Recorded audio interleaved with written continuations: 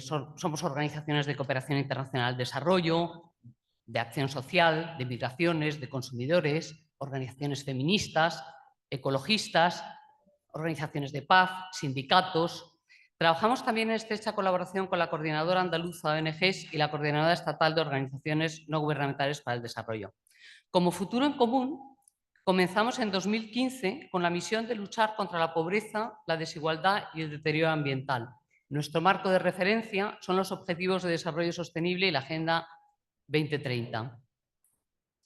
Gracias de verdad a todos y todas las participantes por estar aquí, por sumar fuerzas, por construir este espacio colectivo y por seguir defendiendo con convicción un futuro justo y sostenible. Gracias también a la Secretaría de Estado de Cooperación Internacional por su presencia y por respaldar este foro de la sociedad civil.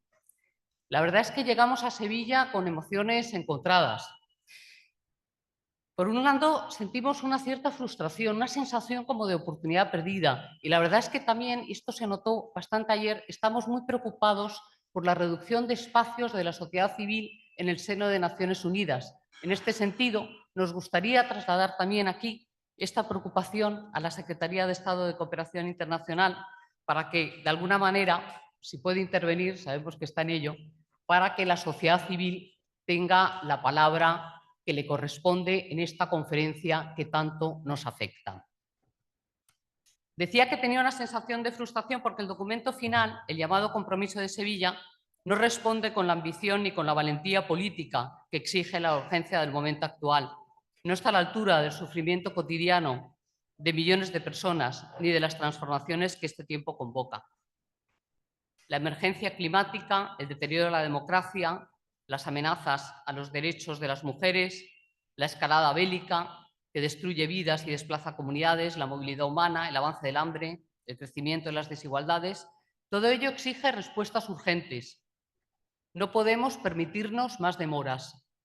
El mundo necesita una voluntad política decidida que se traduzca en compromisos tangibles y en la movilización de recursos para hacerlos posibles.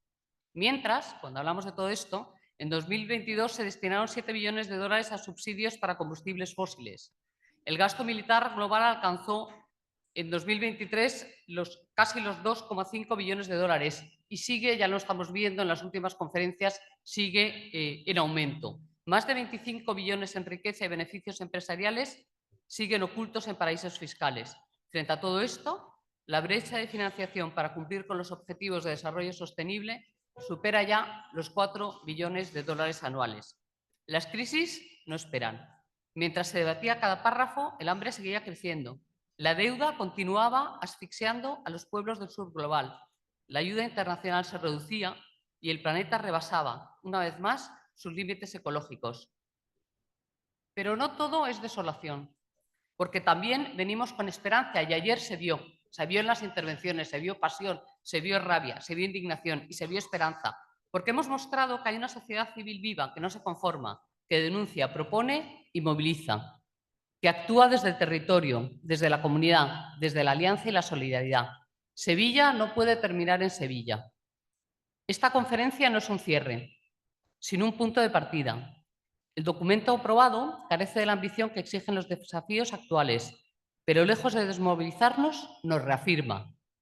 Seguiremos defendiendo una cooperación internacional transformadora, una fiscalidad global justa, un sistema de deuda que no condene a generaciones enteras y una arquitectura financiera que sitúe la vida en el centro, por encima de los intereses de los acreedores. Desde aquí, desde Futuro en Común, queremos enviar un mensaje claro. El tiempo de las reformas cosméticas ha terminado. La justicia fiscal, el alivio y cancelación de la deuda legítima, la cooperación como reparación histórica y el respeto de los derechos humanos deben ser los pilares de una nueva agenda global. Gracias de verdad por no rendiros. Gracias por traer a Sevilla la voz de tantas personas, de tantas comunidades, de tantos pueblos y de tantas luchas. Gracias por demostrar que la sociedad civil no solo resiste, sino que propone, construye y transforma, porque sin nosotras, sin nuestras demandas, sin nuestra movilización, no hay futuro. Porque, como escribió el poeta palestino Mahmoud Darwish, somos lo que hacemos con el mañana, y el mañana es más nuestro que de nadie, porque el futuro será común o no será. Muchas gracias.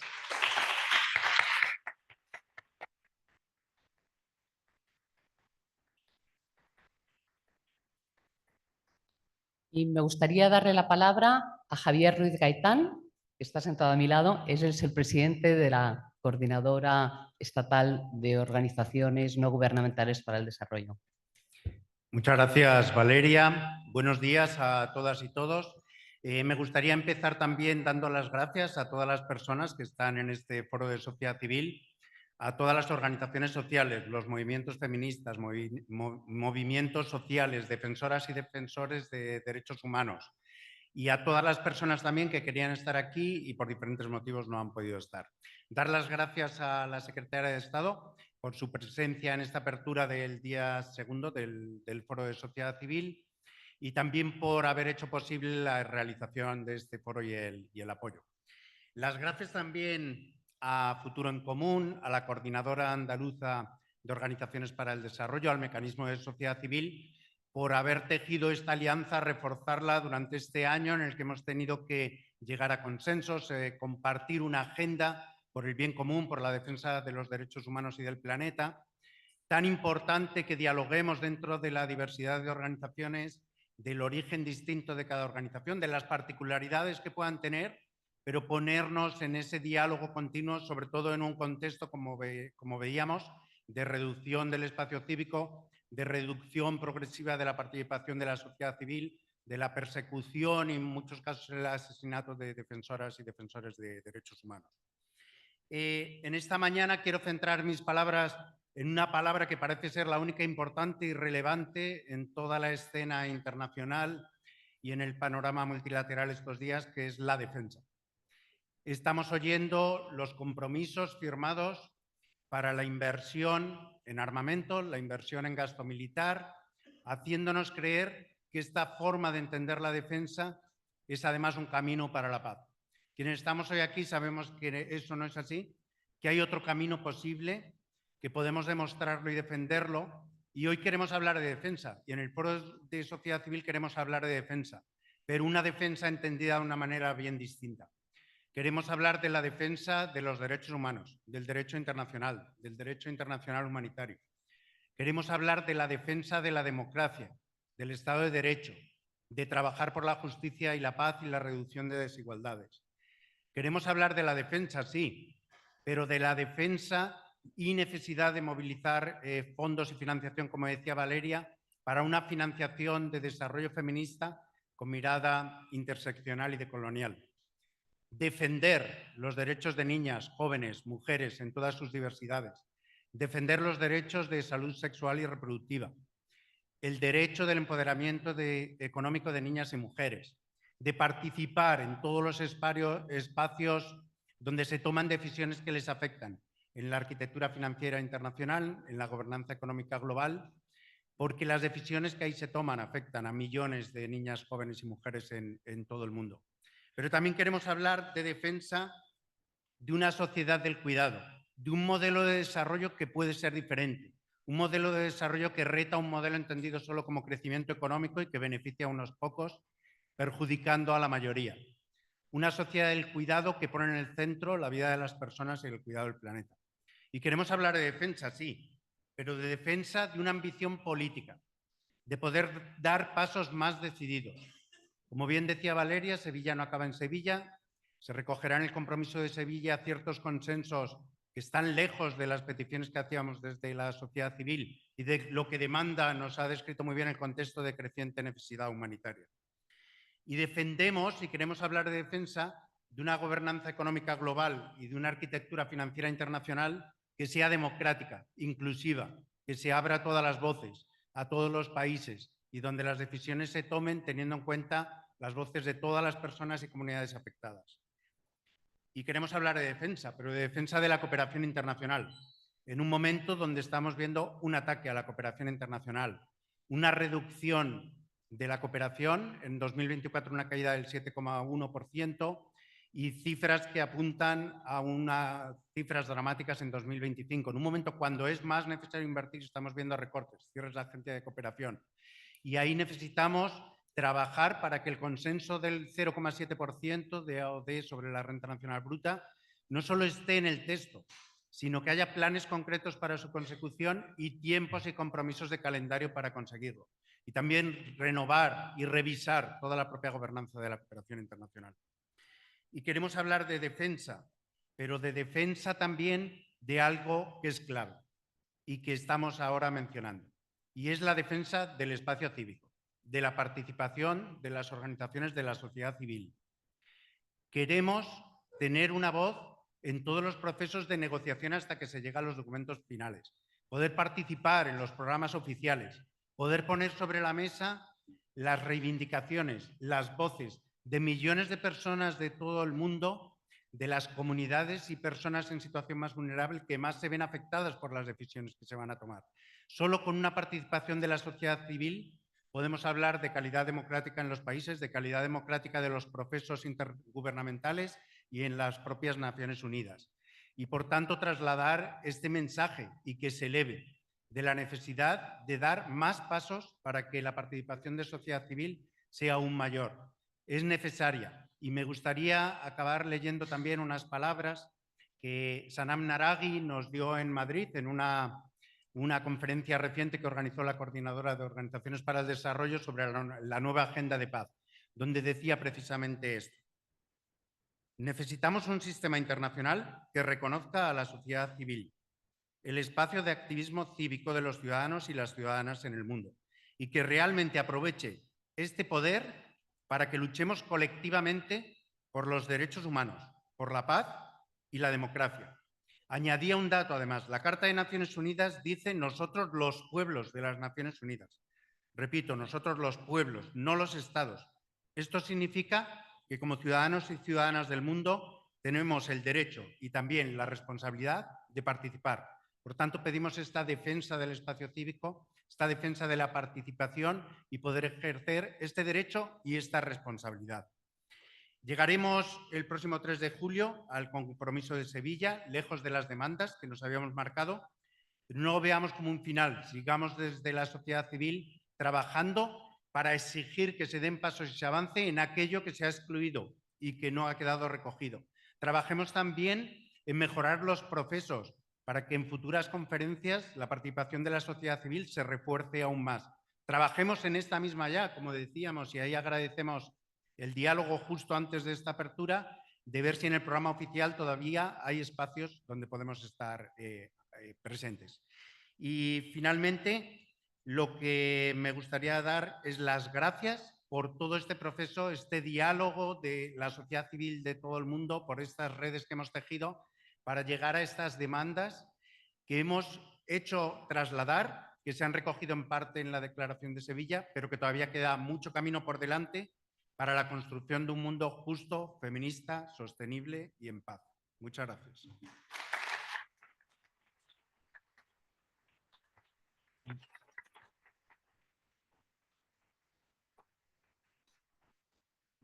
Muchas gracias. Ahora me gustaría llamar primeramente al representante del... No, pero primero va a intervenir. Al representante del mecanismo de sociedad civil, que va a hacer un resumen de lo que ocurrió en el día 1 y cómo vamos a afrontar este día 2. Adelante.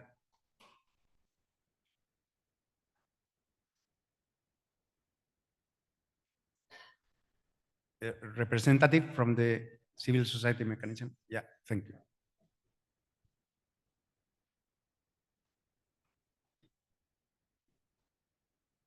Should I come? As you prefer. Sorry. Good morning, everybody, and I hope you slept well, had a restful evening, and enjoyed the Gay Pride and supported it. So, as you know, I am. Oh, okay, better. Okay, I'm Jean Saldana. I'm the director of Eurodad, one of the members of the coordination group of the civil society FfD mechanism. And I'm happy to present what was part of the proceedings and our discussions from the first day of the Civil Society Forum. Sounds like a bomb. The fourth Financing for Development Conference is taking place in a context that we all know is incredibly challenging. It's a situation of war, including trade wars. Obviously, trade wars is not something that is new to many countries of the world, but now we've seen an escalation, and that is also a reflection of the geopolitical tensions that we are living in. But what we also have seen, and we heard in a very, very poignant way in the opening session, is the absolute degradation of human dignity, the absolute refusal to recognize that there are certain people whose dignity have been totally demolished. And that is something that we stopped to think of yesterday. And that's the context that financing for development is happening in. But more kind of broadly, there is also a climate crisis. There is also a huge debt crisis. And therefore, this conference and this process was the opportunity, a once in a decade opportunity, to ensure that the UN would put forward an agenda which would unroll once and for all a progressive agenda to reform a dysfunctional and unjust international financial architecture. Obviously, it's the first time that it is hosted on European soil. And so there were a lot of expectations on our side as European civil society, as well on the side of the host, Spain, as well as the European Union as a whole, that Europe would take a strong and progressive position in support of progressive blocs in the negotiations, but also equally show its commitment to a democratic process and its commitment to civil society participation in the process. That was certainly the expectations that were made clear on behalf of the mechanism through civil society in Spain and through the various platforms. Unfortunately, what we saw in the process of negotiations was that Europe progressively diluted and undermined progressive language in the outcome document, leaving us with a final outcome which is so weak and diluted that it is very difficult for us to present this as a kind of an ambitious road ahead for the reform of international financial architecture. Rather, we have to pick up the pieces that there are and see what we can do with it. But we are going to continue to work on the financing for development process. Civil society is committed to that.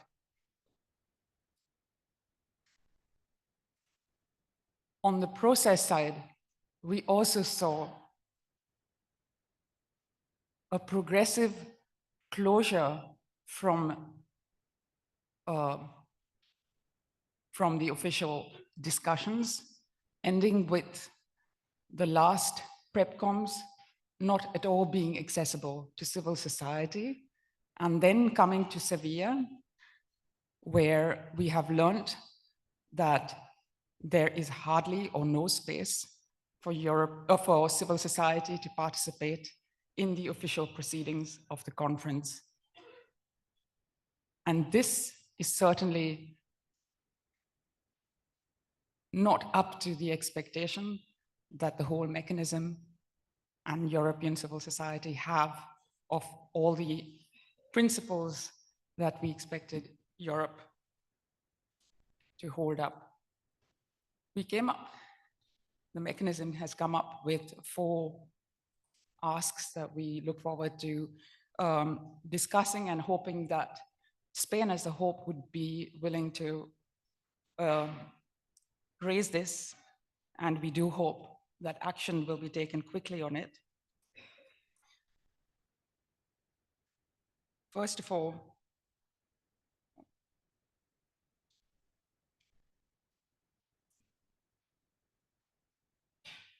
we ask that multi-stakeholder roundtables include at least one civil society speaker or discussant in the program and have at least 3 seats in the speaking areas and at least 3 secured interventions in the interactive dialogue. We expect a space in the closing plenary to present the civil society declaration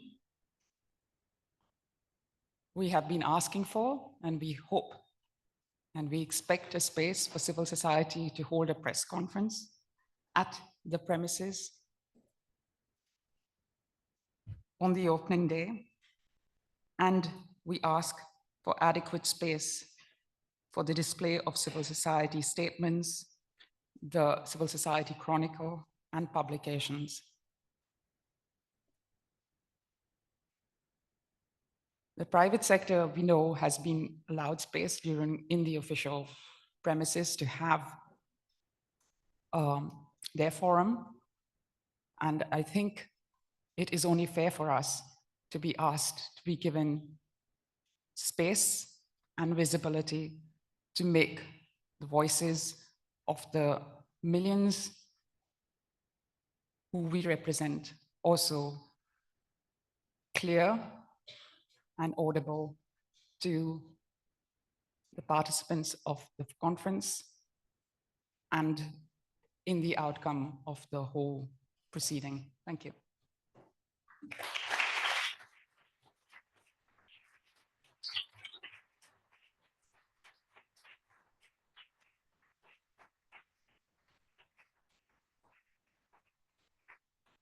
Thank you very, very much. Muchísimas gracias. A continuación, vamos a visualizar un vídeo del secretario general de las Naciones Unidas. Dear friends, the Force Financing for Development Conference is about fixing how the world invests in sustainable development.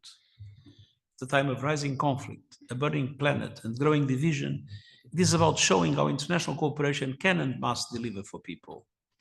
Thank you for your voice and relentless activism. You are the conscience of this process, and your calls for justice for the most vulnerable are being heard. To mobilize the funding to achieve the Sustainable Development Goals, to ease the crushing debt burden on developing countries, and to reform the global financial architecture for good. You know change is possible.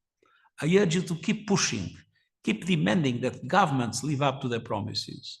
The leadership of civil society can inspire change for all of society. I am proud to stand with you in this fight for justice, and I thank you.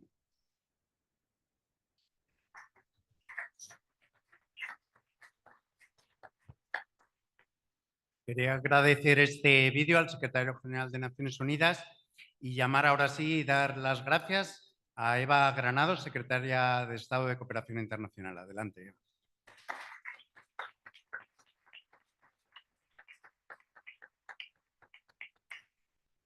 Buenos días a todos y a todas. Bienvenidos a España, bienvenidos a Sevilla. En nombre del Gobierno de España, es un honor para el Gobierno, igual que estuve hace un par de días en la inauguración del Foro Feminista, que me hayáis invitado a participar también en el inicio de este segundo día del Foro Social.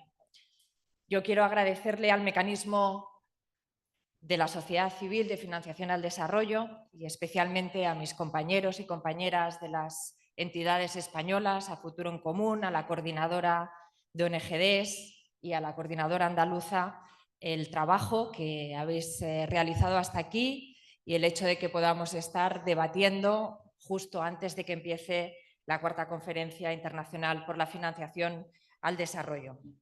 Agradecer el compromiso del mecanismo y de toda la sociedad civil organizada del mundo para hacer una financiación más justa, más sostenible y, como decís hasta en el hashtag, centrada en las personas. Y quiero también, en nombre del Gobierno de España, reconocer a la sociedad civil el papel insustituible que tenéis para mejorar las políticas públicas, para hacerlas más democráticas, más justas, más eficaces, para identificar brechas, que ese es un rol también muy importante, y para proponer soluciones. Decía Valeria, decía Javier y también Jean que están frustrados. Y es que no estamos en un momento en el que los gobiernos progresistas sean mayoritarios en el mundo. Y por eso yo creo que la sociedad civil organizada con los gobiernos progresistas tenemos que ser aliados para apretar la agenda hacia esa financiación justa que todos queremos. Tan es así que cuando España felizmente fue elegida como anfitriona de esta cuarta conferencia, el gobierno se fijó unos cuantos objetivos. Pero el primero era que España como anfitriona quería un proceso preparatorio de la cuarta conferencia de financiación al desarrollo que fuera inclusivo, que fuera participativo y que fuera representativo. Y en todas nuestras negociaciones como país, como Estado, como país que os tacha, que es el anfitrión de la conferencia, como en nuestras negociaciones con DESA, hemos puesto estos conceptos arriba, en el frontispicio: proceso inclusivo, representativo y participativo. Y por eso hemos contribuido al fondo fiduciario para hacer posible que en todos los comités preparatorios y también en este foro y en la conferencia hubieran recursos suficientes para apoyar a los estados con menos recursos y a la sociedad civil para que se pudiera participar. También quiero deciros, y Javier que está aquí, llevamos también muchas horas de trabajo conjunto, también con compañeros que veo de las entidades españolas, de los sindicatos, el proceso participativo que hemos hecho en España. España, en su arquitectura de cooperación internacional, tiene el Consejo de Cooperación al Desarrollo, donde nos sentamos allí no solo el gobierno, sino los sindicatos, la patronal, las ONGs, la academia, expertos, universidades, y desde ese Consejo de Cooperación hemos hecho un proceso de diálogo y de acuerdo hasta que hemos fijado cuál es la postura que llevábamos a este foro de financiación al desarrollo. Con Futuro en Común, con la coordinadora, y yo quiero, aunque sé que es un poco raro, pero quiero reconocer el papel de la embajadora en misión especial, de Mónica Colomer, que ha estado trabajando con todas las entidades, con Sergio, con todo el equipo, que hemos hecho posible lo que es para nosotros y lo que entendemos que es la política, que es el diálogo, que es la negociación y es el acuerdo.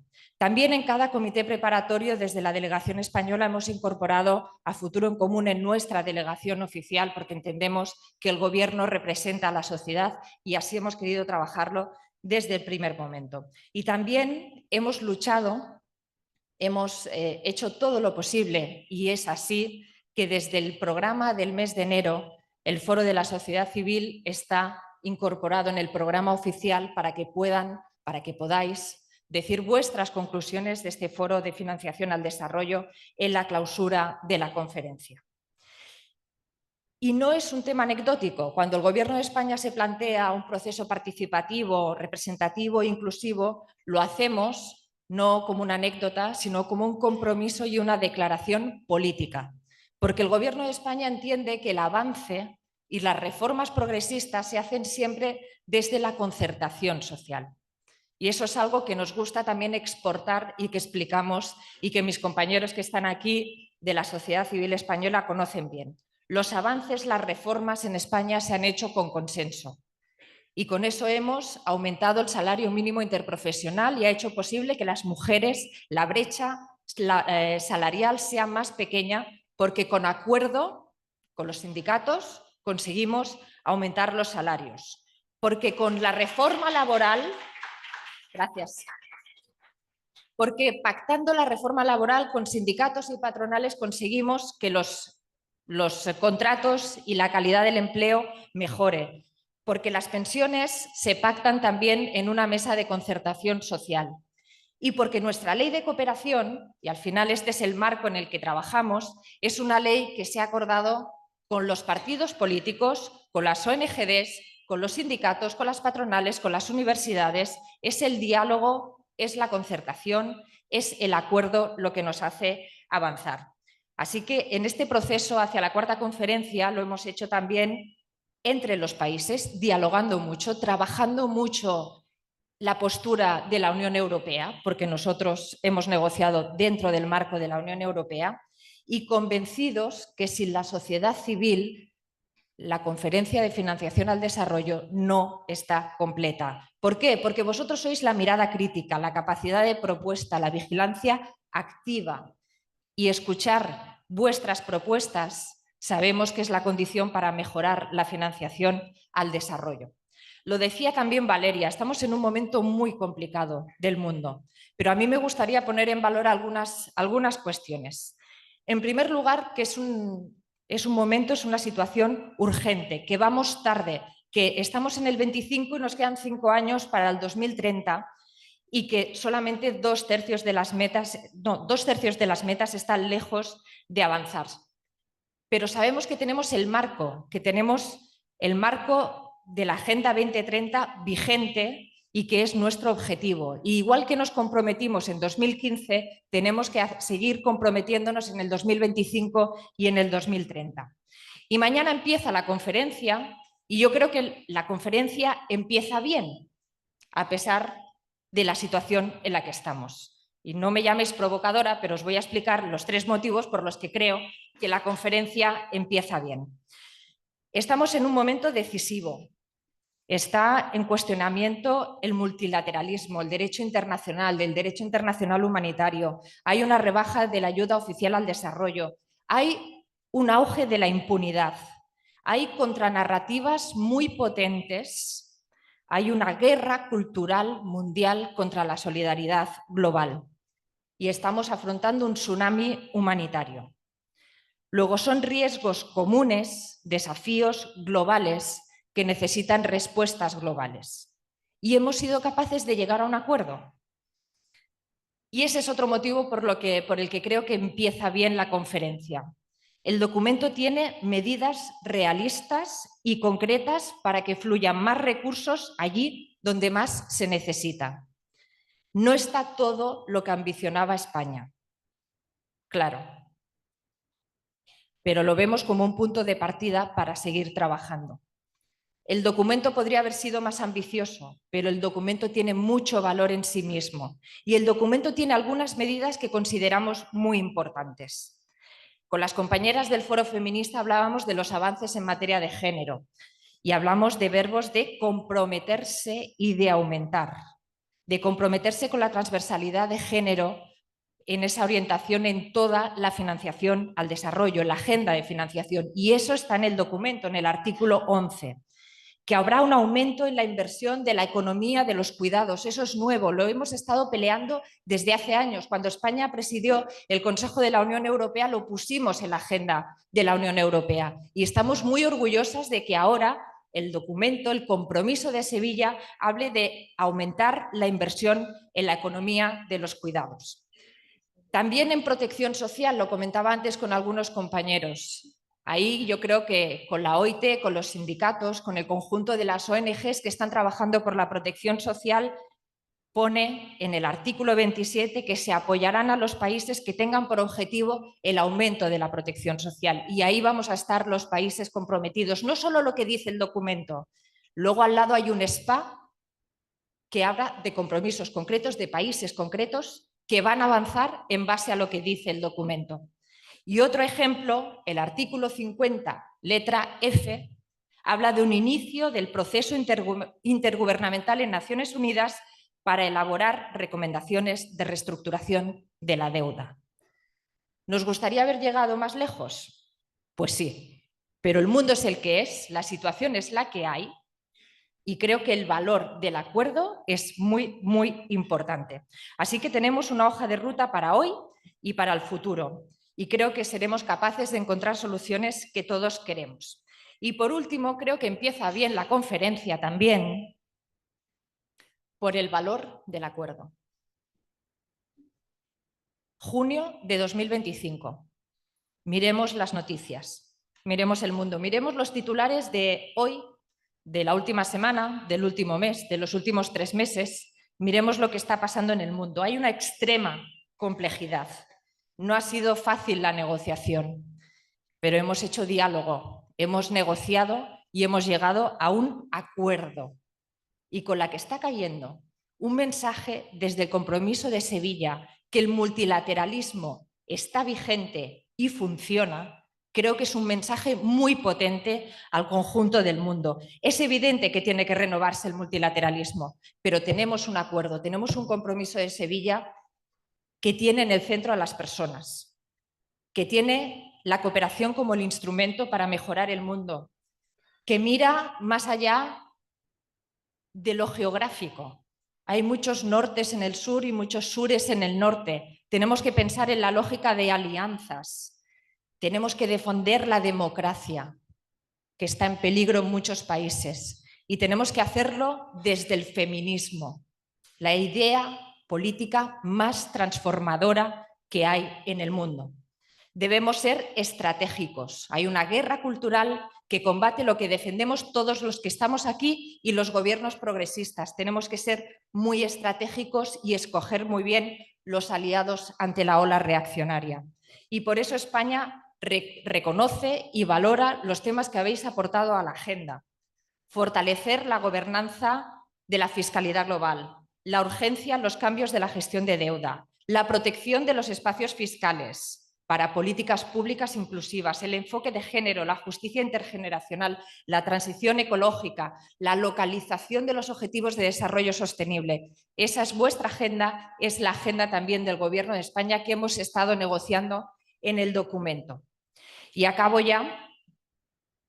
Contamos con todos vosotros, decía Valeria, Sevilla no acaba en Sevilla. Tenemos un documento que tiene un mecanismo, un seguimiento que tenemos que seguirlo. Tenemos un compromiso de Sevilla con acciones y yo creo que el foro es una oportunidad que España vimos con mucha responsabilidad y que intentamos ser muy coherentes entre lo que decimos y lo que hacemos. Conocéis cuál es la posición del Gobierno de España en los grandes debates que hay en estos momentos en el mundo. Y hemos hecho todo lo posible y vamos a seguir haciéndolo durante estos días y en los días que sigan y en los años que sigan. Porque al final, peticiones de la sociedad civil del foro de Addis Abeba son éxitos del foro de Sevilla. Peticiones de la sociedad civil del foro de Sevilla serán también éxitos de los próximos años. No perdamos la dialéctica, seguimos avanzando. Gracias por vuestro compromiso, por vuestra visión. Vuestra voz cuenta, importa y transforma. Y todos compartimos los objetivos, hagamos que sean posibles. Muchísimas gracias.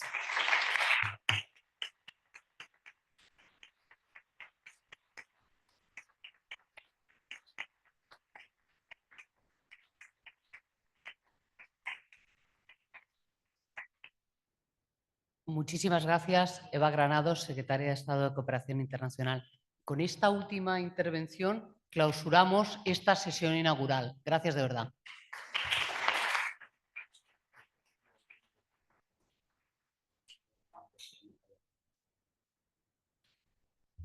Colleagues, I just wanted to say a few words about the UN Secretary General's video. As you know, we invited the UN Secretary General to come and address the Civil Society Forum, and we got this video instead. Ironically, the UN Secretary General in the video kind of restates the importance of civil society in the process. And I thank the Secretary of State for also acknowledging the crucial role that we have played and civil society should continue to play in the process. But as I said, what we observed yesterday and our experience with regard to the conference itself has been the opposite. So I just wanted to underline the irony of this situation and once again reinforce what I mentioned, that we really would ask for definite space, not an undermining, not a sliding back from the space that civil society has had in previous conferences, and ensuring that civil society is allowed to have a meaningful participation, not a token participation, but a meaningful participation in the conference. and in the process ahead. Thank you. Muchísimas gracias, Bill, también por tus palabras.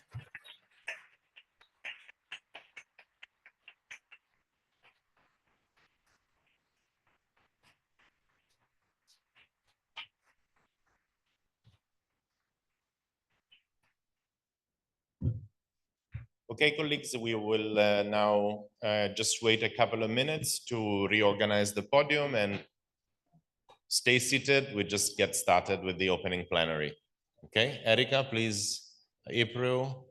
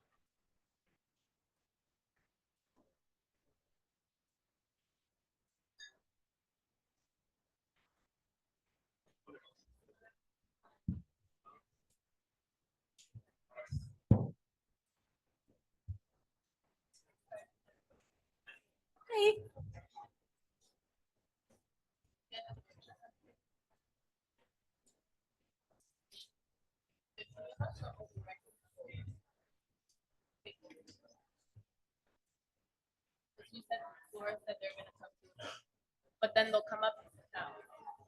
They'll come up one by one. Okay, so there's 3 of us.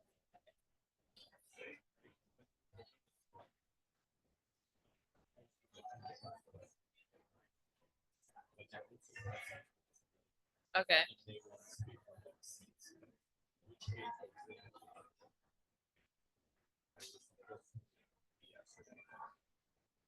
Okay.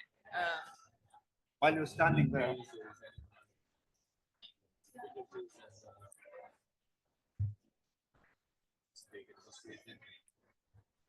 Okay. Can you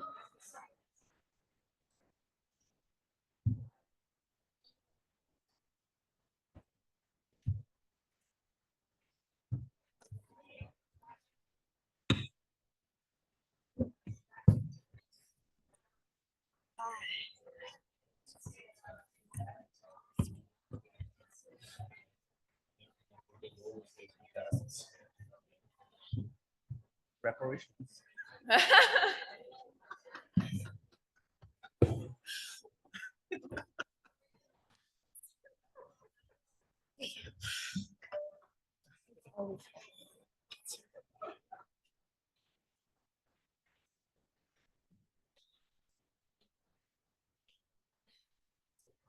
Minutes will you give it?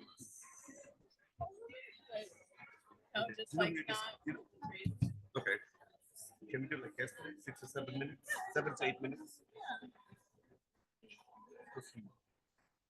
Yeah, I was gonna end. On the program, I need to get one of those. Where did you get that from? I borrowed. I need to get one. It's so cool.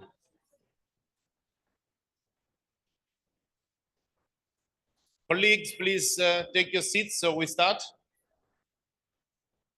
We are running a little bit of delay, so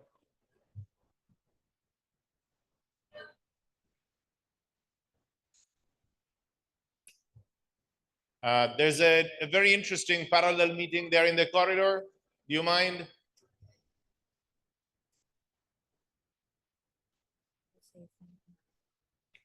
Erika, over to you. Good morning, everyone. It's a real pleasure to be here with you all, with this incredible community of activists. My name is Erica Levinson. I am the Manager of Research and Programs at Regions Refocus and one of the members of the coordination group for the Civil Society FfD mechanism. I want to first begin by building on the remarks of my colleague before me about the shrinking role of civil society in the FfD4 process, which tragically speaks to a larger trend within the UN. At the November 2024 negotiations on a UN plastics treaty, 220 fossil fuel and chemical industry lobbyists attended, constituting the largest single delegation. The same trend can be observed at COP29, where over 1,700 coal, oil, and gas lobbyists attended, outnumbering the combined 1,033 delegates of the 10 most vulnerable countries in terms of climate change. What else do we have if we do not have the UN? Are we to turn to the IMF, the World Bank, or the World Trade Organization as spaces of hope, as spaces of legitimate participation? These organizations were always meant to uphold hegemony. Despite all its shortcomings, civil society in this room and beyond has consistently dedicated capacity, time, and money to engaging with the UN. This is certainly the case for FfD4, which has consumed 10 years of work and, importantly, hope for many of those in this room. We are outraged, we are devastated. The sheer failure of the FfD4 outcome document comes at a moment when the world is in chaos, when a genocide rages in Palestine, aided, abetted, and financed by imperial interests, when action is needed more than ever, when hope is needed. But despite the obstacles to our participation, we cannot shrink. In fact, we need to grow larger than ever. Civil society plays a key role in pushing states to be more ambitious, more progressive, and more imaginative. They strengthen the connections between states and their communities and identify policy solutions to pressing issues that they have firsthand experience with. This has proven true in the process towards the UN Tax Convention, which has been driven forward by consistent and rigorous campaigning, research, and advocacy by civil society, especially from the Global South. While progress at the UN is state-led and the convention will be under the aegis of the UN, it will always remain launched and shaped by civil society. And the purpose of the panel today, and indeed the entire forum, is to be radical, to share our concerns and our analysis, to voice how we can reclaim the UN as a legitimate space of engagement and decision-making. And I'm so looking forward to having this conversation with these amazing activists on either side of me, and all of you in the audience. So with that, I'll give the floor to April.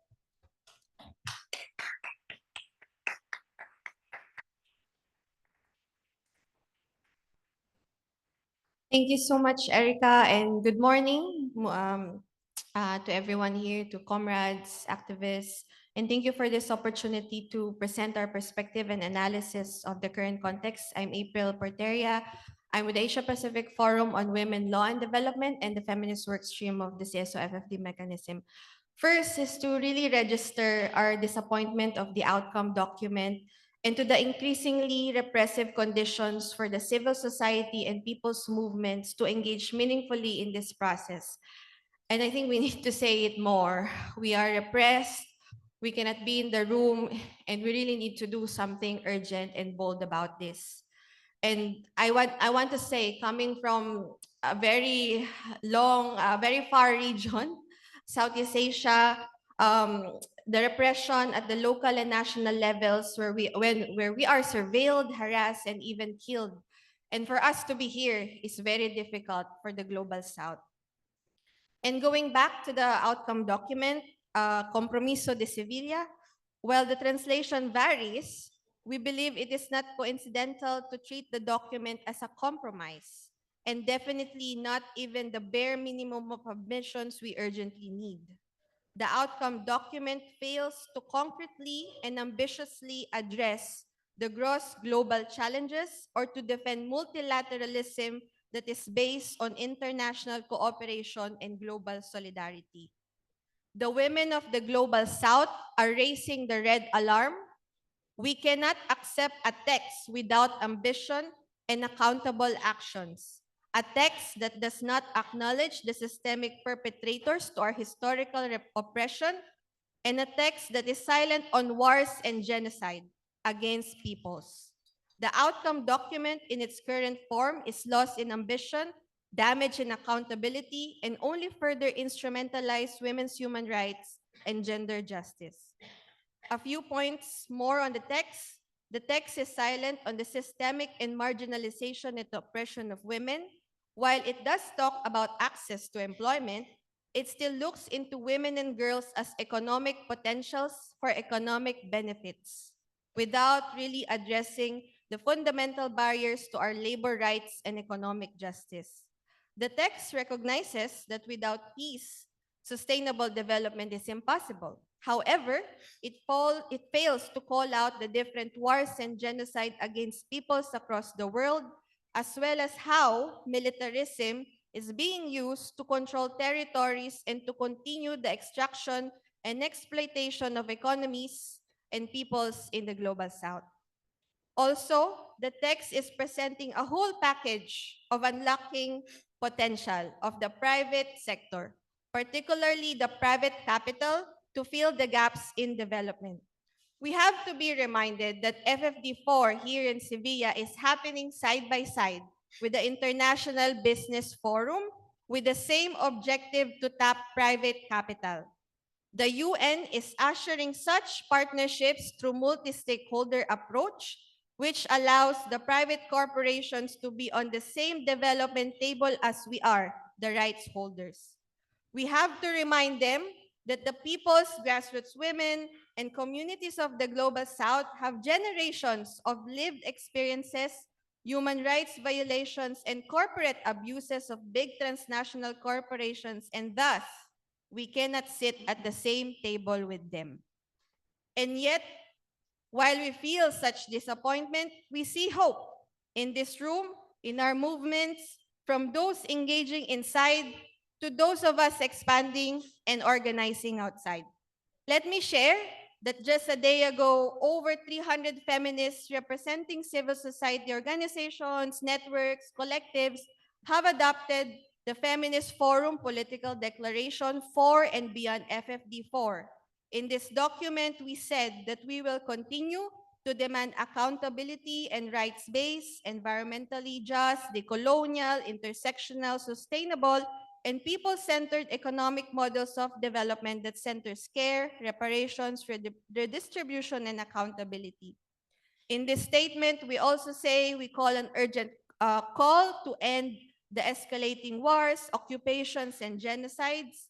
We said that nothing less than peace and a gender transformative shift in economic governance is capable of reversing the multiple and intersecting crises we face. And in this statement, we demand for the transformation of the economic system that is based on care, justice, and reparations. The Feminist Forum also reiterated that feminists and people-centered solutions are urgent and critical in this decisive moment of intersecting global crisis. So, we raise the red flag to denounce the crisis before us as the failing economic order continues to deepen inequalities and profit from wars and environmental destruction. We refuse to accept this trajectory as inevitable. We call for courageous, inclusive, and transformative feminist multilateralism and diplomacy with a strengthened United Nations at its core. And we really want to say this. The United Nations Charter starts with we, the people, we, the rights holders. So we, as rights holders, we must reclaim this, fight back, demand accountability, power to the people, power to the movements, reparative justice now, development justice now. Thank you.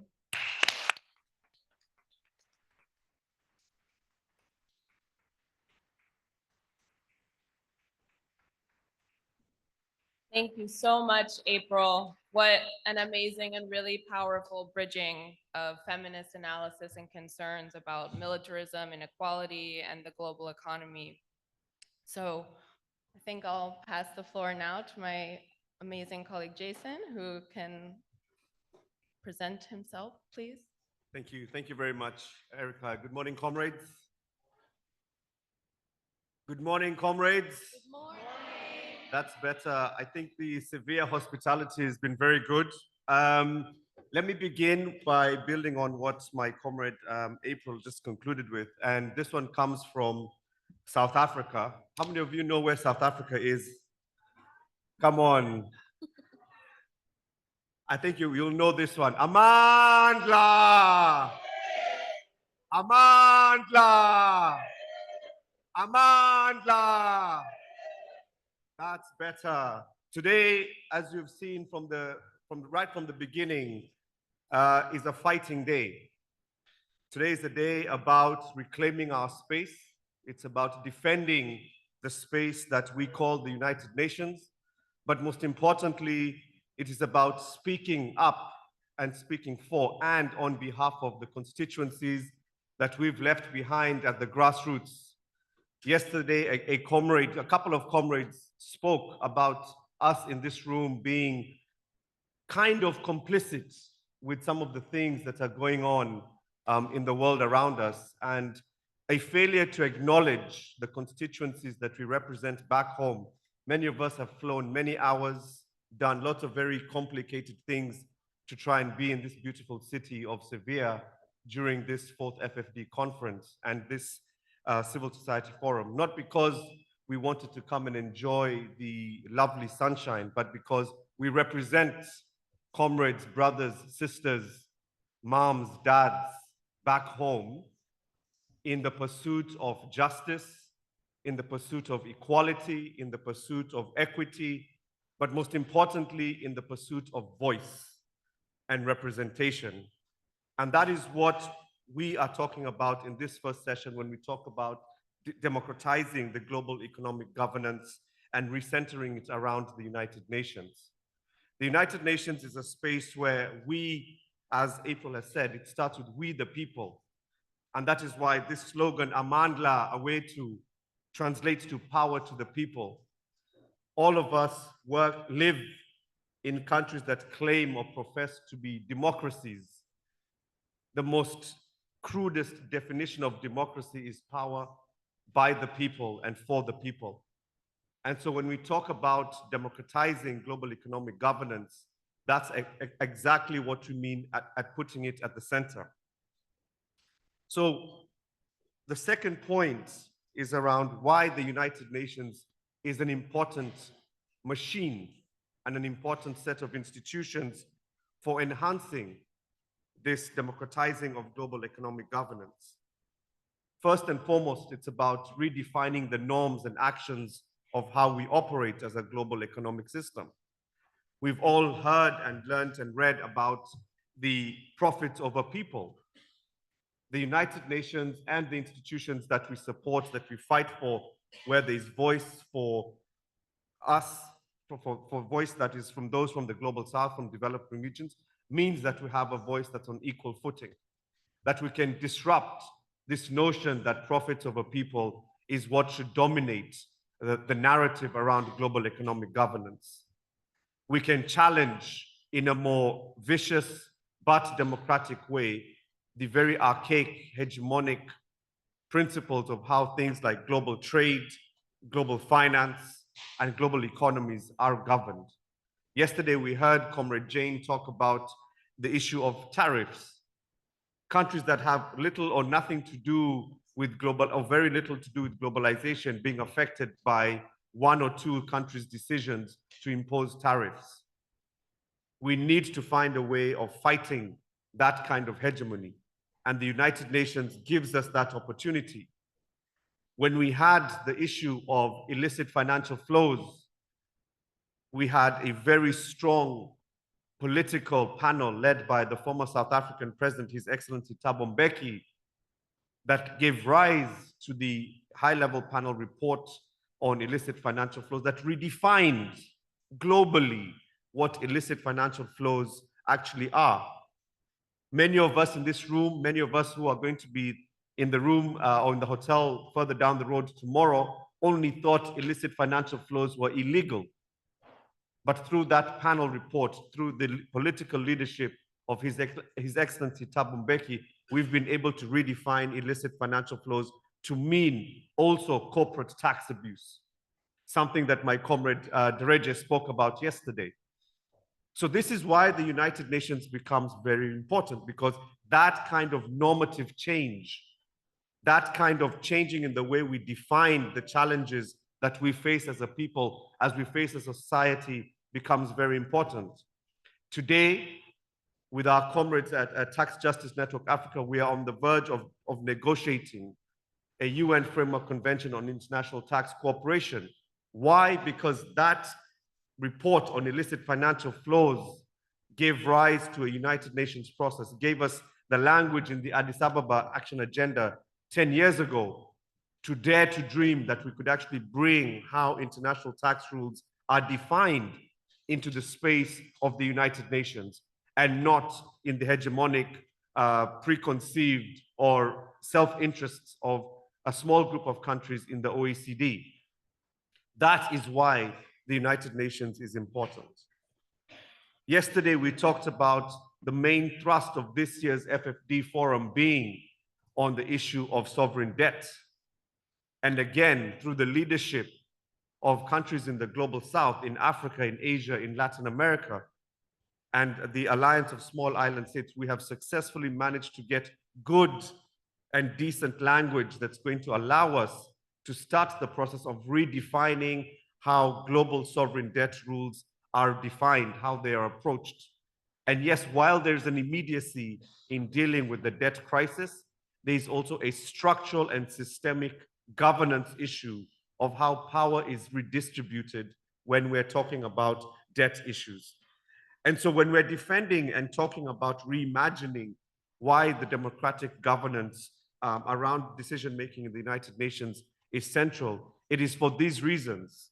It is for these reasons also we have such progressive and a good starting point on the language on trade. For a very long time, this has been a miss in the FfD discussion. And so this, comrades, is what the fight is all about. This is why we are putting these very strong and powerful messages before the Secretary of State that was here a few minutes ago, to impress on her that despite what is currently happening, we still believe that the United Nations is the only place where developing countries, countries from the global south, can actually fight, can put forward their progressive ideas and win. That is the most important message. We can win because we've seen with the UN Framework Convention on International Tax Cooperation, we are actually winning.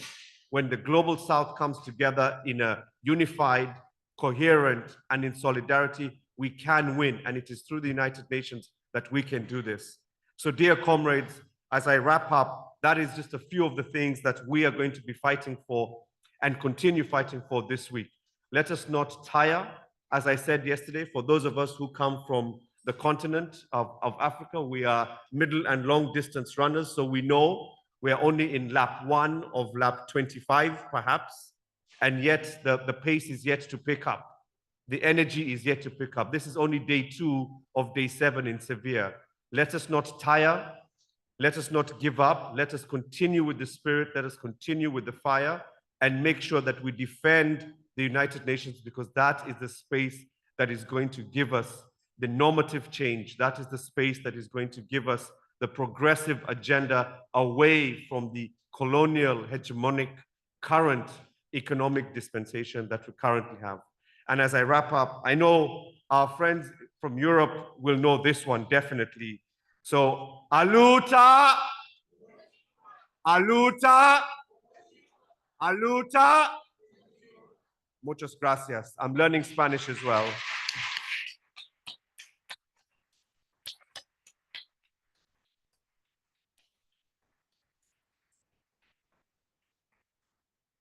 Thank you so much, Jason. What a powerful reminder about what's possible when we can come together and harness our voices in the United Nations, but also a warning about what we stand to lose. What an incredible panel. So now there are a few speakers who I'd like to invite up to the podium before opening up to the floor, and you'll each have about 3 minutes. So first is Carlos Lozano, Centro Amazónico del Buen Vivir in Peru. Please come to the podium.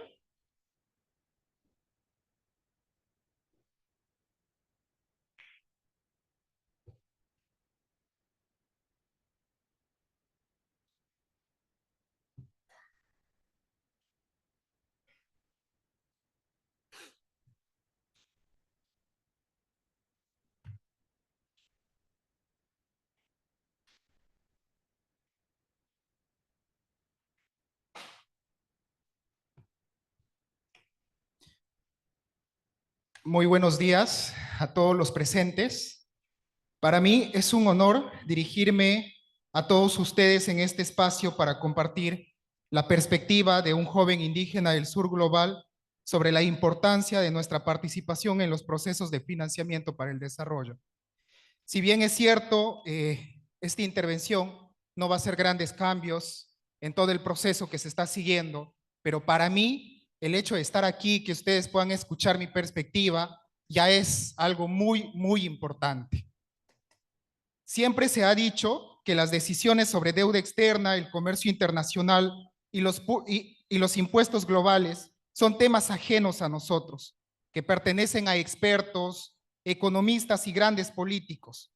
Pero sabemos que esto no es cierto, porque lo que se decide en realidad repercute directamente sobre nuestra vida y sobre nuestros territorios.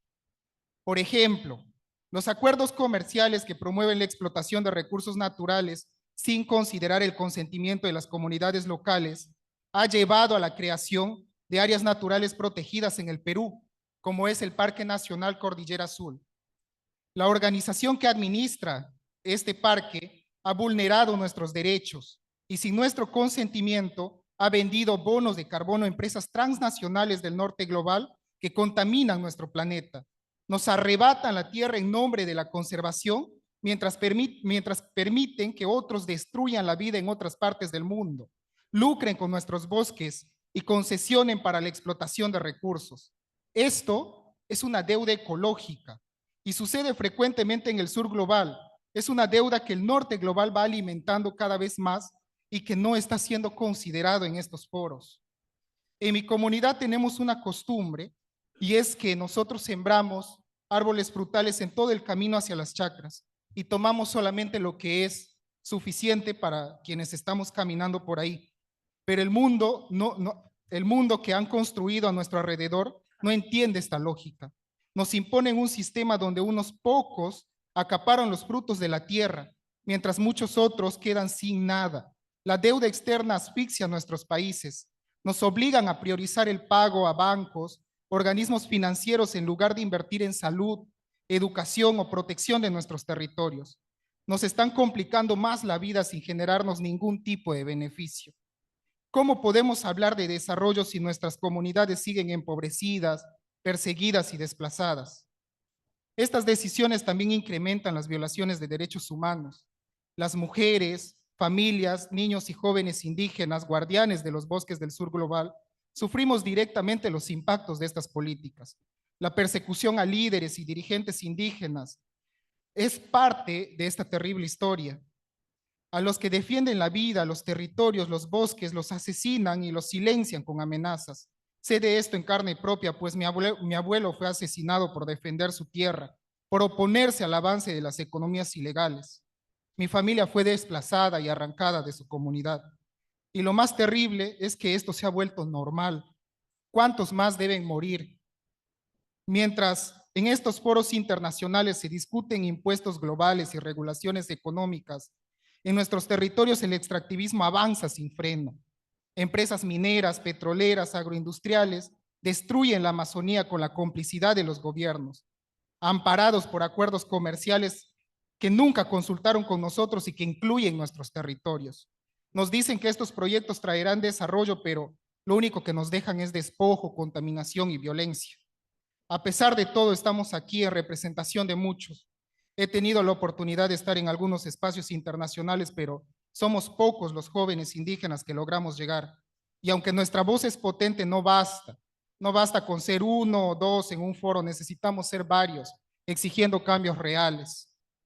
Les voy a contar otra costumbre que tenemos. Cuando un indígena nace, nace con una responsabilidad y es de cuidar a nuestros hermanos pequeños mientras los padres se dedican al campo.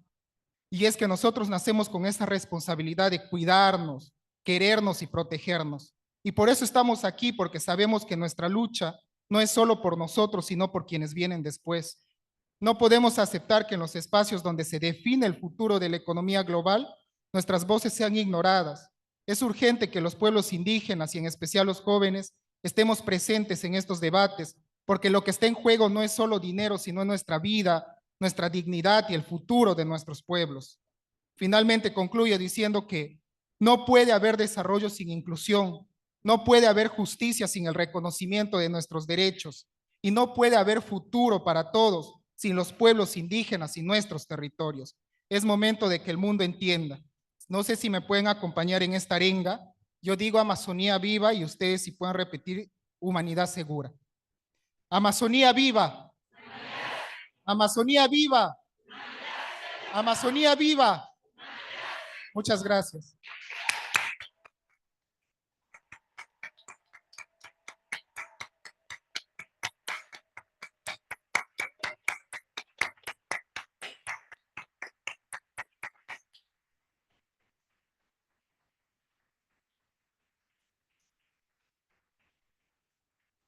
Thank you so much, Carlos. There cannot be development without inclusion. What an important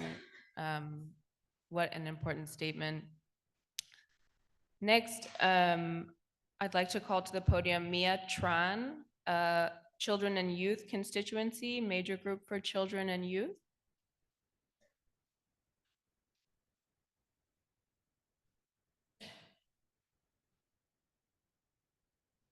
Thank you so much. Good morning, everyone.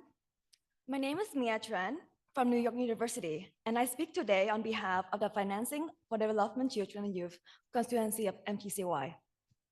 Over the past 2 days, from the Feminist Forum to the civil society spaces, I have witnessed a thread of resistance and truth that our financial system, unfortunately, working exactly as they were built to uphold colonial hierarchies, reward extractive power, and silence the most effective voices, the Global South, the feminists, youth, indigenous communities, and the people from grassroots.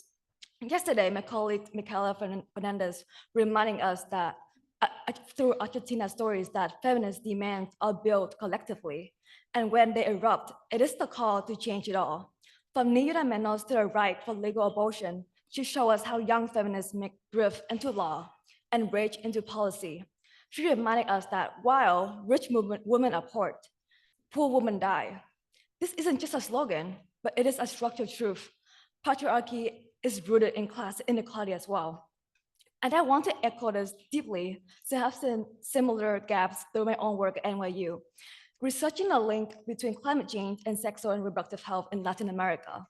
When flood destroys clinics or heat wave overwhelm health systems, it is always younger, queer people and caregivers who suffer silently, often unable to access the basic healthcare that they need or make decisions of their own bodies, especially when death surfacing takes priority over healthcare. It is our bodies that carry the cost. But we do not speak from scarcity, we speak from power. Just last night, a vibrant trans and non-binary march filled the street of Sevilla. It reminds me that resistance is not just only struggle, but it is also joy, pride, and also fierce presence.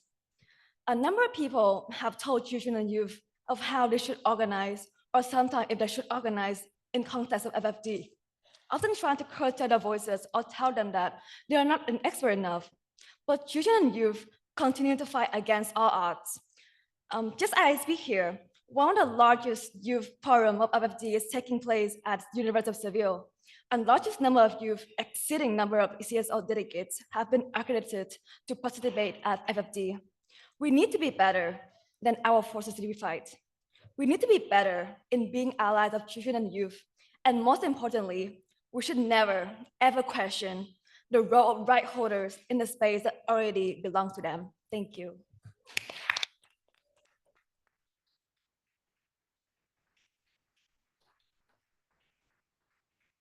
Thank you, Mia. I'm running out of adjectives to describe all of these statements because they're each incredible and powerful. Next, I'd like to call Matthew Kelson, Stakeholder Group of Persons with Disabilities.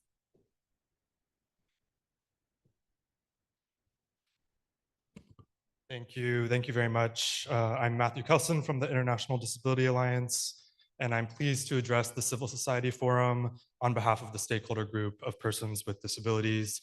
We align, of course, with the Civil Society Financing for Development mechanism.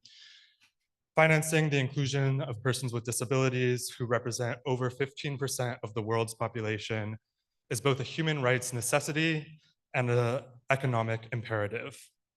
The meaningful inclusion and consultation of persons with disabilities in global economic decision-making is an obligation under the UN Convention on the Rights of Persons with Disabilities, and this is a very near universal ratification. Yet persons with disabilities and their representative organizations are too often excluded from development and financing frameworks, which carry significant societal costs. Furthermore, when global economic governance deprives those of resources who need it the most, persons with disabilities are disproportionately affected.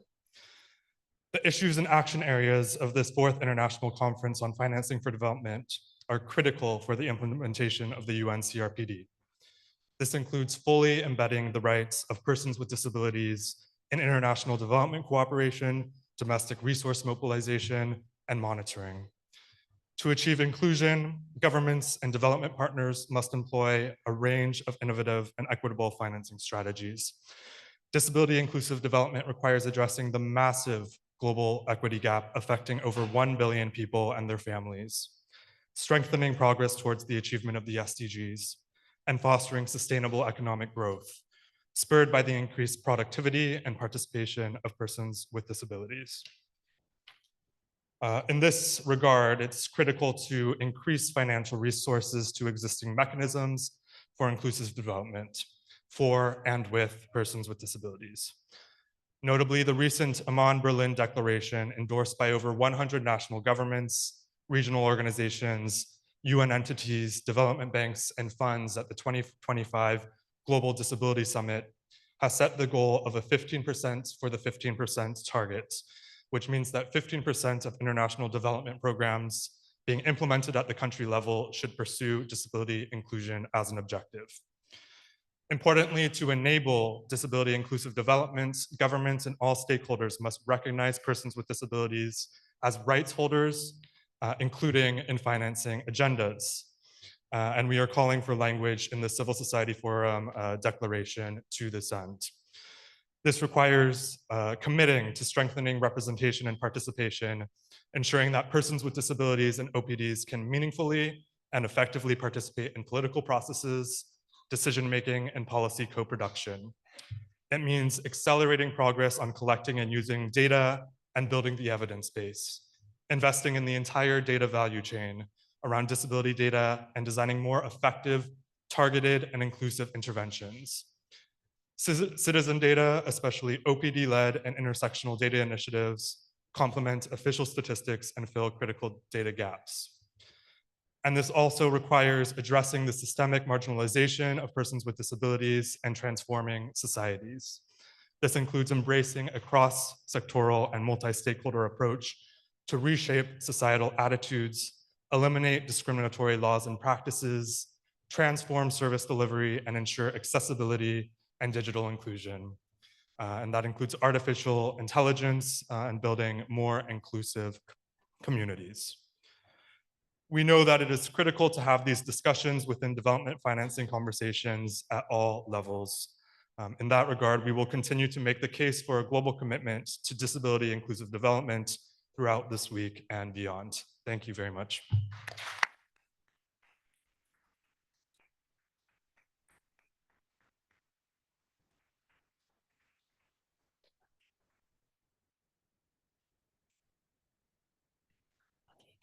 Thank you so much, Matthew. Wonderful statement, voicing very clearly what inclusion and participation really means. So now I'd like to open the floor to you, the audience. I think we have one person who we know already wants to speak, which is Esther Camac with Enlace Continental Indígena de las Américas. Okay. Muy buenos días. Alimpunchao Masikuna. Muchas gracias. Soy Esther Camac del Enlace Continental de Mujeres Indígenas. Quisiéramos decir mucho, pero queremos compartir con ustedes un proceso de trabajo que venimos realizando como Enlace Continental de Mujeres Indígenas, que estamos presentes en 23 países del continente americano y participamos muchas organizaciones de mujeres indígenas que desde hace mucho tiempo hemos tenido que estar en la arena internacional para que se oigan nuestras voces. Hemos podido construir instrumentos internacionales de derechos de nuestros pueblos y como mujeres indígenas, pese que tenemos estos derechos que ha sido largos años de construcción, todavía no son implementados ni son garantizados. Lo que hemos conseguido ha sido una lucha constante, donde hay muertes de por medio en muchos pueblos, en muchos pueblos indígenas de muchos países, y seguimos todavía teniendo esperanzas y sueños de aportar a la humanidad, no solamente llevando nuestras voces, nuestras visiones del mundo que queremos, del mundo que soñamos, sino trayendo mensajes claves. Uno de los mensajes claves que hemos venido construyendo como mujeres indígenas y que estamos trabajando es el tema de justicia económica. ¿Qué significa la justicia económica para nosotras las mujeres indígenas? Uno, es un acto histórico de reivindicación porque han sido destruidos nuestros sistemas de economía, donde el aporte de las mujeres a la economía de los países no son visibilizados ni son reconocidos. Urge para nosotras las mujeres indígenas, y creo que es un mensaje también para todas las mujeres, que se visibilice y reconozca el aporte de las mujeres a la economía de los países. ¿Para qué? Para exigir una justa retribución. Ahora, en el marco que estamos de financiamiento para el desarrollo, esos temas todavía no he podido verlos en las discusiones aquí. ¿Cuál es el aporte que hacemos las mujeres a nuestras economías? ¿Están reconocidos? ¿Están visibilizados? ¿Estamos exigiendo justa retribución? No lo estamos exigiendo. Siempre digo, cuando planteamos el tema de financiamiento para el desarrollo, tengo un mensaje muy propio mío y dije, me digo, siempre somos mendigos en grandes, tocando las puertas. ¿Y somos mendigas en grandes, en este caso las mujeres? No, exigimos derechos. Estamos aportando mucho a este país. La vida se está yendo de nuestras manos. El planeta, y es una de las cosas que nosotras como mujeres indígenas planteamos, o como indígenas en general, cuidamos el planeta no solo para nosotros, sino también para ustedes. Y eso debe ser compensado de la manera justa, teniendo el espacio de participar en la toma de decisiones. No simplemente participar porque queremos estar ahí, sino como un acto de justicia. Y esa justicia debe estar presente y debe ser central en las discusiones de financiamiento para el desarrollo y decir a nuestros estados, exigimos justicia. No existen mecanismos de rendición de cuentas. Tenemos muchos instrumentos y normas internacionales que no se cumplen, que no cumplen los estados que están aquí y que toman acuerdos, pero no existen mecanismos de rendición de cuentas. Tenemos que plantear este tema central en financiamiento para el desarrollo, mecanismos de rendición de cuentas. Por último, quiero aportar señalando cuáles son las prioridades desde nuestros lugares, desde nuestras realidades para el desarrollo. ¿Qué es el desarrollo para los pueblos indígenas? ¿Qué modelo de desarrollo queremos implementar no se nos pregunta, no se nos consulta. Tenemos propuestas importantes que dar a la sociedad. Una de ellas es erradicar las violencias en nuestros territorios. Otro es erradicar las pobrezas, y cuando se habla de pobreza en el marco de Naciones Unidas, lo que plantean los gobiernos es reducción de la pobreza, pero no erradicar las pobrezas en sus múltiples dimensiones. Esos son nuestros mensajes que traemos como mujeres indígenas del enlace continental a esta conferencia. Muchas gracias.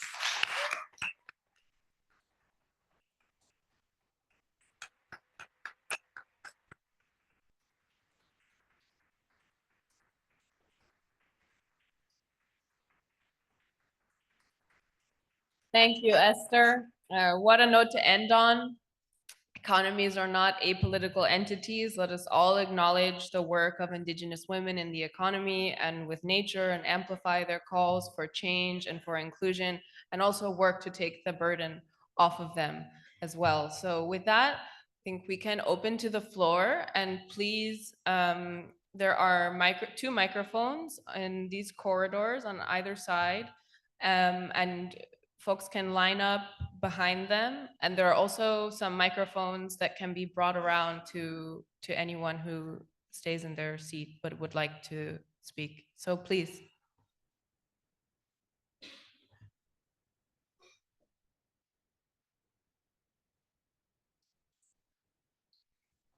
Yeah, just go ahead. Great. Hi, everybody. My name is Katie Wright. I'm from Canada, and I'm here with a Health Advocates Network. And it's been really interesting for so far over yesterday and today to learn how much we have in common in terms of the different communities that are represented here, in terms of all of the different issues that everybody is working on. And we just wanted to take a moment to invite you to join us in a bit of a campaign or a bit of a visualization over the next few days that we're doing around white coats. In the health field, of course, white coats typically are worn by medical professionals, and we're trying to reclaim the definition of who is considered an expert in the field of health and field of global health.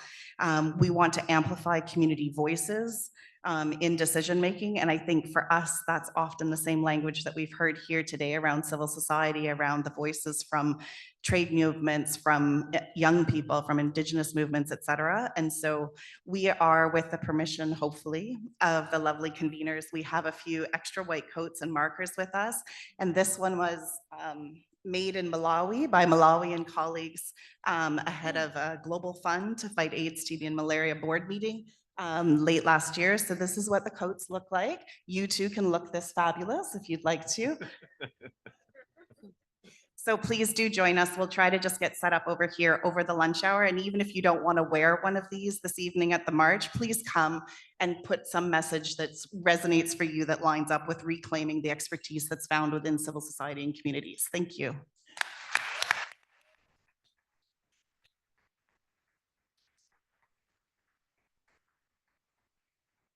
Buenos días. Es muy interesante el debate, agradecemos todas las presentaciones. Nosotros pensamos que en este debate hay que incluir también el papel tan importante que tienen para el tema de financiamiento para el desarrollo las poblaciones negras y afrodescendientes. A nosotros nos parece además que en el marco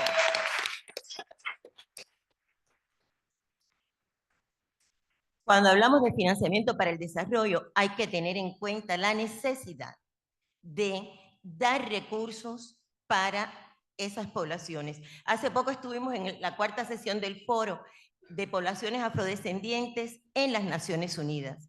Y en ese marco se discutió mucho del tema de las reparaciones.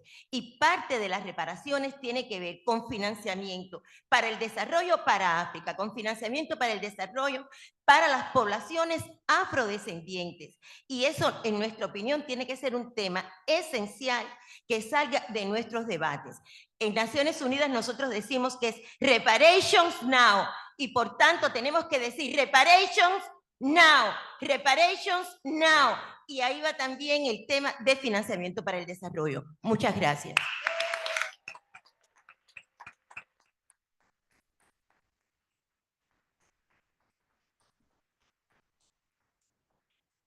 Hola, mi nombre es Miley, bueno, soy de Ecuador. Y bueno, al inicio de la conferencia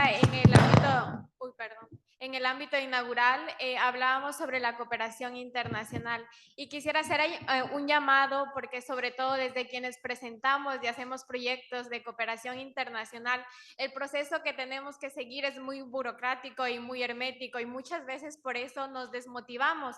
También quisiera hacer el llamado de pensar a la cooperación internacional no desde el mérito de la necesidad, sino también de la capacidad que tenemos nosotros como pueblos o como beneficiarios de esta cooperación para poder incidir y fortalecernos desde nuestras propias capacidades, no desde este pensamiento del asistencialismo.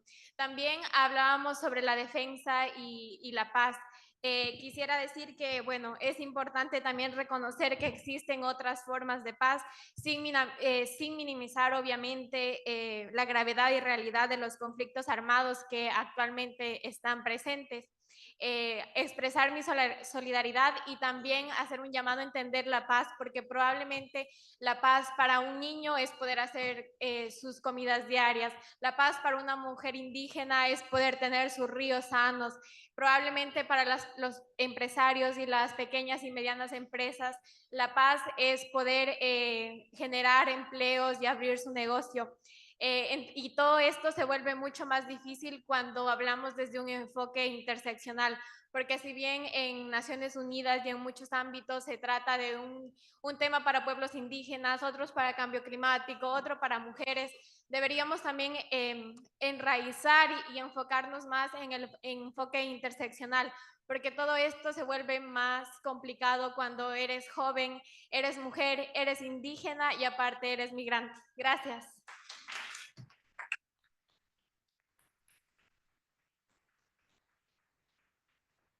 Good morning, muy buenos días.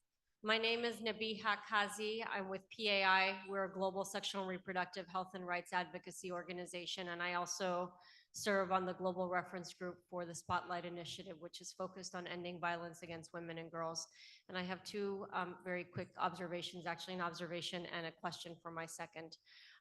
The first is relating to the outcomes document, which we all recognize is insufficient in terms of addressing the needs and the requirements for us to advance progress for people and planet and do this inclusively.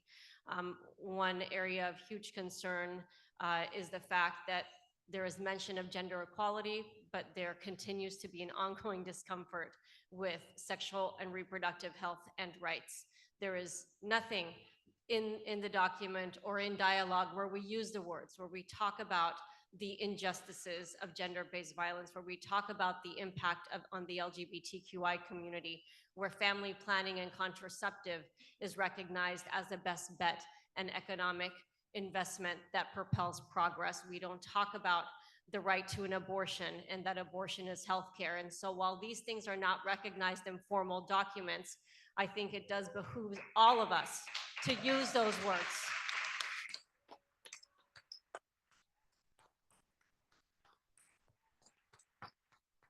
It behooves all of us to use the words. We may not be invited at the table in the deliberations, but it doesn't mean that we cannot write, we cannot speak, we cannot advance in social media. And let's be specific, let us use the words.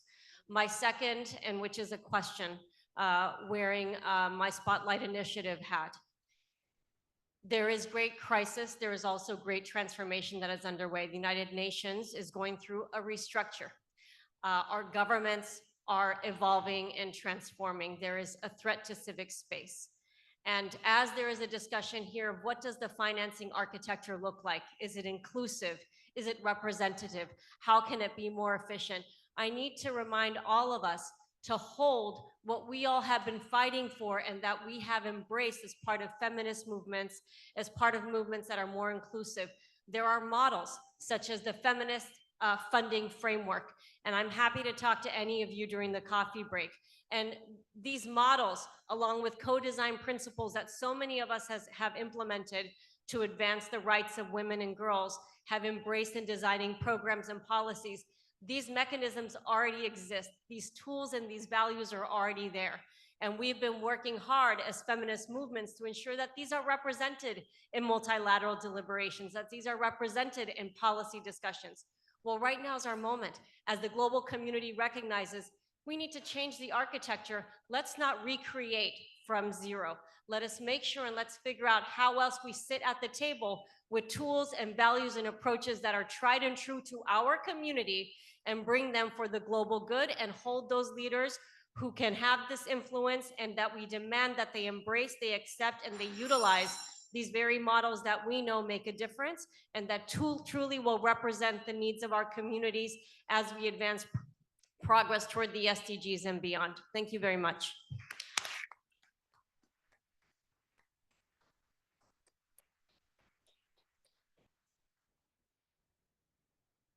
Thank you. My name is Leo Ataku. I come from the Africa Network for Environment and Economic Justice, ANEJ.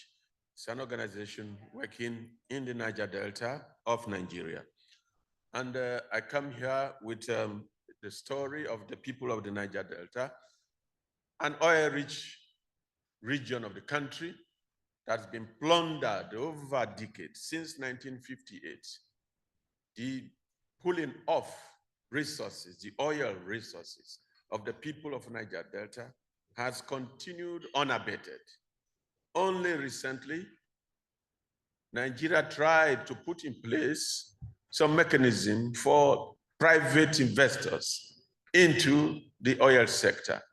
And so one of the richest men in Africa, Dangote, decided to establish a refinery. The 4 public refineries have not been functioning over the years, over the decades. The refineries have not been functioning. But the private refinery has now come on board, and then is having the difficulty of even getting the local crude to refine so that petrol can be available even to the poor people of Nigeria. But as we speak, the refinery, the private refinery, has to import crude from the US to refine in Nigeria. And what does that tell you? As we speak, a country's national budget, annual, 1/3 of the budget is apportioned to debt servicing. And then they have to also borrow roughly 1/3 of the national budget, to run the national budget itself. So it's like Nigeria is busy borrowing more money to service its debt, whereas the resources available are now facing this resource-backed debt. So we have the issues we are battling with the issue of colonial debt, issues of resource-backed debt. Nigeria cannot now tap its own crude oil to even refine because they are already mortgaged. In years to come, private sector, they have already mortgaged the resources on ground. So as you come to get crude, it is already mortgaged. And so we have this crisis of resource-backed debt, facing the country. And so that is also the problem that face now. So the issue of debt is not just, we are not just talking about restructuring debt. What are you restructuring? The debt is the people are over 60% of the people are living in multidimensional poverty. And so you now have a situation where we are calling for UN Debt Convention. And when do we want that? We want it now. We want it now. We want that now. The UN Debt Convention, we want it now. So we are not talking about canceling the debt. If you don't cancel the debt, we will begin to root now for debt repudiation. We will be calling for debt repudiation because we don't owe, we won't pay. Who should pay who in the real sense of it? It is the rich, powerful nations that should pay the South. The ecological debt, the reparations that we're talking about. So we want more reparations. We want reparations paid to countries of the South. We want cancellation of the debt. If you don't cancel the debt, we move to repudiation. So when do we repudiate the debt? We want to repudiate them now. We want to repudiate the debt. We want to cancel the debts now. We don't owe, we won't pay. We don't owe, we won't pay. We don't owe, we won't pay. Amanda. Awetu. Amanda. Awetu. Amanda.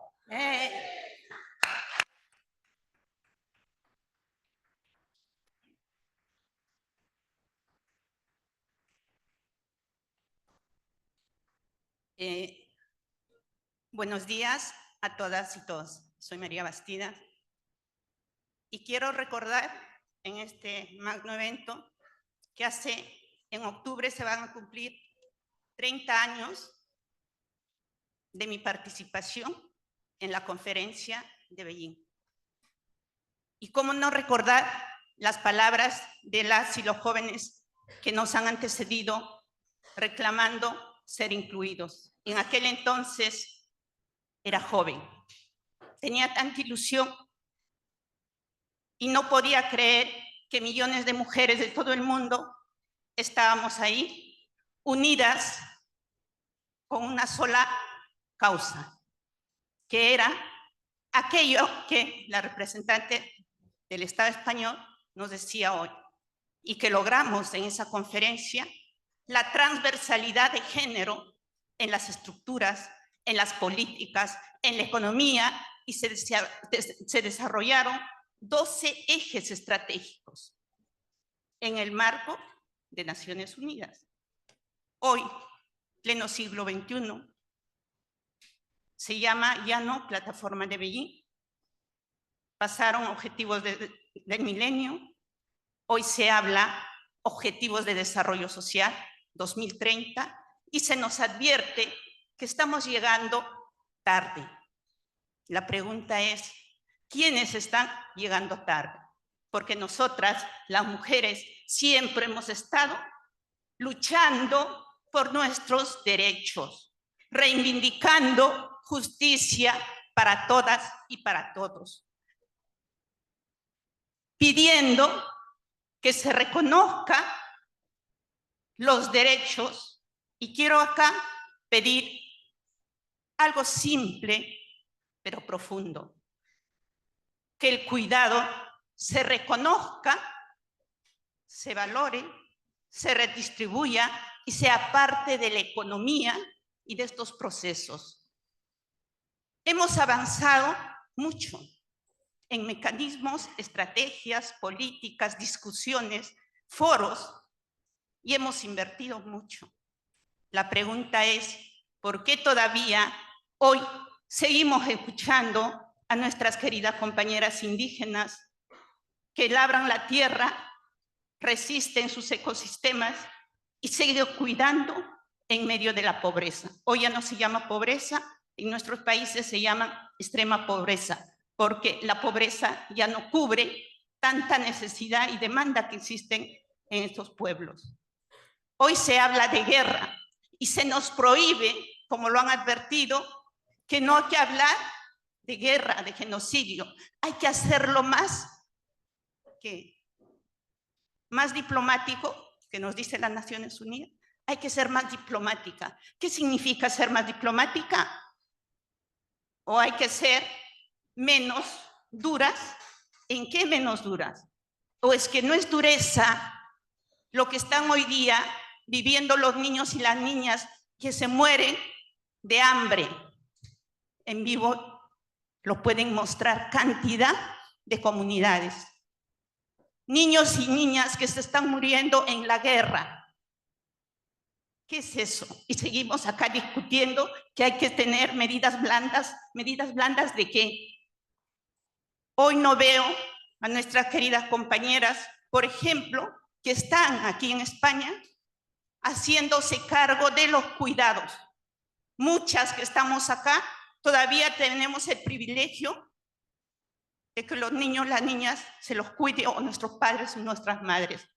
Pero mujeres de todo el mundo en Europa trascienden las fronteras para venir a cuidar a los niños y a las niñas de otras personas. ¿Dónde están ellas? Estamos hoy día sentados, nos estamos muriendo de calor afuera. Ellas siguen trabajando 24 horas del día, internas, sin documentos, sin reconocimiento, sin valor. ¿De qué desarrollo estamos hablando? ¿De qué redistribución económica estamos hablando? Por favor, y de verdad, les pido desde el corazón que no sigamos solo con palabras, sino hagamos de la agenda una acción práctica para resistir. Hoy es una gran oportunidad que tenemos de volvernos a ver con muchas desde hace 30 años. Hoy me encuentro en Sevilla y no podía ser indiferente a esta situación, porque tenemos que resistir, no tenemos que seguirnos dando el lujo, diría, de seguir siendo indiferentes. Aquí las personas mayores se mueren por soledad, imagínense. ¿Quién habla de las personas mayores que parten de estas tierras sin cuidados dignos, sin el amor que necesitan aquellas personas que han cotizado? Advertía ya una ponente y quiero saludar el derecho al trabajo. Nosotras no queremos que nos den mendiga, no queremos que nos den donaciones, queremos trabajar, queremos ganar con dignidad, porque solo el trabajo nos hace libres, autónomos, si no, vamos a seguir siendo verdugos de esas grandes transnacionales. Se habla que ahora, paralelamente, hay un foro de empleadores. ¿Qué están discutiendo los empleadores? Menos derechos, y no quiero abusar del tiempo, solo decir, nuestros estados, en general los que van a venir a esta conferencia, han firmado cantidad de convenios. Convenios de la OIT, convenios de derechos humanos, convenios a favor de las personas con discapacidad, convenios a favor de los niños, cantidad de convenios, y no nos han regalado esos convenios, se han suscrito bajo las luchas que hemos tenido y sobre todo las mujeres que hemos dado frente. La pregunta es, ¿cuántos convenios más? ¿Cuántas resoluciones más? Y la realidad sigue latente porque la gente sigue muriendo. Ya se han advertido, se nos dice hemos avanzado, mentira. Porque estudios han mostrado, por ejemplo, en América Latina, las mujeres después de la pandemia hemos retrocedido 10 años para atrás. Ahora, ¿cómo recuperamos todo lo que hemos logrado? Y se nos está reduciendo los recursos económicos. Quiero terminar pidiendo un minuto de silencio por las niñas, las mujeres y todas las personas que han fallecido luchando en silencio por una necesidad o por un derecho. Les invito, por favor, a ese minuto de silencio porque nos necesitamos que nos escuchen. Gracias.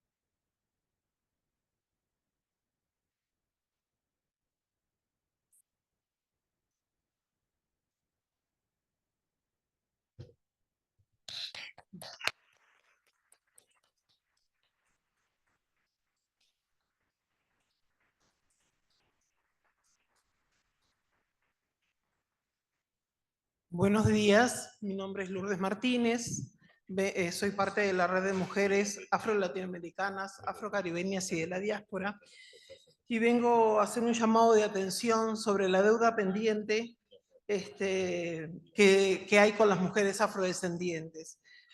Vengo a plantear nuestra preocupación en tanto estamos en un foro de sociedad civil donde no se habla de racismo, no se habla de discriminación.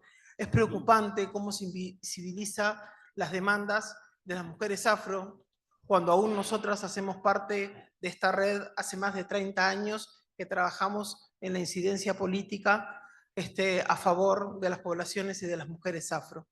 Y simplemente decirles que no voy a hacer un gran discurso, sino decirles que no puede haber desarrollo para las mujeres afrodescendientes si no hay financiamiento. Muchas gracias.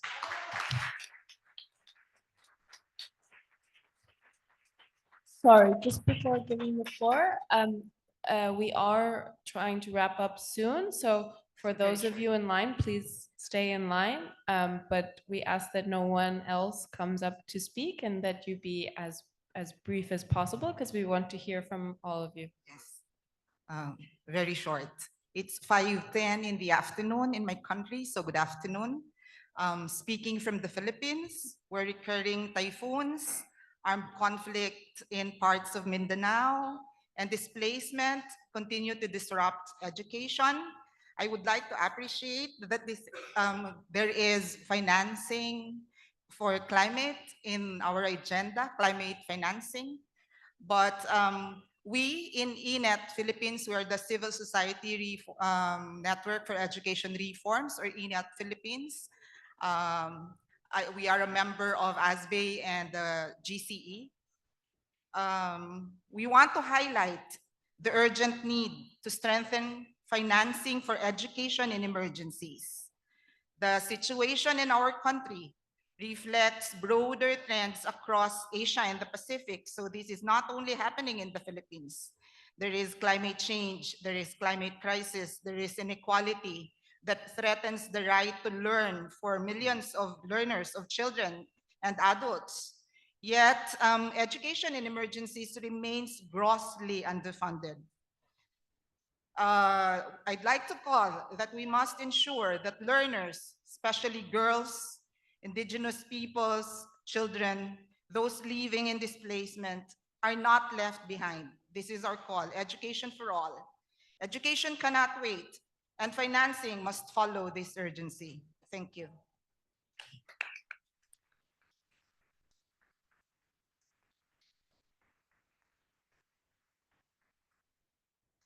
Hello, I'm Elizabeth Harold from the Water Unity Network. I spoke yesterday, and I just want to renew the call that watershed restoration be included in the civil society appeal to the FfD4. If we all feel like we're salmon swimming upstream, we're forgetting the water that we swim in. Every single one of us, we put our hands on our heart and we feel our blood. This is water. Every single SDG, every single cause here is important, but it's underlying that we're destroying our environment in a way that is affecting the climate, which is affecting, it just goes around and around and around. And so water is even more forgotten in the financing than anything else. We was at a workshop for the country platforms, and they were speaking about everything in here and trying to find a way to get this financing realistically applied without getting more debt. And yet they still were not talking about watershed restoration. And so appeal here is that every one of us consider our causes and how we need an intact watershed to hold us into life. A child will die quicker from thirst than they will from hunger. No child is educated if they're thirsty. And women bear the brunt, women and girls bear the brunt of the danger of not enough water, or right? They're the water bearers. So just really please hear this call to consider how watershed restoration needs to be at the heart of every single appeal to finance in the next 5 years, because we have a closing window of opportunity for our youth to, in fact, have a hospitable earth. We have to take this seriously now. So thank you very much.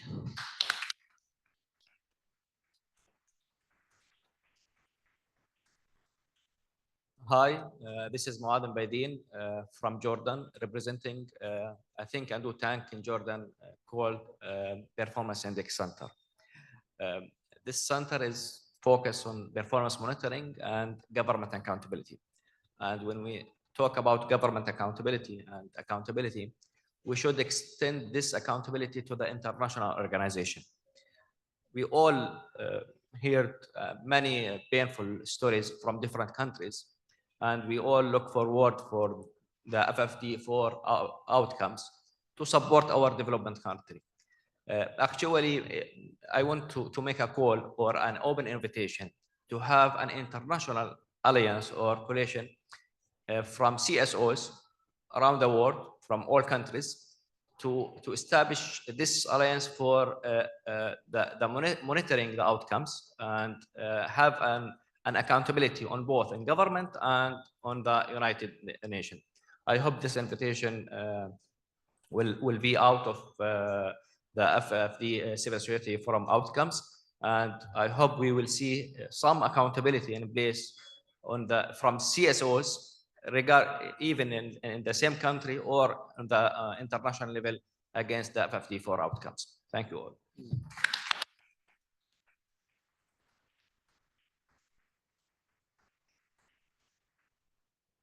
Thank you so much to everyone who took the floor, and also to those of you who stayed over time and to listen to everyone, to all the comments. I think now we'll just wrap up, and the two panelists will give very brief concluding remarks to respond. No, thank you. Thank you so much, everyone. No, this is indeed a learning process, and just to be here in this room with 1,000 of you is already a process, and coming from different sides of the world. Maybe I just want to compliment with everyone that yes, we are really, really disappointed with the outcome document of the whole process, but all of you are correct. Actually, we say the things here in this room and outside that are not in the OD. We keep talking about it in the next few days, and beyond Sevilla, we are not confined in these halls. There is actually a wider movement out there, and we should reach out to them. 1,000 people cannot represent everyone in the movement. So I really plead with you. We go back to our communities, the local, national, regional level, organize, mobilize, connect, and learn from each other at the regional and global level like we're doing today. Nourish the movement, cross-regional, intergenerational, guided by intersectionality. The power is in the collective, the power is with us. And remember, in the next few days, we are the rights holders. So we have the right to be in the room, to speak, and to say all these things. Thank you.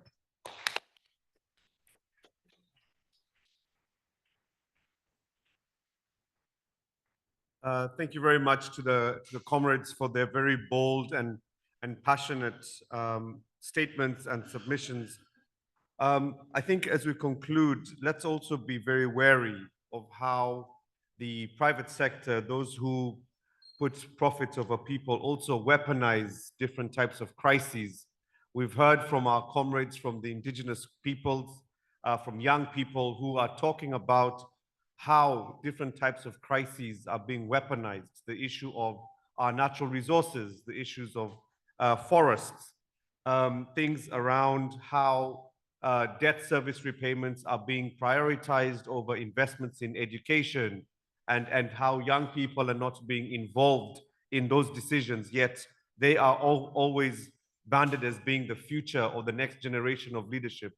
So let's also be very careful and wary when crises are being weaponized in order to continue generating profits, to continue marginalizing and destroying the opportunities for young people, for the opportunities of those who are marginalized. So as we go away, I also want to echo what my senior and someone I've learned so much from, Leo, mentioned, and I think we should recite this as we close.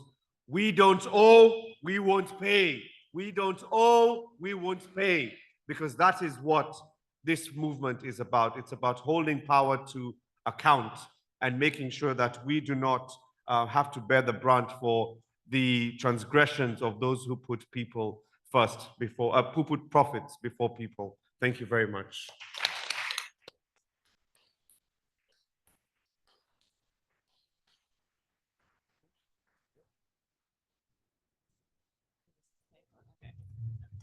Sure if I were gonna wait and pause, so I was like. Thank you so much, colleagues. There's now time for a break. Half an hour, 10 to 12, back here for the second plenary of the day, okay? Thank you, and please be on time. Stand. Microphone.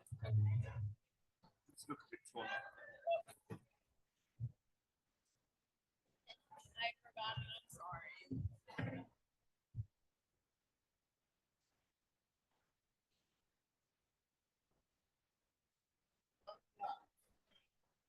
Thank you. Amazing. Hi. I'm coming. Okay.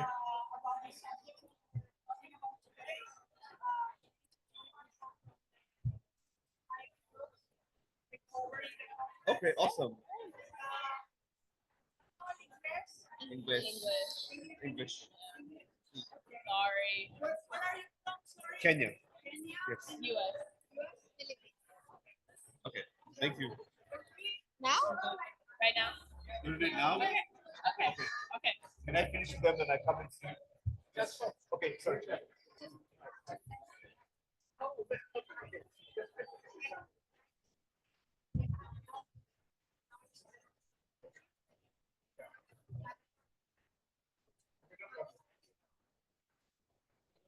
I will.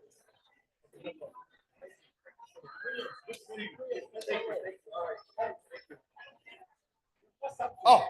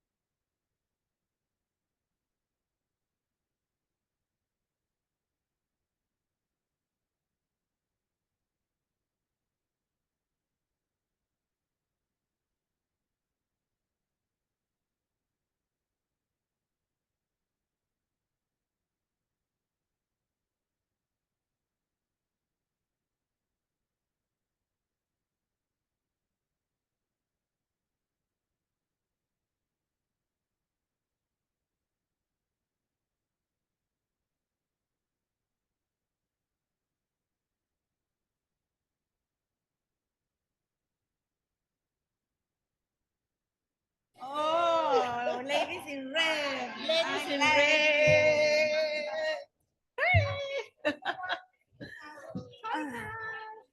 Good memory.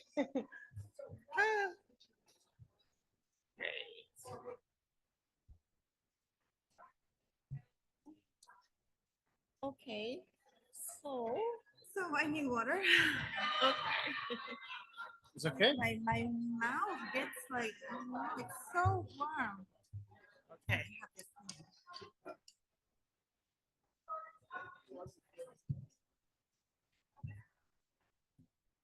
I go last, right? So sorry.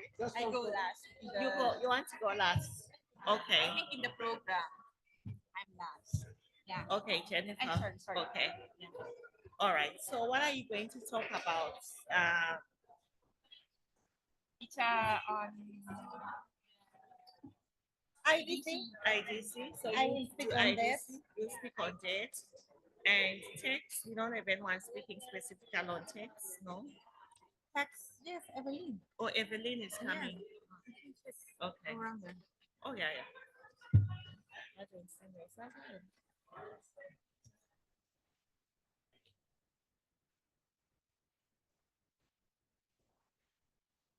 Miranda.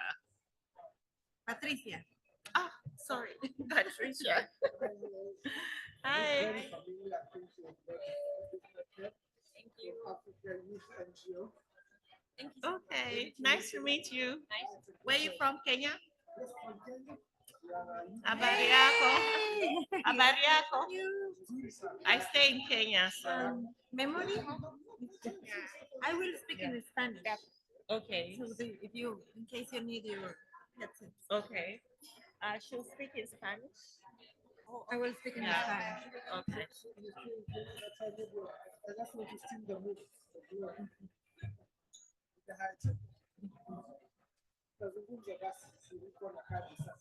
Card, no, I don't Querida, have. hi, fine. Memory. Hey, good morning. Hi, Evelyn. How are you? You're red. You're red. From the head to the earphones. Wait, can I be I will speak in Spanish. Okay. And yeah, I know that my last name, Miranda, is also a name in other countries, but in mine it's the last name, so my name is Patricia.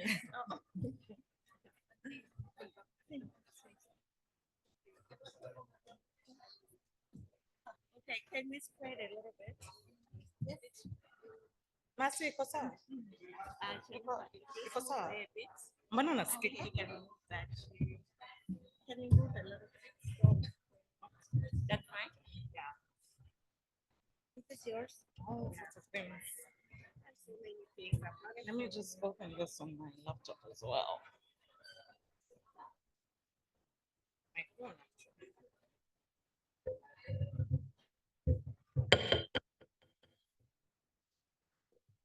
Now the challenge will be to bring all those people here, back here.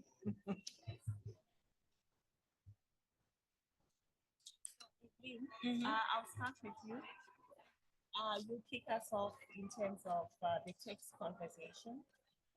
So I'm not gonna ask questions, but it's just gonna be more like you present what you have to present. Okay. Yeah, is that okay? Yeah, And I'll go that's to Patricia on the- that. on the date, and then I'll go on international now. development. Huh? with Jennifer. Yeah.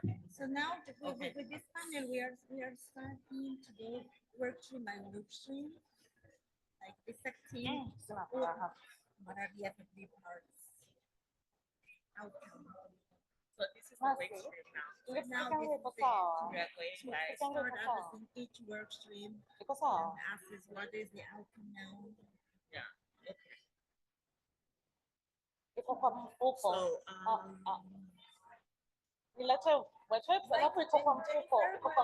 So this is the starting panel of now getting into the work streams and each topic about what's the outcome, what happened, what's good, what's bad. Everything is bad.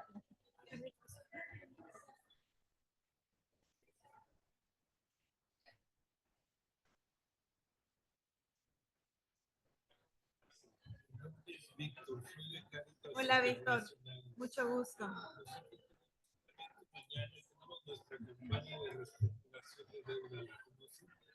Es la campaña del jubileo de la deuda.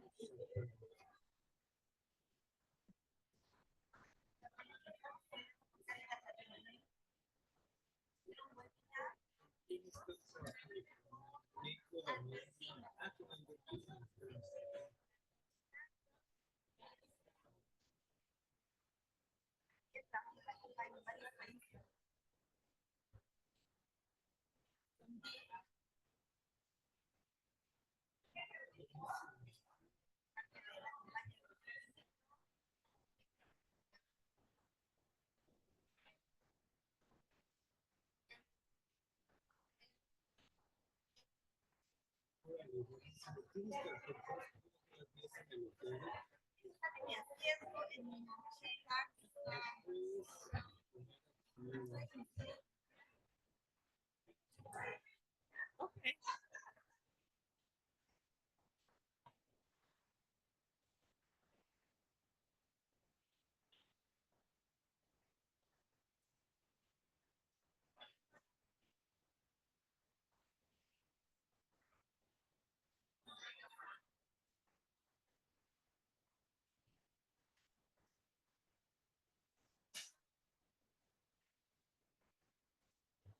Ah, wait. There's a thingy at the back. I don't think it's taking all.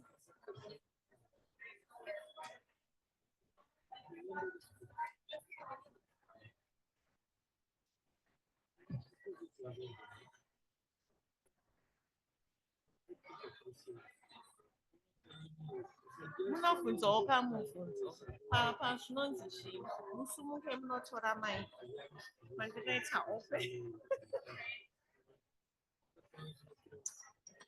ndinofanira kuisa powder handisi kumeso kwangu kupei.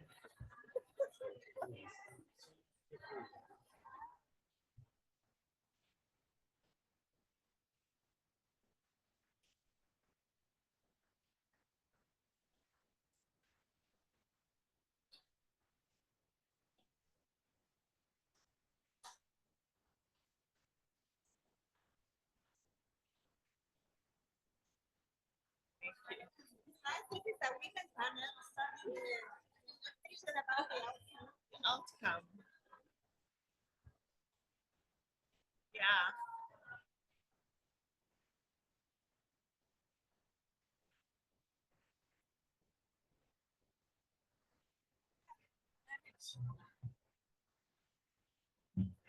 Sorry, I needed to just freshen up a little.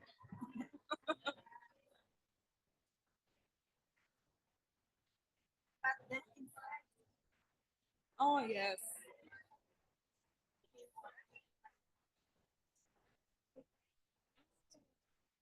I'm sorry. It was nice.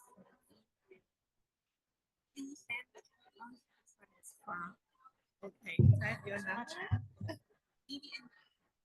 Are we in the same group? Or let me give you my number.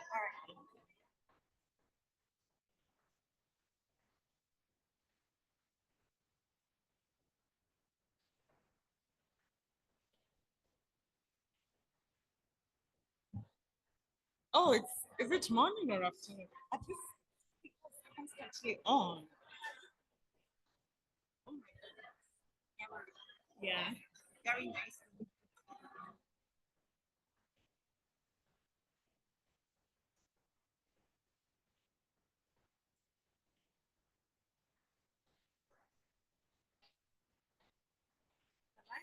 I didn't realize how. So just send me. I will message you. WhatsApp. Okay.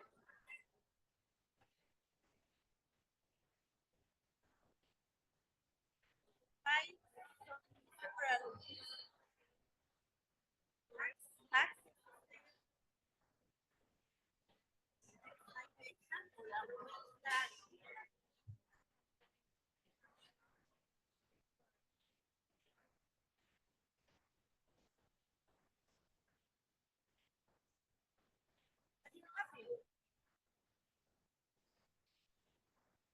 I mean, the struggle is starting. We struggled to get the process, and now we're struggling to make sure the process goes. So, lots of work there. We're trying. But it's also not going to be easy. It's going to be a fight.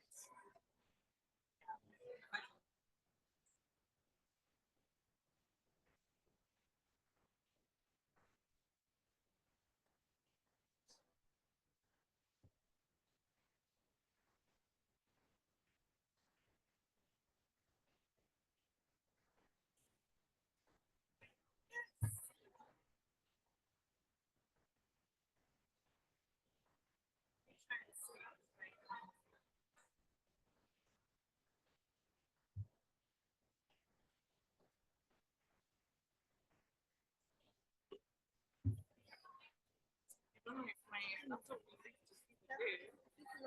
So,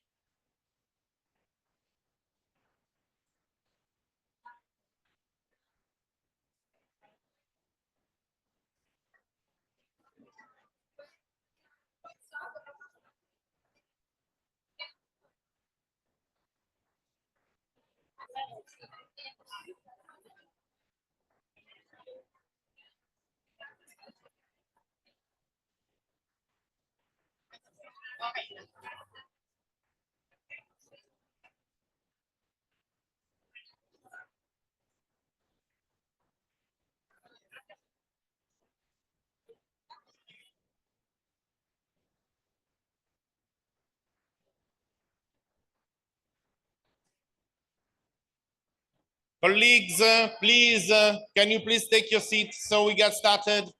Can you please close the door in the back?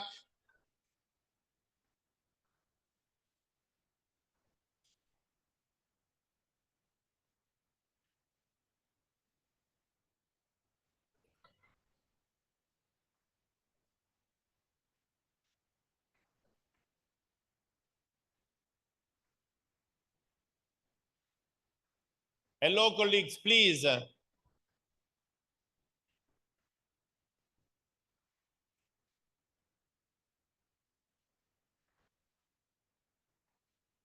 Can we please close the door?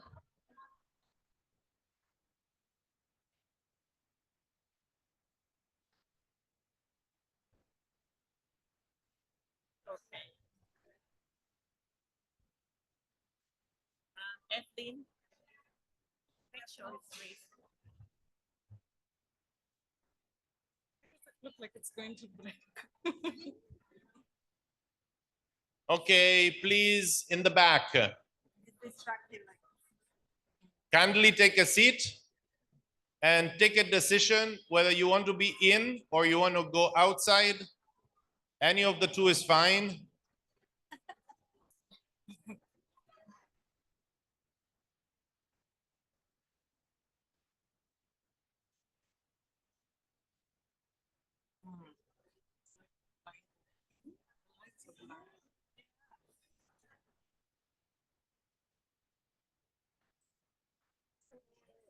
We'll make it short, and then we open, and then we'll come back and we close. Okay. Not very long speeches. Not long speeches. Can I have please your attention? I think we do 5, 10. It's good to also practice respect, not only, speak about it, So I think this is our collective space. We need to be respectful of everyone. Thank you.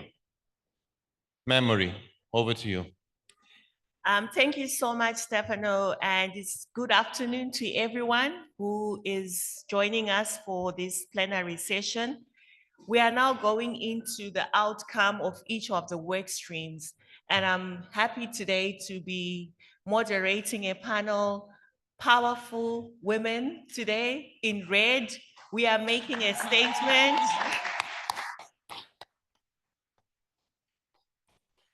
On rewriting international law, reimagining a multilateral system for tax, for debt, and international development cooperation. So to kick us off, I'll start with Evelyn Muyendo from Tax Justice Network Africa. She'll make a quick intervention. I see a hand. Is it about interpretation or is just waving? Okay, so I will kick off with Evelyn, and Evelyn will tell us what is in the outcome, what is at stake when it comes to tax justice. Evelyn. Thank you, Memory. I'm very honored to be in this all-female panel today morning to talk about such an important subject. Now, with regard to the UN Tax Convention, allow me to avoid all use of legal or tax jargon when it comes to international tax law today. And instead, allow me to give you a brief history of tax and international tax. Now, as it has been said very many times before, tax is argued to be the most sustainable source of financing for development. The reality is it is our taxes and not aid that funds our public services. And I could go on and give you real data on that, but I won't. Instead, I want to make the point that the reality is for many global South countries, and particularly African countries, our tax systems are steeped in a colonial history. Our tax systems were born as a way of further perpetuating a colonial extractivist economic model. The truth is, Africa and many other global South countries still produce raw materials, not for our own consumption, as has been evidenced by our friend from Nigeria, but for the consumption of the rest of the world. The earliest forms of tax in our countries, such as hat tax and poll tax, were developed as a way of subjugating our labor force so that we could be incentivized, forced actually, to work for our European settlers. And please know that it wasn't just through religion that colonialists came to Africa. It was actually through multinational enterprises. You have companies such as the Imperial British East Africa Company, you have companies such as British South Africa Company that were given the legal right to come and exploit our resources and to legally trade our own resources. And the thing is, these companies still exist. They're still the biggest multinational corporations that still operate in our countries, and they've simply rebranded, but they still operate amongst us.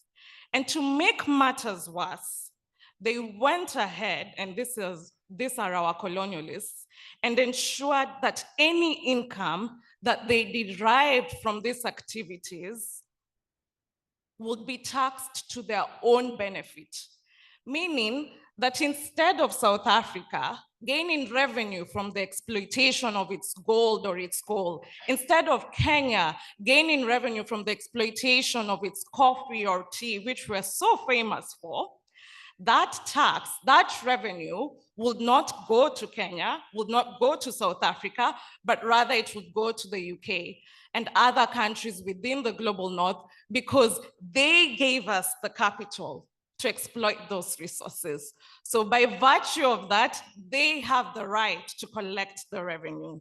And we still operate under the same rules even now. And when they were developing the international tax rules on how the division of these taxing rights should go, at the time between the 1940s and the 1960s, many of our countries did not have political independence, much less economic sovereignty. So we were never at the table when they were negotiating international tax rules, but we still rely on them to this day. And there have been many efforts over the years, predating even 2015 when the last Financing for Development conference happened, where we tried to renegotiate these deals.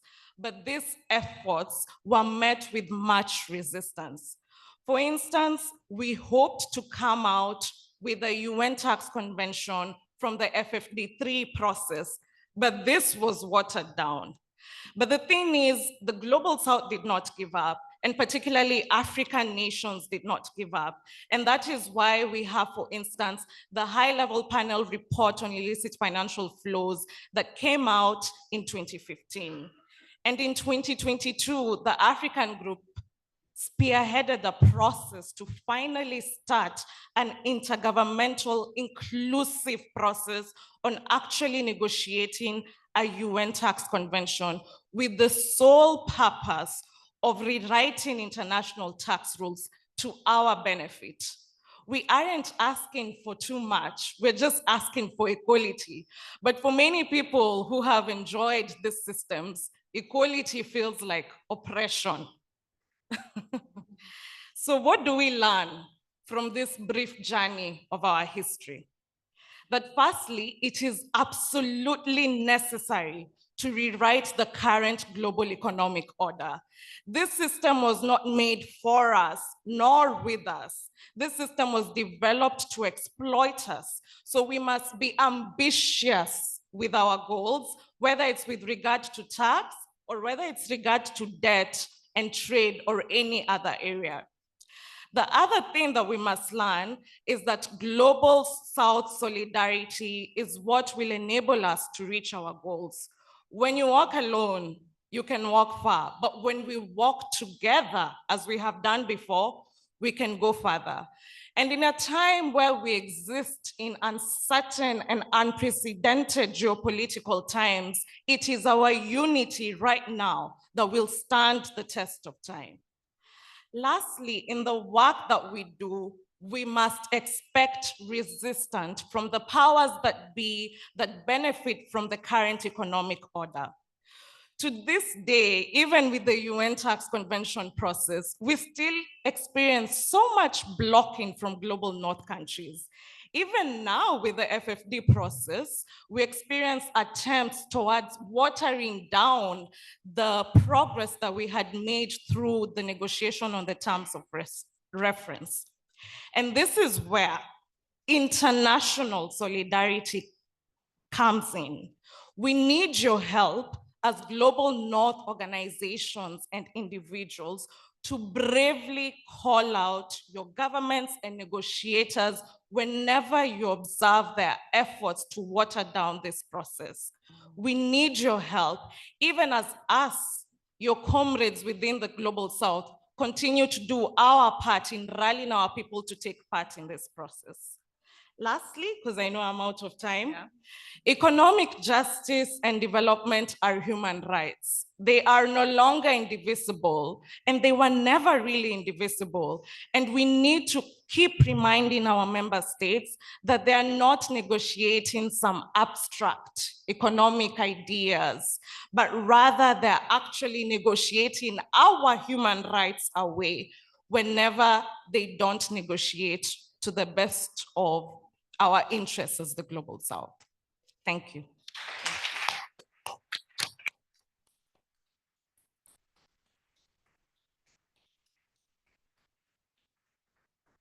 Thank you so much, Evelyn. And I think highlighting that the UN Tax Convention is really there for shifting the rulemaking power from exclusive clubs like the OECD and the really truly inclusive intergovernmental space. But we have to hold the line.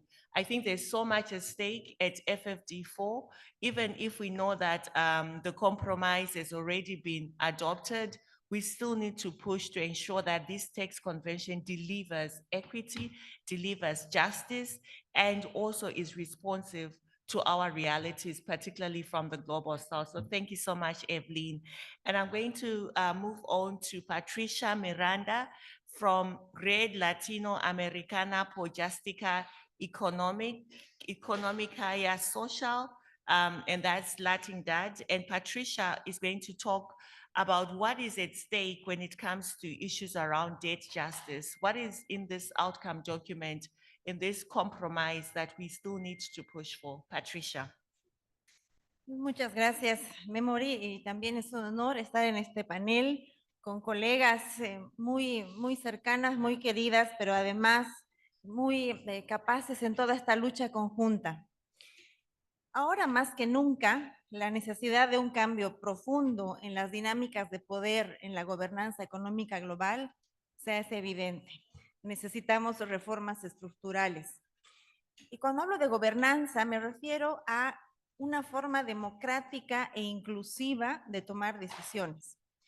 Durante todo el proceso hacia Sevilla, mencionábamos que el multilateralismo estaba en juego, que era necesaria una gobernanza que salga de las instituciones tradicionales, de las instituciones financieras internacionales y de los bloques de países ricos que actualmente lideran las decisiones y la forma de implementación de estas políticas económicas globales, que cuando se implementan nos afectan a todas y a todos. Ya estamos en Sevilla y ahora que estamos aquí, el multilateralismo, después de ver todos los resultados, el multilateralismo sigue en riesgo. La propuesta de sociedad civil respecto a la deuda es, y como pueden ver en nuestra mesa, es una convención marco de la deuda soberana en Naciones Unidas, que se refiere a esta gobernanza, que todos los países, acreedores, deudores, estén sentados en la misma mesa, tomando juntos las decisiones sobre las políticas globales relacionadas con la deuda. Esta sí es una señal de fortalecer el multilateralismo.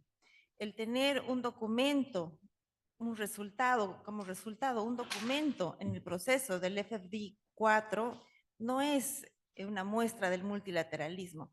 Son este tipo de medidas y políticas que sí pueden demostrar que se está apoyando y fortaleciendo un proceso multilateral en Naciones Unidas. Esta propuesta fue parte del documento cero de todo este proceso que ha sido promovido y además puesto en la mesa y en la agenda por el Grupo de África, por el bloque de los países que representan a las islas, EUSIS, por países como Pakistán, Egipto, Brasil y Cuba. Y es importante mencionarlos porque han sido aliados muy importantes en esta propuesta y que han tenido el apoyo de sociedad civil durante este proceso. Lamentamos que desde entonces hasta ahora la ambición se haya diluido, principalmente diluida por países desarrollados como la Unión Europea, que se basaron en argumentos como hay una duplicación. ¿Para qué vamos a tener un nuevo proceso cuando ya lo tenemos? Nada más hay que mejorarlo. Pero no es así. Los procesos que tenemos actualmente y que nuestros países tienen actualmente son procesos ad hoc que han demostrado que no tienen resultados y que no sirven para los propósitos urgentes que tienen nuestros países de reducir el peso de la deuda. Esta mañana el gobierno de España hablaba sobre que es una oportunidad y rescataba que existe dentro de este documento actual un proceso intergubernamental de deuda para emitir recomendaciones. Es cierto, está mencionado ahí y puede ser un inicio. Sin embargo, no es lo mismo emitir recomendaciones que tomar las decisiones, que es lo que estábamos demandando con este proceso. La deuda es el tema que ha ocupado uno de los primeros lugares durante todo este proceso hacia Sevilla.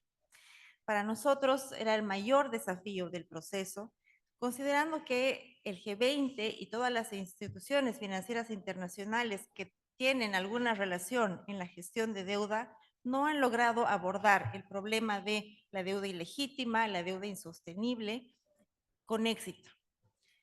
La deuda es un problema político. Es una forma de ejercicio de poder de los acreedores hacia los deudores. Y quizá varios de ustedes alguna vez han tenido un crédito bancario, inmobiliario o para cualquier otra necesidad. Y entonces hay esa experiencia también personal. El banco nunca pierde. Y entonces a nivel de países, pues los acreedores tampoco. Los niveles de la deuda siguen aumentando. Han alcanzado niveles máximos en los últimos años. Cada año se llega a un nuevo pico y los países en desarrollo se están hundiendo cada vez más en una crisis de desarrollo profunda. Muchos de ustedes habrán visto los datos. Más de 3.300 millones de personas viven en países donde los gastos en pagar la deuda son superiores a los gastos esenciales en educación, salud, protección social. Y el pago de la deuda se está llevando la mayor parte de nuestros presupuestos públicos. Si consideramos la deuda pública total, externa e interna, que está muy relacionadas y hay que mirarlos como un paquete, se llevan aproximadamente el 40% de los ingresos tributarios en nuestros países. Y este fenómeno no se debe únicamente a que aumentó la deuda y el volumen de la deuda es mayor. También se debe a que el costo de esta deuda, las tasas de interés son muy elevadas. Nuestros países pagan entre 2 y 4 veces tasas de interés superiores a las que paga Estados Unidos y 6 a 12 veces superiores a las que paga Alemania. Estos elevados pagos del servicio de la deuda están, por supuesto, socavando todo el gasto que tenemos en nuestras necesidades básicas y que tienen un impacto directo en nuestras poblaciones, tienen un impacto directo en los pueblos, en las mujeres, en los niños, en los pueblos indígenas, porque estamos recortando servicios esenciales, el acceso a servicios públicos para nuestros pueblos, para nuestra gente. Si alguien leyó el documento, hay una serie de puntos sobre deuda, de cómo reducir la deuda, algún proceso de reestructuración. Está el club de deudores, transparencia en la deuda, financiamiento y endeudamiento responsable, que son temas que son importantes, que son parte de nuestra propuesta. Sin embargo, no son los únicos, porque más allá de que estas políticas puedan ser implementadas, lo importante es la gobernanza. ¿Quién decide sobre estas políticas? Y el resultado actual demuestra que no hay un cambio en la gobernanza. Vamos a tener que seguir lidiando con el G20 y con el Fondo Monetario en la mayoría de estas propuestas. Y para terminar, lamentamos que esta propuesta se haya diluido debido a bloqueadores. Países bloqueadores, principalmente países desarrollados como la Unión Europea, que redujeron la ambición y bloquearon esta propuesta. Y a los países bloqueadores les decimos, con esta actitud no son campeones del multilateralismo. Esta propuesta va a ser aprobada en algún momento, tarde o temprano, y lamentamos que hayan elegido que sea tarde, pero no nos vamos a rendir. Vamos a exigir una rendición de cuentas para que este proceso intergubernamental de deuda comience a tener su implementación. Vamos a exigir que los elementos de negociación del proceso intergubernamental de la deuda ya tengan elementos de negociación el próximo año después de Sevilla. Finalmente, para terminar, las prioridades del mundo están de cabeza porque están en base a dónde se concentra el poder. Nos dicen que no hay recursos para financiar el desarrollo, sin embargo hay recursos para los gastos militares. Por lo tanto, no puede haber justicia de deuda, no puede haber un financiamiento para el desarrollo justo en un mundo con guerra. Gracias.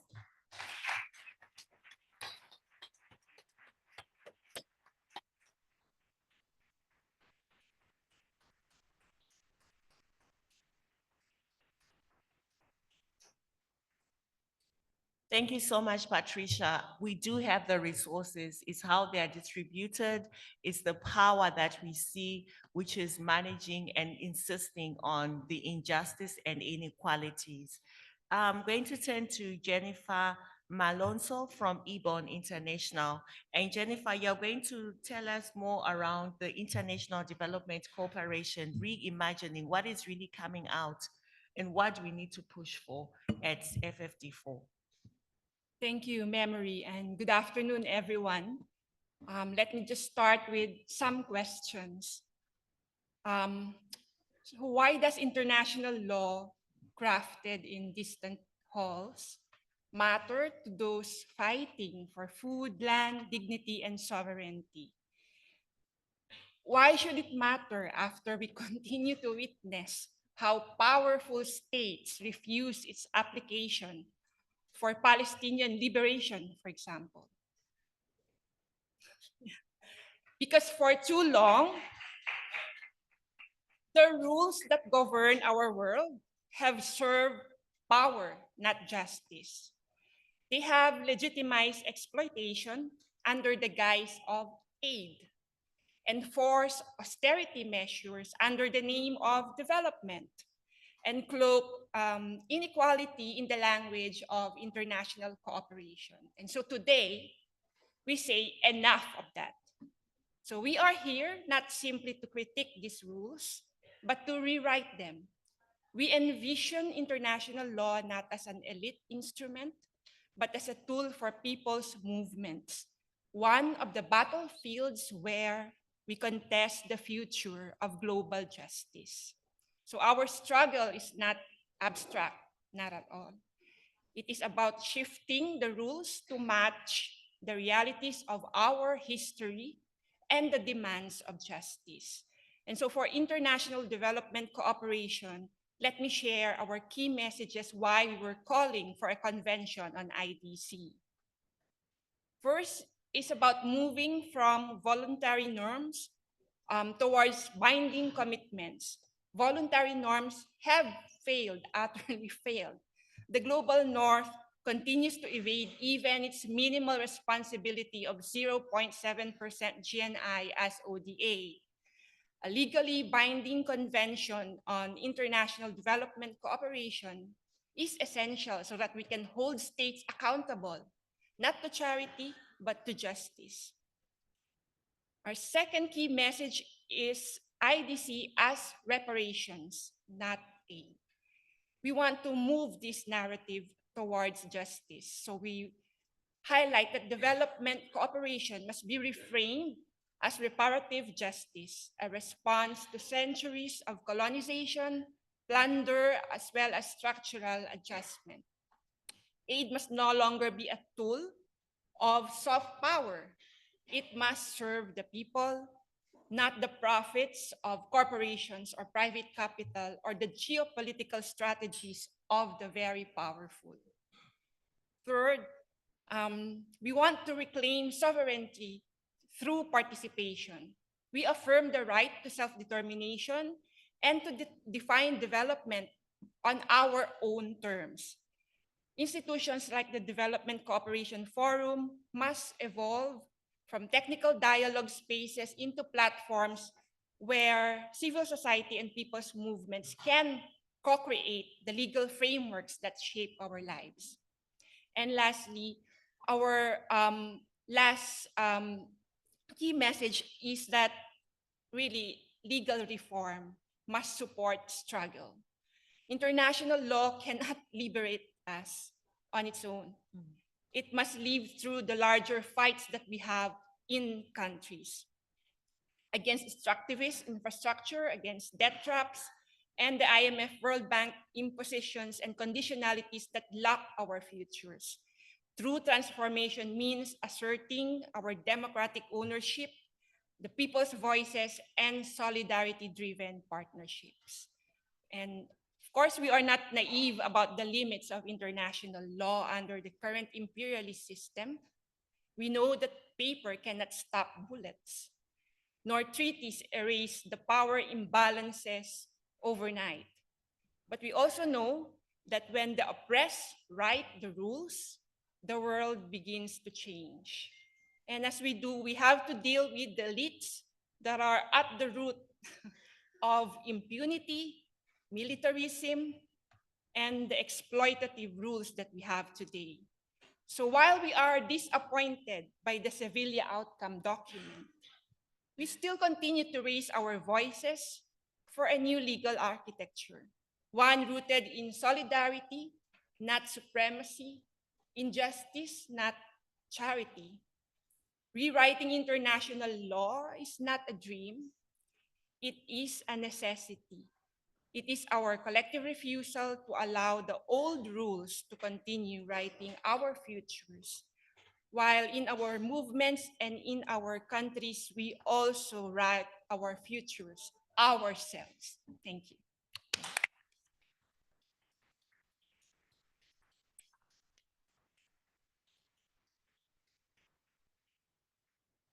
Thank you so much, Jennifer, and for reminding us that we are the people, we are civil society.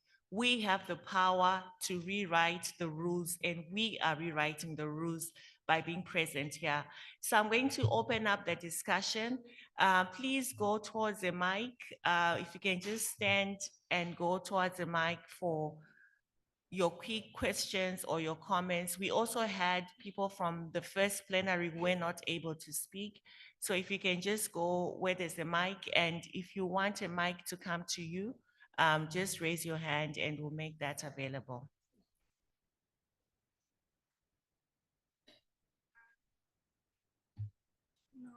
No.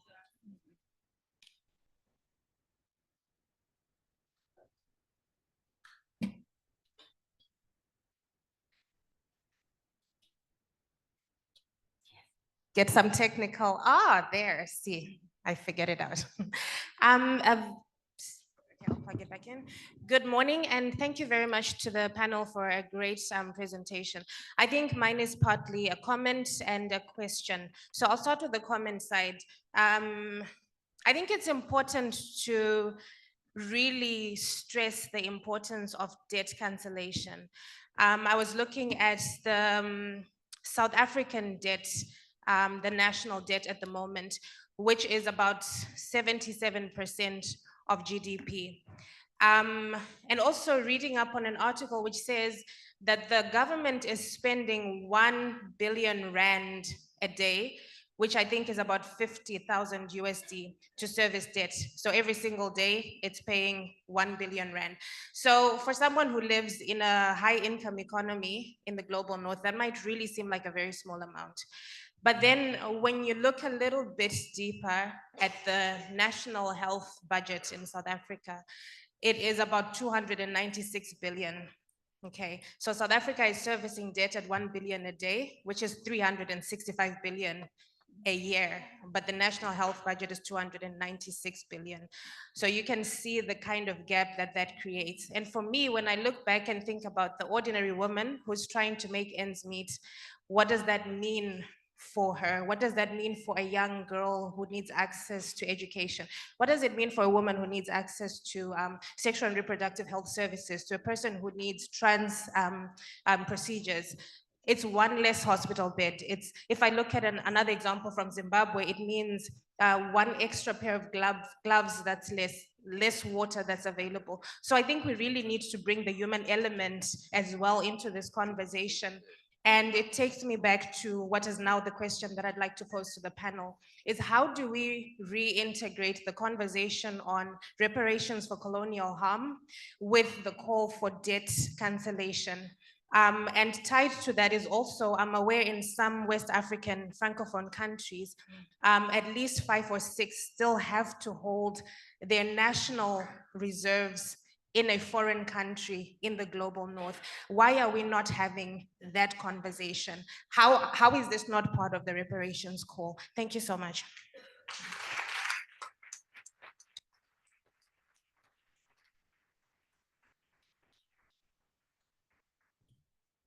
Hi, good morning. I'm Janet Palafox. I'm the NGO representative for a faith-based organization. I was born in the Philippines, but I'm living now in Australia. And my question is actually, and thank you so much for your explanation on the tax and the debt, and I know how it all affects us. One of the things that we're working with the people on the ground is in relation to the issue of if these things happen, for us who are actually living in the global north, it will affect the privileged life we are living now. It will affect our standard of living. For us here, we probably understand that that's something that we have to work with.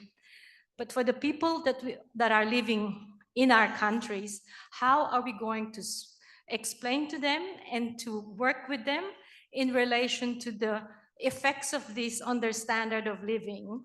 Because as I think it was Evelyn who said, for people who have privileges, it is actually, we don't see the privileges that we have. So when we talk of equality and equity, it feels like oppression. And I'm currently reading an article about how the media has been captured by the multinationals and the billionaires.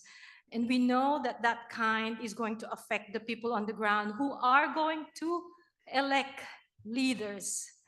And so how, for us who are working on the ground, for us who are going to go back, how are we going to change this narrative for the people that are going to elect the governments who are going to be talking at the UN in the coming years? Thank you.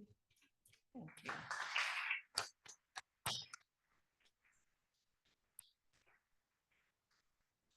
If I can just ask you, now that we have a lot of people who want to make interventions, to make your interventions at a minimum 2 minutes. Thank you. Yeah, so I have two fast comments. The first one is when we're talking about these negotiations within the UN, I think it's really important to also think about past and continuing fights.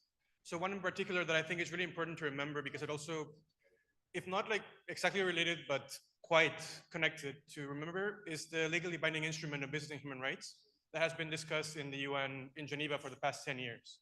The transnational corporations binding treaty that has been discussed for a long, long time. And it's been a very hard and arduous process also for all of the civic society that has been involved in this process. So I think also it's a process that we can learn from and think about on how the different actors participate in these spaces.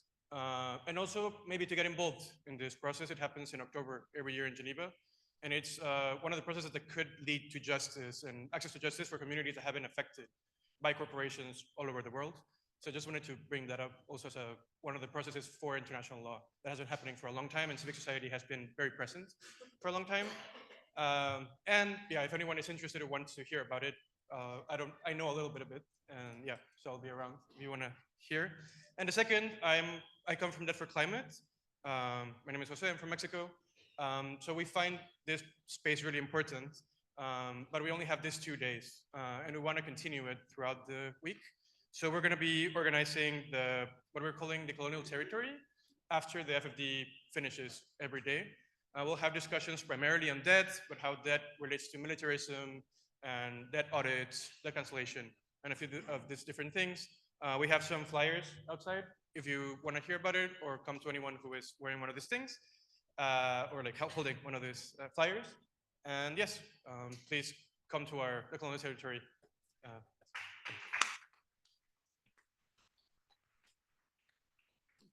Thanks very much, and that's very timely. So David Archer from ActionAid. I think the person standing here before in the last session from Nigeria, Leo from the Niger Delta, talked about who owes who, and it is the fundamental question. When we see that the rich countries, the global north, have blocked progress on a UN Framework Convention on Debt because their existing architecture favors them, we need to actually really politicize this discussion. I think part of that is making a connection with reparations, as was raised, and the really big debts that the global north owe the global south for slavery, for colonialism, for an extractive economy, but also, and I think we really need to add to this, the climate debt.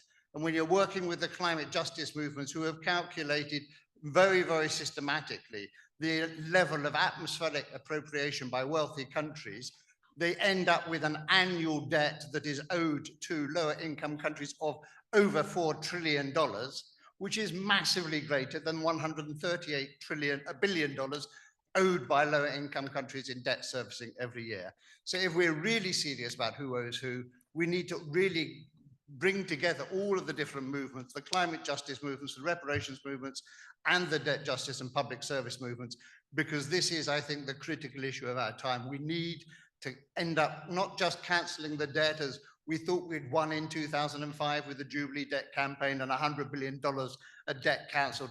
We're now in a deeper debt crisis than ever before. This time we have to change the architecture.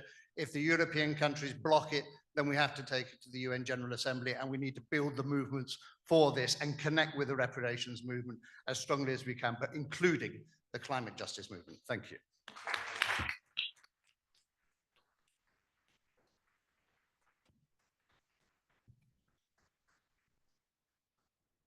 All right, thank you very much. I'm Jiten Yomnam. I work with the Center for Research and Advocacy, Manipur. I would like to, emphasize the strength and the importance of the word impunity. I think that's something being highlighted in the previous session and something also reflected in this panel as well. And why this is really important is because of the extent of impunity enjoyed by the corporations, the private sector, multinational companies, and also the finances, including the multilateral development banks, MDBs, the international financial institutions, and also the issues of accountability that's been re-emphasized in the earlier session. And I would also highlight the impact. There are multiple impacts, but one of the key impacts also addressed in the previous panel is also the impact on conflict, the fragility, and how it impacts on the lives and security of the many peoples all around the world, and also the challenges of securitization of development due to the overt focus on corporate-led development, which are backed by the multilateral development banks. And I think this is something which is affecting a lot of the many countries in the South, but also especially primarily among the indigenous community.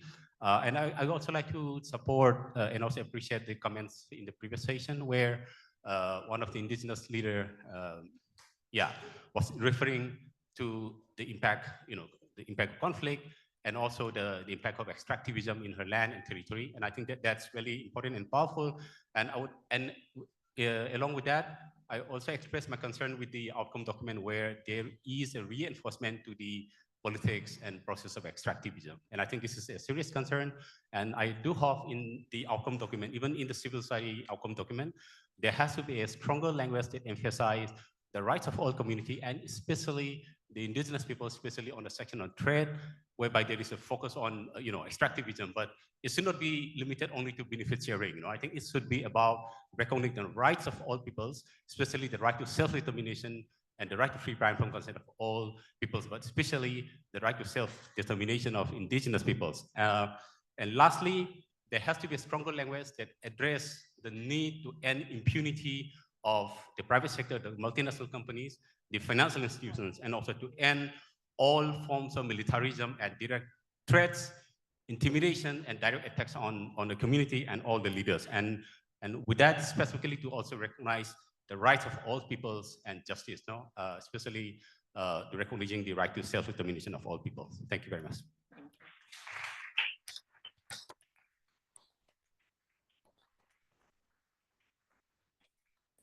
Muchas gracias. Me llamo Jessica, vengo de la Fundación Entre Culturas y siento mucho miedo hoy y mucha desesperanza y mucha tristeza, pero estoy aquí como sociedad civil, estamos aquí como sociedad civil y creo que se nos está pidiendo también otra cosa.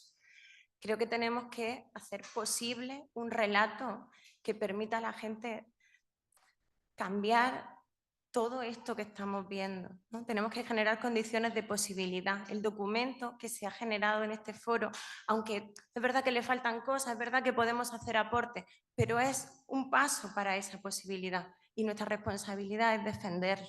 Tenemos que ser valedoras de esperanza, valedoras de que sí se puede. Hay tanta gente en esta sala que ha conseguido tantas cosas. Tenemos que tener propuestas en una mano, pero también esperanza, porque si caemos en esa tristeza de todo lo que no se puede conseguir, creo que nos estamos fallando como sociedad civil también, y quería traer y poner eso encima de la mesa. Gracias.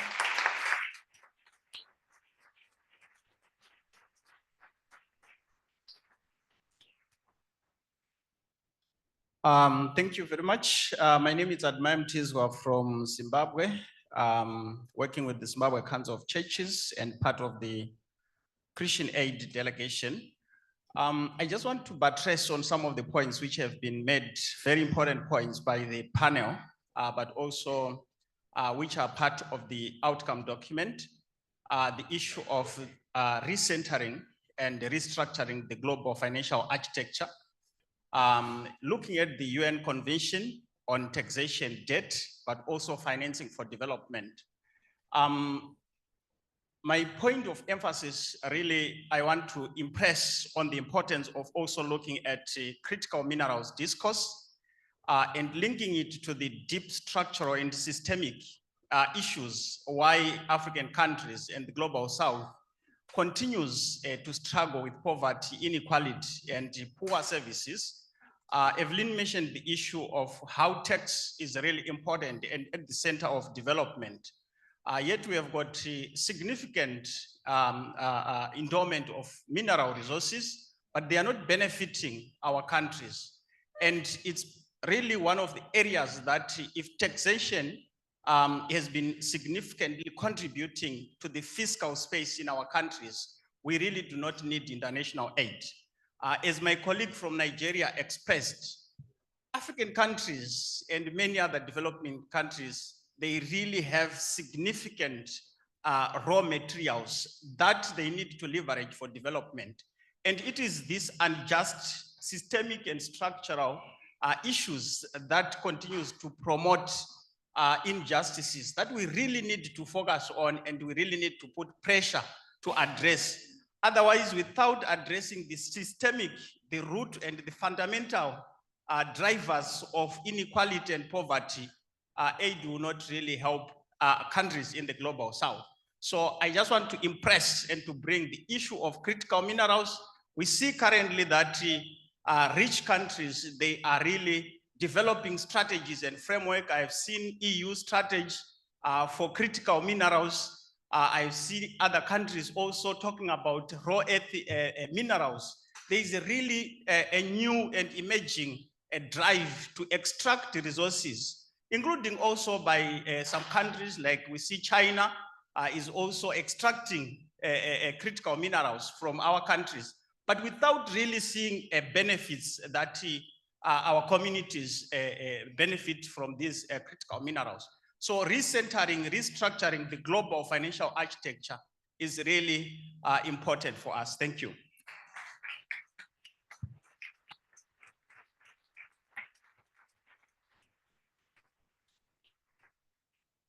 Hello, everyone. I'm Sonali Silva. I'm the director of Yield Hub. We are an organization that works on meaningful youth partnerships in sexual reproductive health and rights. I want to first thank FemNet for their intergenerational stewardship. And that is the reason that an organization like mine is here today, because it is, in fact, bureaucratic acrobats to be in a space like this. But as we heard from our colleague from PAI, it's an incredibly shrinking space for sexual reproductive health and rights and reproductive justice. And in the health space, SRHR is framed as an economic justice issue. And now we are here at the economic justice space, and it is completely sidelined. So it is with deep disappointment that we speak on behalf of ourselves as a youth-serving organization, but also young activists that are here, youth-led organizations, youth-serving organizations, and intergenerational champions of our work, that we are deeply disappointed in the outcome document. It has one very token reference of young people. It says promote financial literacy and build digital skills, particularly for women and youth, to enhance their contributions to economic development. That's it. No mention of youth-led movements, no commitment to resourcing our leadership, no recognition of our role in shaping economic development. In response, we're not going to sit silent. We would like to draft together with all of you here a call to action from all young people, all intergenerational champions that are willing to support us, that we recognize that we are being sidelined and we will not be silenced. I don't know who they are talking about when they're talking about the future if it is not us. So let's be very clear. We are not just the future, we are also the front line. Thank you.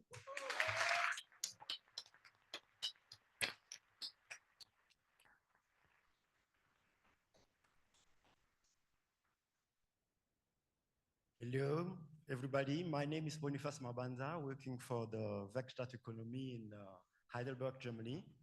I'm here with the delegation of Bread for the World.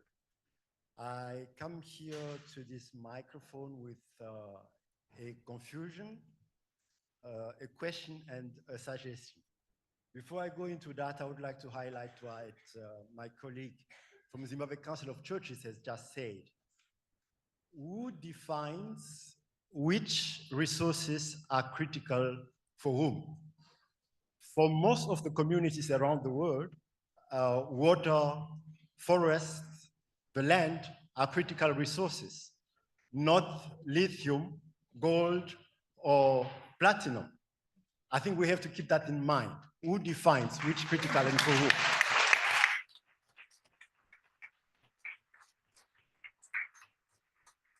Now, my confusion, and allow me to bring a bit disruption in our discussions. I think we started very strongly yesterday with one of the people on the panel raising the question, why are we here? What are we doing? And the fundamental question is, if you look into the main sources and avenues of transfer between global north and global south, the picture is very clear. The three main avenues of transfer from the global south to the global north are the unequal exchange, comprising trade and ecological debt. You have the licit and illicit financial flows. You have the debt service. From the global north to the global south, you have the foreign direct investment, you have the remittances of migrants, and you have the official development aid. The balance between the two is very clear. The global south has been funding the global north since hundreds of years. Now, one of the interventions yesterday, I think Jenna Lunga pointed out the leopard doesn't change. Are we surprised to notice that those who are taking advantage of the current system are blocking the change? Are we really surprised? If we are not surprised about that, what are we doing here? It's, for me, really a fundamental question. It leads me to the suggestion I have. I would wish that if we convene again in this constellation like here, we will maybe structure our debates in such a way that we begin with declarations on general issues, allowing us to listen to the stories coming from all over the world. And the next step would then be to assess the state of the negotiations. What are we dealing with here in Sevilla or somewhere else? But the most important thing is the third step. We are expecting accountability from those who are in position of power. It's also time to expect accountability from civil society. It means the main emphasis for us should be how do we strategize and commit ourselves to very decisive steps in order to utilize the spaces where we can really make a difference. Because what we are saying since yesterday, we won't make any big difference here. But where can we really make a difference? Committing to that would allow us, if we meet again in 5 or 10 years, we don't tell the same stories. By doing so, we are part of sustaining a system which is really oppressive. Thank you.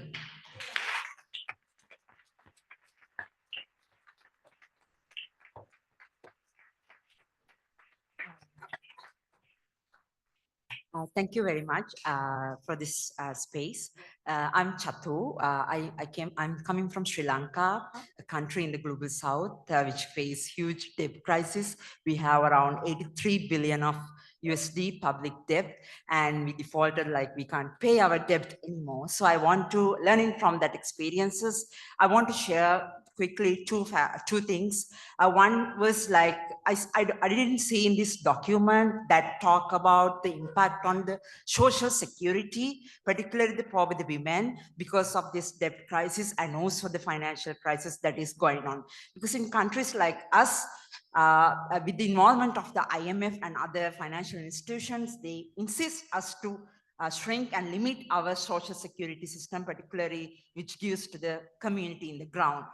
What is happening is, in one side, our governments invite more investors to come and do the investment in Sri Lanka and also the countries like us, grabbing our lands and getting our resources. So the living opportunities of the community in the ground, they have to give up.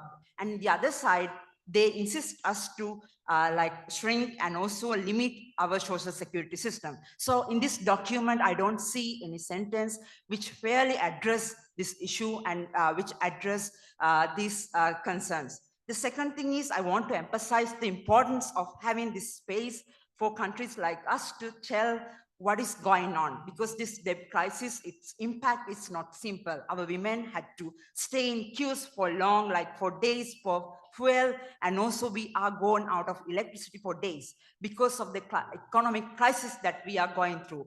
Therefore, it's not simple. So it's really important for us to demand the debt cancellation, because our women, our children, our community have paid already the debt by their bodies, by their resources, by their lands, and from everything. Therefore, it's really important for have this space to tell this this message, because in countries like us, once it comes to this debt negotiation, the power we have, the power our government has, is very less. We have to go and agree with what they are saying because of this systematic challenges that we have to pay. I will tell you an example. In recent negotiation with the swearing bond holders, we agreed to pay the debt from the GDP. It means like once our GDP is growing, we have to pay the debt. It means what we earn, our women earn by plucking tea and from everything. So the wealth go to the creditors. So that's not fair.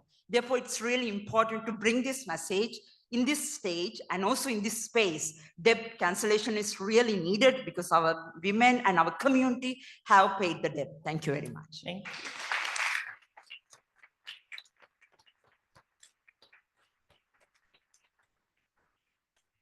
We'll have the last 5 and then we'll come back to the panel. Hi, everyone. Thank you so much for such an intriguing panel and a lot of powerful statements and power that exists in this room.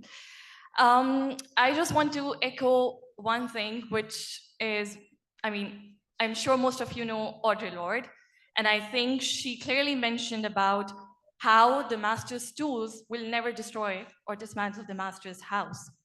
And for that, because I'm a macroeconomist, works in feminist economic policy, and working with TWN right now, I think as an economist, we are also the driving force for neoliberal architecture that exists within the financing system.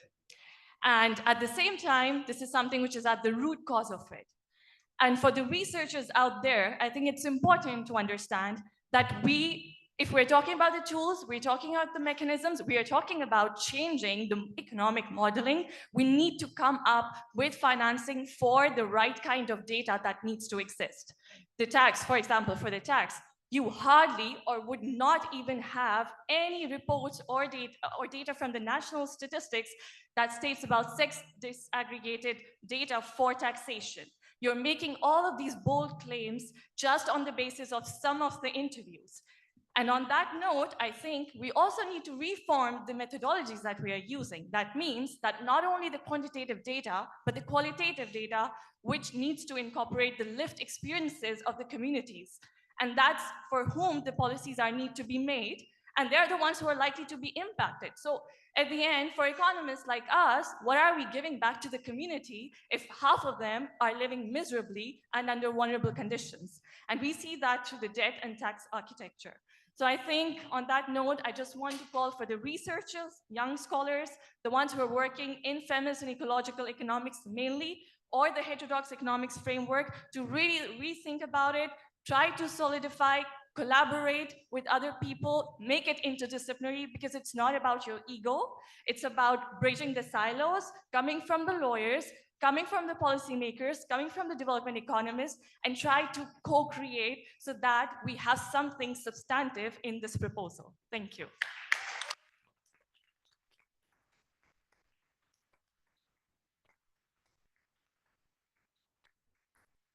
Olá, buenas tardes. Mauro Pereira, de Capilac. A mí me gustaría hablar un poquito sobre también cómo nosotros desde América Latina y Caribe estamos sufriendo con los impactos del cambio climático. Justo en ese momento, cuando mi país, Brasil, va a recibir la COP30. Entonces, es imprescindible hablar también de financiamiento climático. Nosotros no causamos la crisis climática, pero somos nosotros que estamos sufriendo los impactos, desde los impactos climáticos en los Andes, en los bosques amazónicos, los indígenas, en la Patagonia. Entonces necesitamos también traer acá a la cumbre de Naciones Unidas para financiamiento la parte de financiamiento climático. Que se pasa que los países desarrollados están nos dejando atrás cuando llevan a los espacios como la COP30 y las otras solamente falsas soluciones.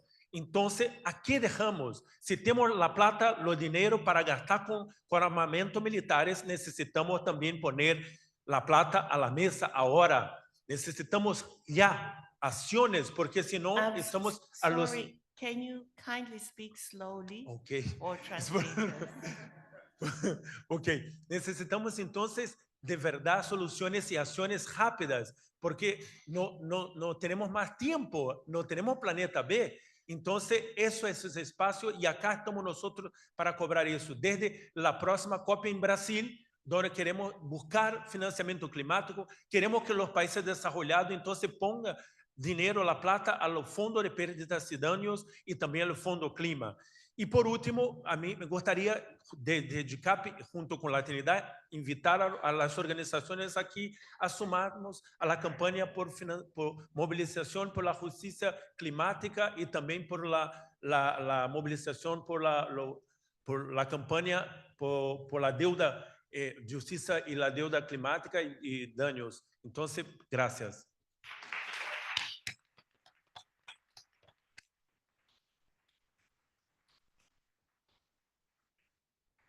Hi, this is Nuhaila from, can you hear me? This is Nuhaila from German Watch. We're a human rights and environmental organization. And I actually wanted to refer to what Stefano mentioned yesterday, which is taking the stock take of where we stand at. And I don't know how many of you are like tabloid savvy, but I read an article yesterday called "The Jeff Bezos Wedding is Almost Enough to Turn Me into a Socialist." And then saying that he, at least according to the article, spent on his wedding the equivalent of the national debt of Tuvalu, with 200 private jets flying to his wedding and so on. So I think it is very crucial that at this moment we realize this has happened this weekend, and this is the world that we live in. At the same time, someone mentioned earlier that we would need to explain to the people in the global north that they would have to relinquish certain privileges. I wouldn't agree to 100%. I do agree that there will be some privileges that would have to be transferred down. And we spoke a lot about tax justice between countries because of reparations, because of the debt and climate how do you call it, a crisis. But I would argue that even within countries, we have the chance to bring in together because countries, including in the global north, are highly more unequal. There is increasingly more wealth concentration, and there is a way to actually appeal to this injustice feeling and find an alternative to far-right parties that now are sort of attracting them and getting all of their grievances under one umbrella. So this is more like a food for thought comment in response to the statement I heard yesterday. Thank you.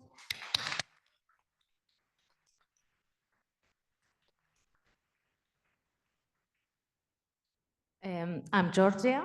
from the Spanish NGO Asamblea de Cooperación por la Paz, but also from Reas Red de Redes, the network of alternative solidarity economy of Spain, also a friend of RIPES, the International Network of Social Solidarity Economy.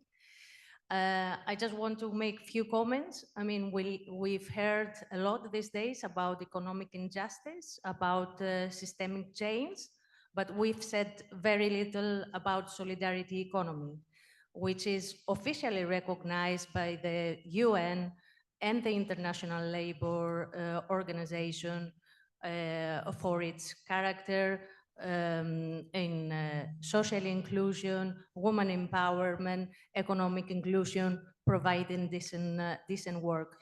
And I think that we, as civil society organization, we should advocate more, and we should make more alliances with the solidarity economy movement and all the transformative economies, the feminist economy, the green economy, the economía popular, the commons economy, ecology, fair trade. We should make more alliances and advocate for that, because if we want a systemic economic change, we cannot do it without these alliances.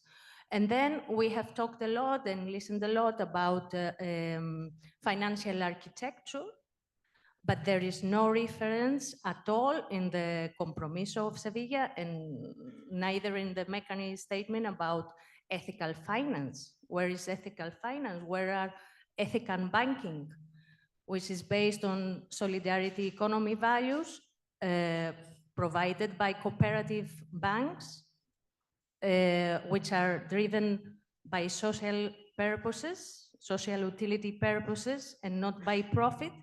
And in reality, these are the only microcredit ethical finance instruments that support grassroots community organization and especially women.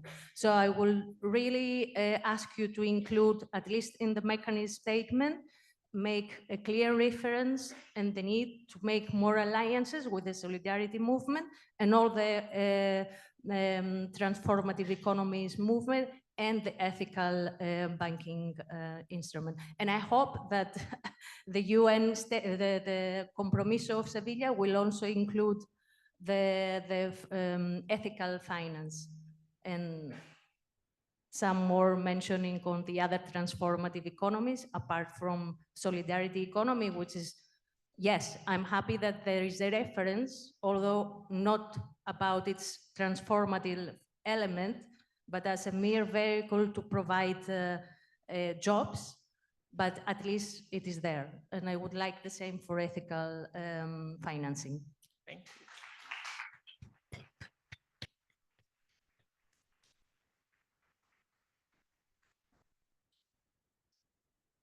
Hello, my name is Sylvain Aubry. I work for Human Rights Watch in the Economic Justice team. I wanted to come at the end to make a modest point of support and solidarity from us. I know human rights has had a kind of a complex relationship with economic justice and with tax historically. And I know human rights has increasingly been weaponized by global North countries against global South countries. And I know also that some organizations like mine, like Human Rights Watch, have for a long time been at best negligent of those issues and taken time to understand that. What I want to say, I think this has changed. This is not what human rights is about. There have been some colleagues actually who are in the room that work for like the Center for Economic Social Rights or for the Global Initiative for Economic, Social and Cultural Rights that have worked for many years very hard to try to change that and not turn human rights into a global North weapon. Our organization has come on board much later, but I think we're there. We want to reprove that human rights is a revolutionary framework. I mean, my own country, France, human rights was a way to get rid of kings and people, taking over all the wealth. Human rights was essential in the South African struggle against apartheid. Human rights were essential for the struggle against dictators in Latin America. And I think it's time for human rights to go back to be that revolutionary framework against global injustices. And just wanted to say from our side that we're very willing to support the movement modestly. We're with you, in solidarity with you, and we're back by your side.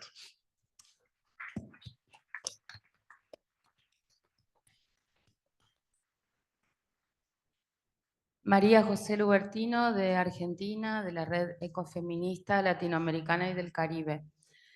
En primer lugar, quiero volver a subrayar la importancia que tiene el tema del endeudamiento para América Latina. Es como siento que aquí está muy presente el tema del endeudamiento en relación a África, y está muy bien que así sea, pero siento que hay pocas voces de Latinoamérica presentes aquí, aunque en nuestros países mucha gente está luchando contra los sistemas injustos del endeudamiento.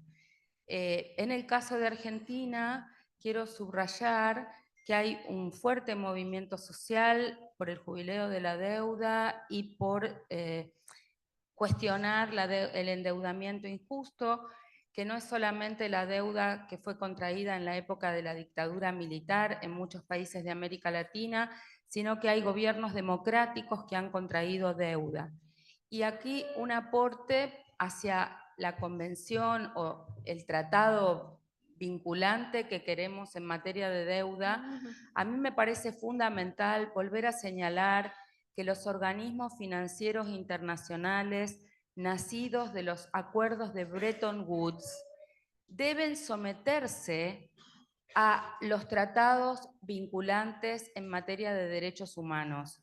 Ellos no pueden estar prestando a los países si no se cumplen con los acuerdos en materia de derechos humanos o si esos préstamos están siendo usados contra el pueblo y violando los derechos humanos.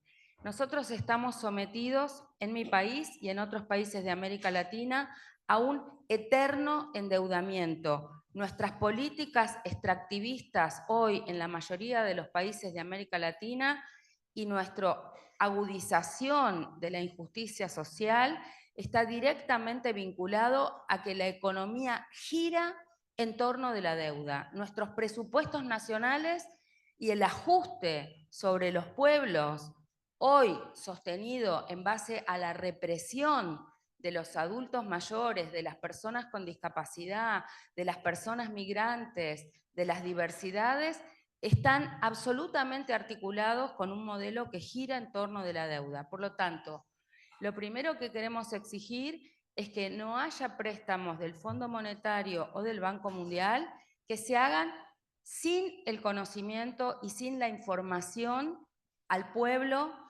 Están contrayendo deuda sin pasar ni siquiera por el Congreso de la Nación, están contrayendo deuda y están dando préstamos, el Fondo Monetario y el Banco Mundial, violando sus propios estatutos, porque están dando cuotas de crédito que superan los límites que podrían dar y son decisiones políticas. Están apoyando a los gobiernos de derecha fascista en contra de la voluntad popular. Y eso tiene que parar. Entonces, yo no sé si en este espacio vamos a tener el lugar para decir estas cosas, parece que no lo hubiera, pero me parece que tenemos que trabajar en los espacios donde haya alguna brecha para poder ser escuchados.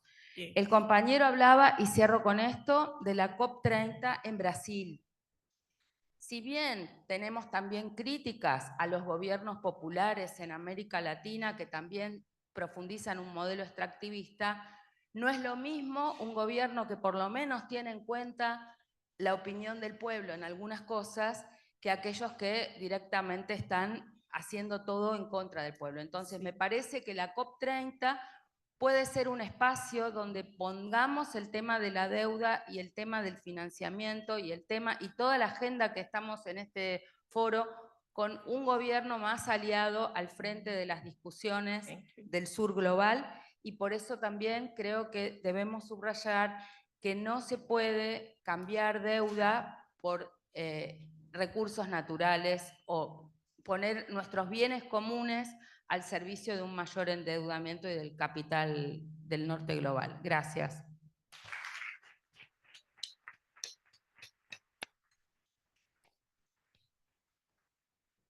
You can go, so you'll be the last. And 2 minutes, please, for interventions. Hi, everyone. I'm Emil from Ecuador. I'm indigenous. I work for an organization called KIPA, and over the last 6 months, we have been working with indigenous peoples organizations from all of Brazil, as well as all of the 9 Amazonian countries, working on priorities for COP30. So I thought that I would bring those priorities as well into this forum. So I just want to read the priorities that those indigenous peoples representative organizations from representing large swaths of territories across Brazil and the 9 Amazonian countries have defined together by consensus. Recognition and protection of all indigenous territories, especially territories with the presence of indigenous peoples in isolation and initial contact.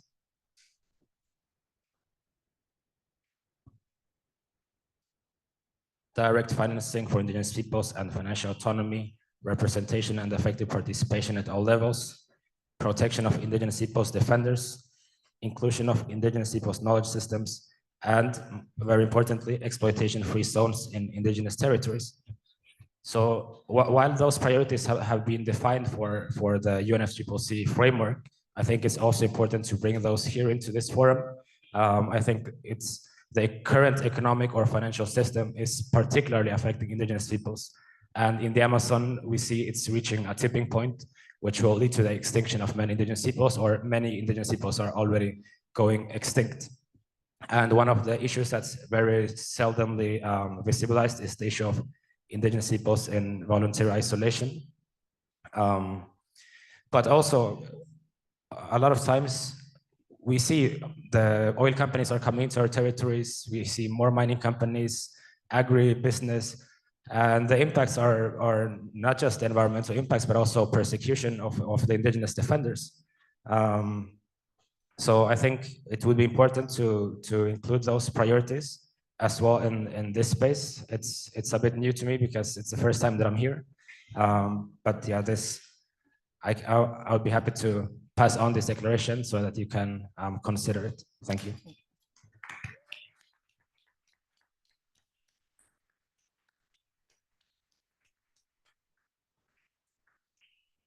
You were first. Yep. All right. Hello, everyone. I would appreciate a response so that we can be in solidarity. Hello, everyone. That sounds better. My name is Lurit Yugosuk. I'm here courtesy of the Youth for Tax Justice Network, and my role at the FFD is twofold. One is to center the voices of young people in the FFD discourse, as well as any outcomes that may come out of this conference. And two is to bring out the idea of policy communication strategies as critical elements of democratic infrastructure in our respective member states. And I think that is what is really lacking in the conversation around debt, taxation, aid, and everything that we continue to talk about. I want to leave you with two critical food for thought. One is the idea of, are our policies within this particular conversation we're having reflective of the lived realities of the people within our countries? Is it the women? Is it the children? Is it the youth? You name it. Is it reflective of that? And it's a critical question that I continue to ask to governments that I support in critical conversations about how they package their policies, how they talk about the issues that go on. Because we're at a point where debt policies, issues to do with tax, issues to do with illicit financial flows, issues to do with debt have become technocratic projects that are not being broken down to reflect the lived realities within our respective areas, for the youth, for the women, for any stakeholder that we continue to represent. Second is, who truly is the face of tax, debt, and public expenditure in our member states? And is that clearly communicated? Is it the informal worker crushed by regressive tax regimes?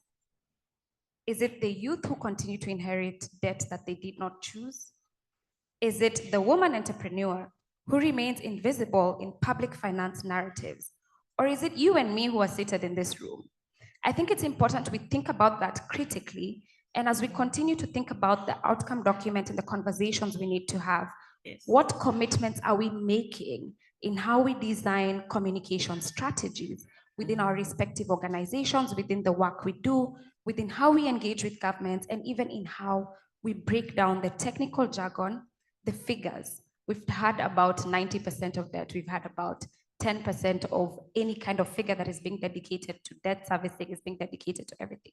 How do we break this down to tell our stories? How do we humanize these numbers and make sure that our faces are as clear as possible and we're able to say that actually this is why we are saying cancel the debt. This is why we're saying we no longer want to beg for social protection. We no longer want to beg for education financing. We no longer want to beg for proper healthcare systems. So I invite you all to continue engaging us through the forum. With the Youth for Tax Justice Network, we'll be having a side event somewhere in between the week. Happy to engage you all. And tomorrow as well, we'll be making some submissions here and there in the main plenary. Happy to engage with you all. So happy to also be in solidarity for all the calls we have here. Thank you very much.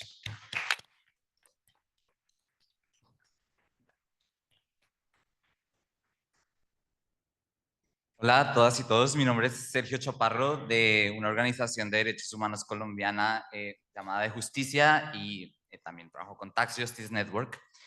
Y quisiera compartir que Colombia, mi país, ha sido un experimento de violencia e injusticias históricamente que han recaído sobre las comunidades marginalizadas. Y son injusticias y violencias que resultan de una combinación de sistemas de opresión a todo nivel. Desde La Guajira, en el norte de Colombia, en la costa Caribe, donde el extractivismo del carbón está siendo reemplazado por un extractivismo verde, hasta el Pacífico, donde el racismo de las élites ha marginalizado a la población afrocolombiana, y al Amazonas, donde las consecuencias de un modelo económico presionado por decisiones externas han llevado a que la economía esté basada en economías ilícitas como la producción de cocaína o extractivismo que está acabando con el Amazonas. Vemos las consecuencias de ese modelo injusto. Y a eso se suma que la violencia, que ha sido un instrumento de la dominación económica impulsada por el que fue hasta hace poco uno de los principales aliados de Colombia a nivel político, Estados Unidos, incluyendo la financiación de violencia paramilitar contra las comunidades, muestra que este modelo que ha priorizado la muerte y que no protege la vida se está agotando. Por no mencionar lo que sucede, que suena poco, digamos, todas estas injusticias en Colombia, en Gaza con el genocidio. Hace 4 meses tuve una hija que estará acompañándonos, ojalá, en la marcha de esta tarde. Y yo creo que la esperanza de que mi hija, así como las generaciones futuras, vivan en un modelo económico, en un mundo que tiene un modelo que protege la vida diferente, depende de la unidad de los pueblos bajo la solidaridad internacional.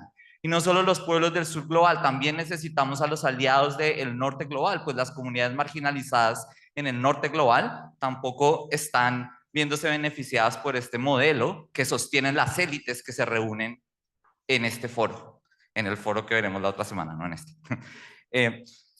Entonces quisiera hacer un llamado a que realmente la esperanza, yo para construir ese mundo distinto para mi hija y otras generaciones recae en nosotros y en la unidad y solidaridad de los pueblos para priorizar las injusticias sistémicas a todo nivel y preservar el tipo de unidad de los movimientos que nos puede llevar a defender un modelo que proteja la vida, un modelo basado en la solidaridad y el cuidado. Gracias.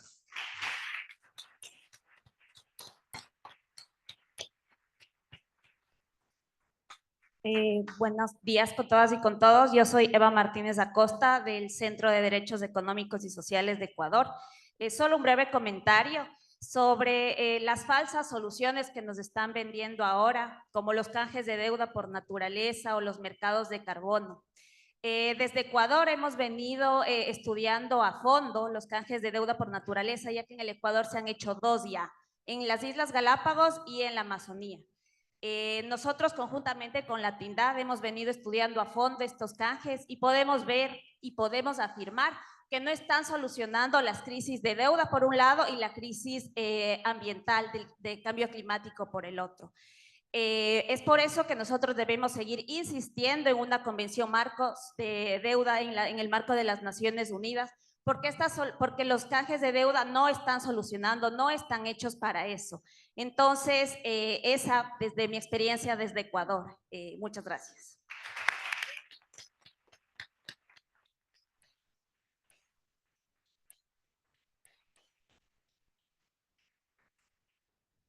Thank you all for your comments and your interventions. We have been given up until 1:30, so we really thank you for your voice. I think the most difficult thing to moderate is to silence the voice of the people and the voice of civil society in this forum.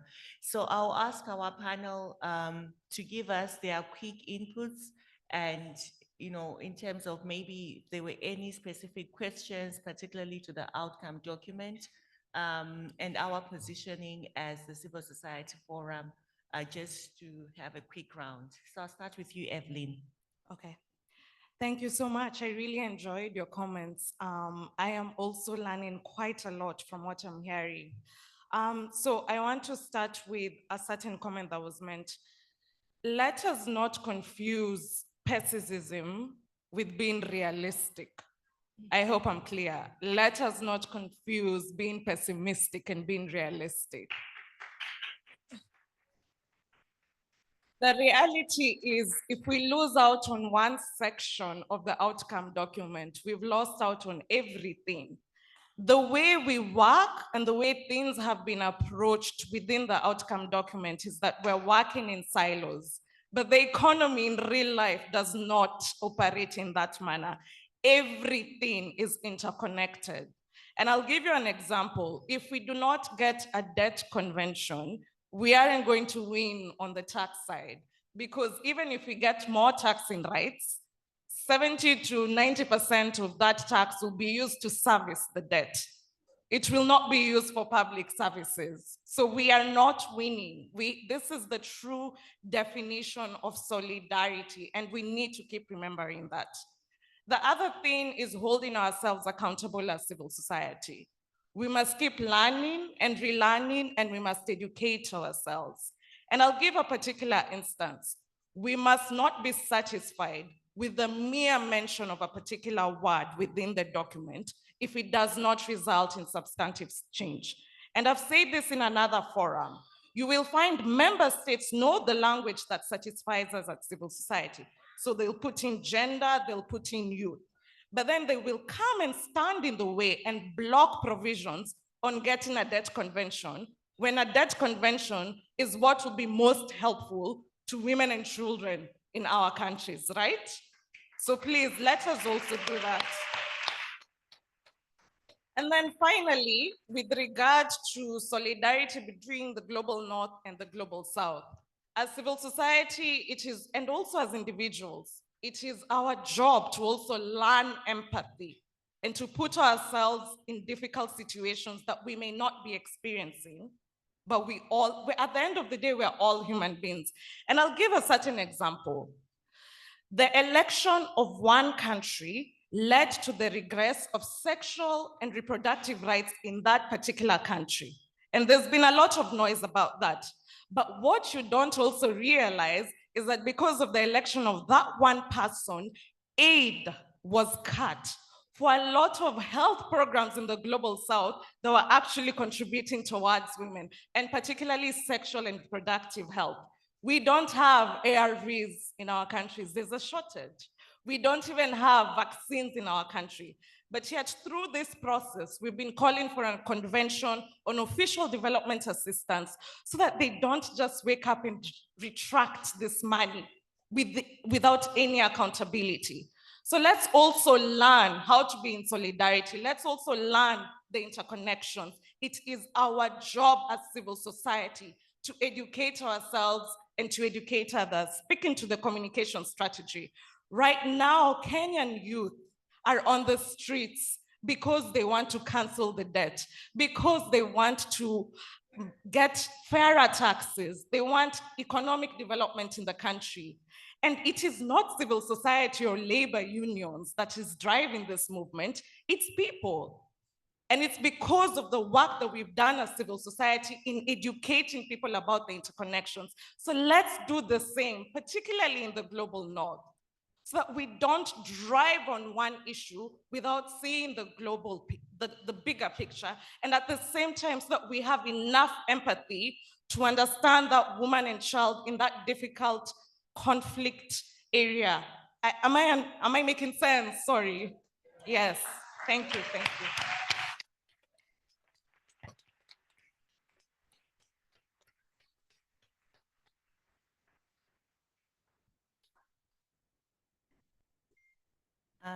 Patricia. Bueno, primero quiero agradecer a todas las personas que hicieron algún comentario sobre la deuda, porque justamente por esas razones y por esos motivos es que la deuda estuvo en el primer lugar de la agenda en todo este proceso de financiamiento al desarrollo. Los países desarrollados tienen una responsabilidad muy grande. Todo ese desarrollo, esos indicadores económicos, ese bienestar ha sido a costa de países del sur. Por lo tanto, no es una cuestión de solidaridad, es una cuestión de justicia y reparación. Existe evidentemente una deuda ecológica y climática. En los países del sur, el 70% del financiamiento climático viene por fuentes de endeudamiento. Por lo tanto, ya de inicio, pagar esa deuda no es justo. También tenemos que tener en cuenta que los recursos para financiamiento climático deben ser adicionales. Para cumplir los compromisos climáticos deben ser adicionales. Pueden ser los mismos compromisos en la agenda de financiamiento al desarrollo. No puede haber esta doble contabilidad. Tienen que ser adicionales y se tienen que cumplir todos esos compromisos. Pero también es importante considerar el actual panorama de la deuda. 2/3 partes de la deuda externa de los países del sur es con acreedores privados. Por lo tanto, son inversores y en muchos casos no sabemos ni quiénes son porque ese bono va de mano en mano y no sabemos finalmente a quién deben nuestros países. Y es una realidad distinta a crisis de deuda anteriores que tenemos que tomar en cuenta en nuestros mensajes y en nuestra narrativa. Definitivamente la cancelación o anulación de la deuda no es un tema que haya sido considerado en las negociaciones ni por parte de nuestros gobiernos en la mayoría de los casos, y me refiero también a mi región. Y lo que está es una suspensión del servicio de la deuda, que no es lo mismo y que en realidad no soluciona el problema, solo lo posterga. Entonces es dejar de pagar la deuda por un tiempo, pero luego hay que pagarla efectivamente, más lo que se tenía que pagar en esos años siguientes. Entonces, no es una solución.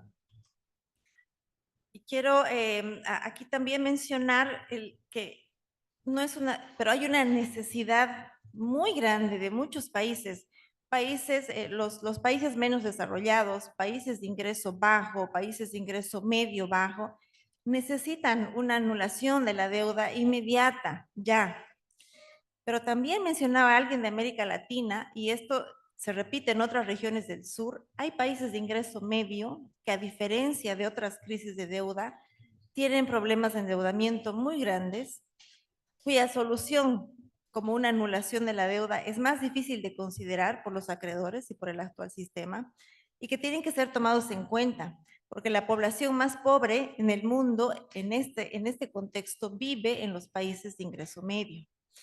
Gracias a Sri Lanka por compartir su experiencia y yo cuando hablabas pensaba en qué es todo, como ese mal ejemplo de qué puede salir mal con la deuda, qué es todo lo que puede salir mal, y eso le pasó a Sri Lanka.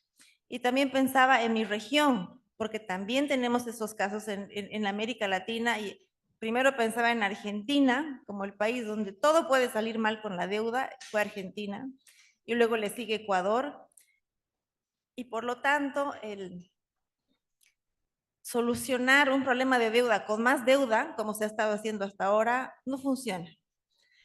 Gracias también a Ecuador por mencionar el tema de canjes de deuda, y como una falsa solución porque su escala es pequeña, son costosos, no son los mismos que alguna vez quizá muchos de ustedes hace 20 años vieron procesos de canjes de deuda. Estos son distintos, tienen una arquitectura financiera distinta, tienen intermediarios privados de por medio y falta de transparencia. Y en cuanto a transparencia, también mencionaron el acceso a información y qué tipo de datos se necesitan. Y en deuda ocurre exactamente lo mismo. Una de las demandas de sociedad civil era un registro global de deuda.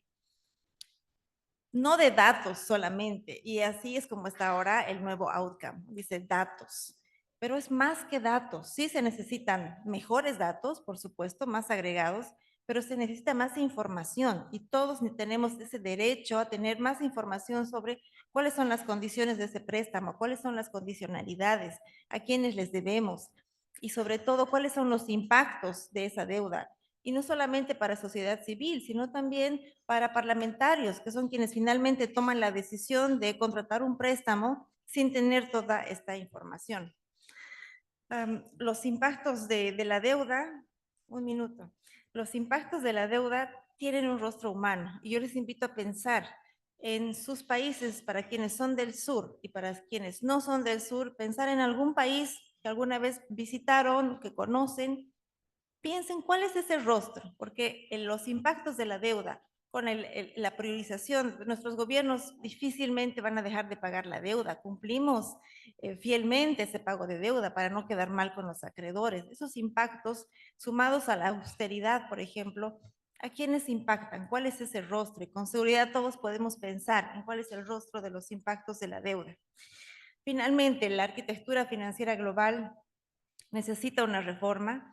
En este panel hemos tenido algunas de las piezas que hacen a esa arquitectura global, a ese rompecabezas de la arquitectura financiera internacional, que actualmente, bajo el actual sistema, es un arma de guerra también. La lucha continúa para todas y para todos. Justicia, justicia tributaria, justicia de deuda, un sistema de cooperación justo, un financiamiento justo para los países del sur, y sobre todo de la mano de los jóvenes, como decían, y por nuestras niñas y por nuestros niños. Gracias.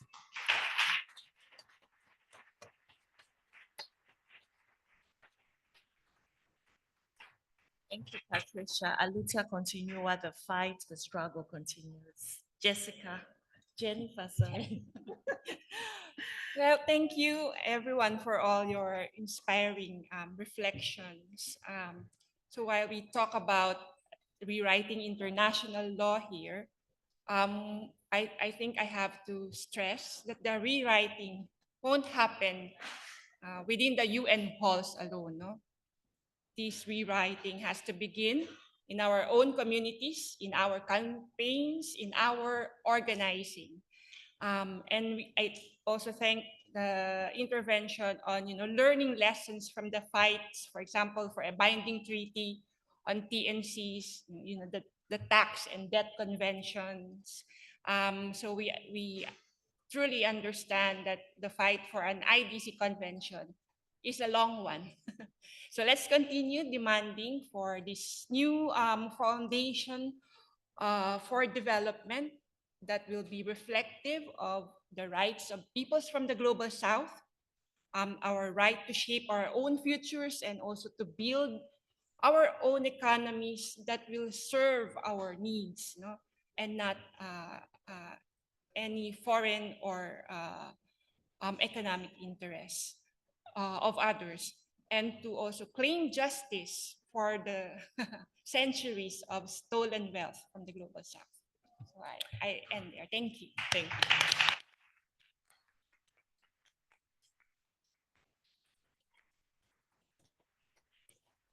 Thank you so much. I really want to thank my panel from Kenya, Patricia and Jennifer from all the different regions from the Global South, but also to thank you for your engagement in this plenary. I think we're at a point when the multilateral system is failing us. And when we have to relook, we cannot talk about rewriting a multilateral without looking at the global political economy, an economy which is enabled by the genocide that we saw, the genocide that we experienced and that we are coming from. when it protects capital over communities, when it responds to crisis with silence or conditionality. We, the people, must rise. If member states compromise, we will not compromise. Whose FFD is this if it's not for us? Let us remind that we put them into power. They come here, they have the highest delegations, they have security, but they are not representing our voice as the people, as civil society. We must remind them that if they are to stand for this compromise, it is their compromise of member states, not a compromise of us, the people. What we have had in this plenary and in the open discussion is what should be being discussed. We are not there. Our voices are not even there. Our presence is being shut out. But we have a responsibility to demand from the people, from the member states, to ensure that civil society has a voice in this FFD. If we are rewriting international law for a fair global economy, on UN conventions on tax, debt, and IDC, and other key multilateral systems, we cannot afford to be divided. Now is the time for radical, united civil society solidarity. We did hear that it's time for the movements to come together for racial justice, for tax justice, for gender justice, for climate justice. We must not be divided. We must push back on the extractivism that we heard. We must be defining what is critical, what's a critical resource for us, the people, what's a critical resource for us. We must push back against the debt traps, the false solutions, the tax abuse, and the system which was never built for our liberation, for our existence, for humanity. It's a system to ensure that the democratic rights that we have fought for are suppressed. Our economic rights are not realized. We are not powerless, we are the people. And we have to continue fighting for economic justice, and it is possible. We need the feminist movements to be centered in everything that we discuss, and we refuse to be silent. We want justice. We want reparations. We want to rise together. Thank you so much for your attention, and I hope we have the power and the courage to continue fighting and for rethinking and remodeling a global economic system that is fair, that is just, a system that is for us, the people, and for civil society. Thank you.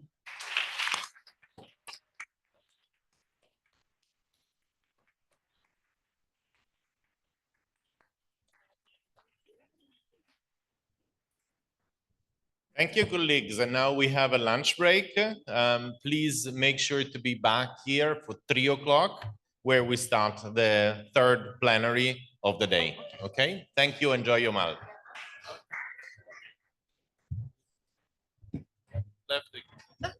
Somebody has left glasses here on the lectern.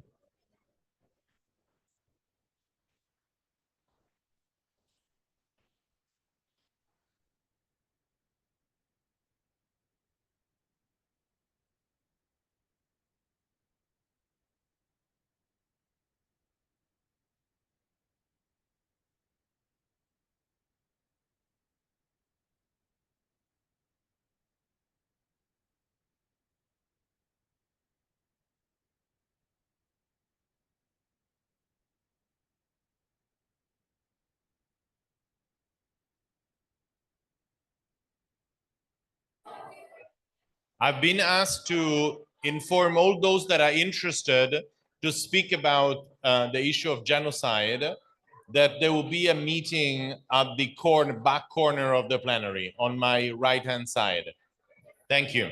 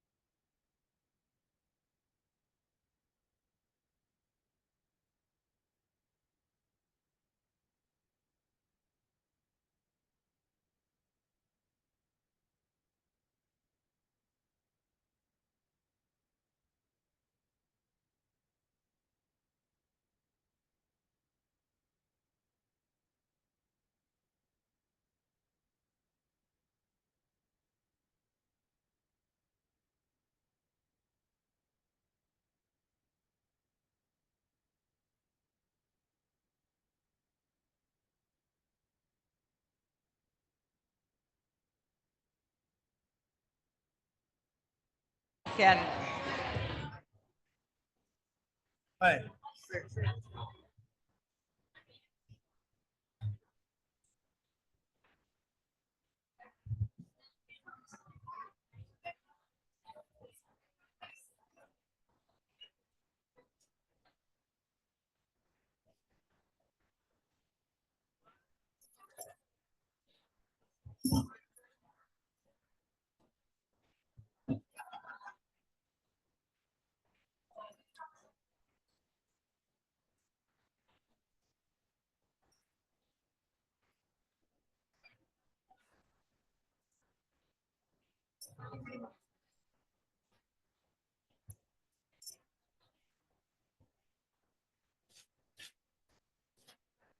So let me get your name right.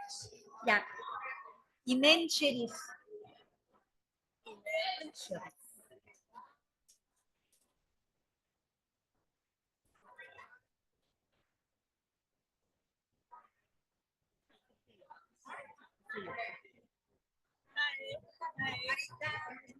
Marita Gonzalez. Yes. Nice to meet you. My name is Bulgari.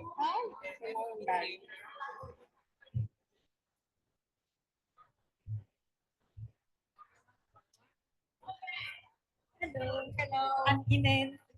Marita. You speak English or speak Spanish? English, no Spanish, unfortunately. What about you?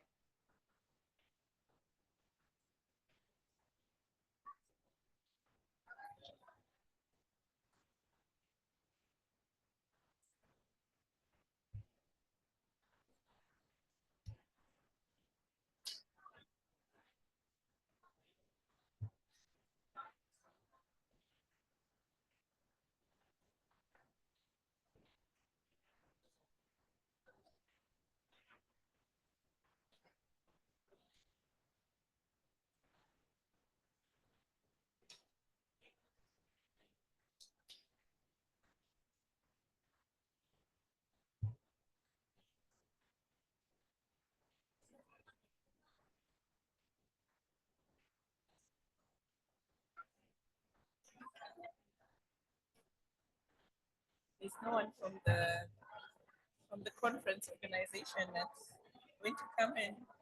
Yeah, I think they have to come. I saw them behind Stefano and Punja, but I don't know who is really going to start the only three parts. You are Vivian or Martina? Marita? Yes. So Viviana? I don't see Viviana. I am Imen. Marita, Viviana, who's who is Viviana? From Brazil. I don't know her. You know her? No. So we wait for her.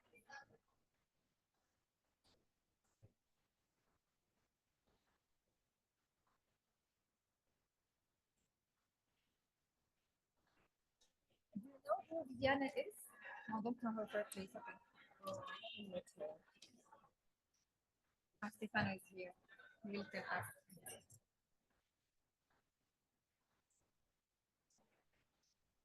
¿Dónde está Viviana? ¿Dónde es Viviana? Viviana, de Brasil, de Oxfam. Yeah, I'm missing Viviana from Oxfam, Brazil, from this panel.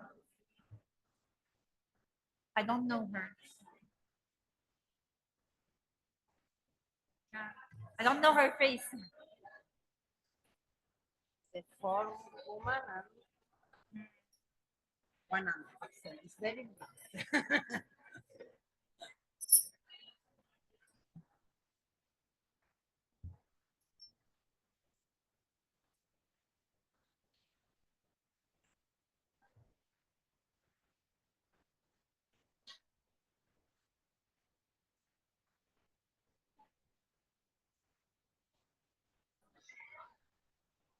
Very talking, it's talking. People is very talking.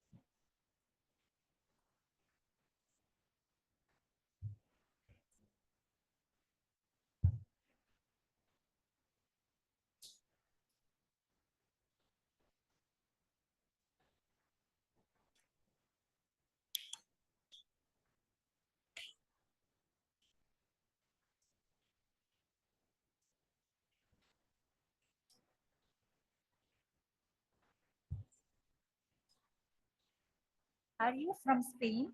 You are from Spain? No, Argentina. Argentina. And I see. you? I am from Tunisia. Tunisia? Yeah, Okay. North Africa. And I am part of an organization covering North Africa and the Middle East. The Middle Are East. feminist economists from the Arab region. You are a specialist into Mundial Global Bank or international Yes. financiers. Okay. I am I work in the Trade Union Confederation. I am my Confederation National is CGT. Argentina is the we represented 6 million of people. Hi. Hola. Hola. Fiona. Santiago, un gusto conocerte. Hola, ¿cómo estás? Un gusto conocerla de Brasil. Bien, Mercosur está presente. Totalmente. ¿Puedo sentarme? Al lado de tu socio menor, la Argentina. De tu hermanita menor. Sí. La que siempre vamos contigo. Vamos juntas. Y con Lula. Gracias, Marcela. ¿Dónde se apaga? Qué bueno que no hemos hablado cosas feas, ¿no? Escuchar que nosotros hablamos de Quillotano, lo que dijimos está perfecto, yo lo puedo decir delante de todo el mundo. Sí, la justicia ética. Colleagues, please take your seat. We'll start the third plenary. Can you please have a seat so that I can hand over to our moderator? I'm not the moderator, she is, but I'm asking because I didn't have my pass. Please come in. But I will not. Can you please close the door and don't worry, we won't call the lions, but just close the door. Have a seat, okay?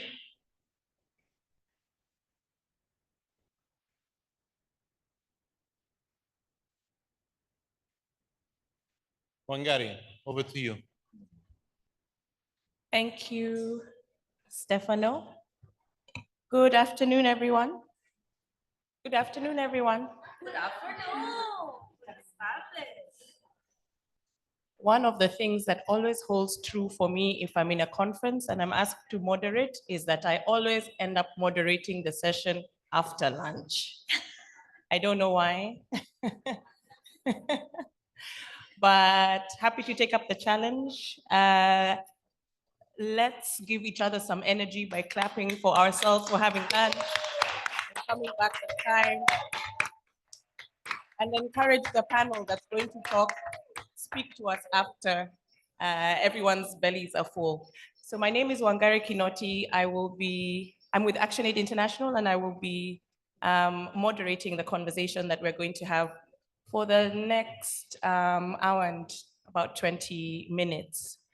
As we know, the Bretton Woods institutions, so the IMF and the World Bank, turned 80 years old last year. As we also know, they were established in the aftermath of the Second World War to design or shape a new global economic order. As we also know, so double also, none of the countries or territories most affected today by the Bretton Woods institutions were present at the table where they were established, and therefore, it is no wonder that they continue to perpetuate the colonial, imperialist, and extractive methods of their founding and governing countries. They are indeed a hegemony, dominating and presiding for 80 years over the very deep and devastating crimes and injustices against people and the planet that have brought us all to this very hall today in the first place. So widespread austerity, unjust and unsustainable debt, illicit financial flows, militarism, a care crisis, the triple planetary crisis, labor flexibilization, including very low paid and precarious work, particularly for young women in the global south, the privatization and commodification of rights, corporate capture, the collapse of public services and social protection, the financialization of life as a whole, structural gender-based violence, and on and on.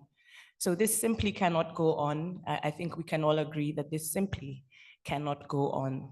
So with me to kick off a collective conversation on what we need to do, not to reform these institutions, that the time for that is long gone, but rather to break the hegemony of the Bretton Woods institutions in favor of a new, multi-layered, diversified ecosystem of public financing institutions to finance the real economy and to finance public services. So to do that and to help us kick off, I have three wonderful speakers with us. I will introduce all of them just by name, really.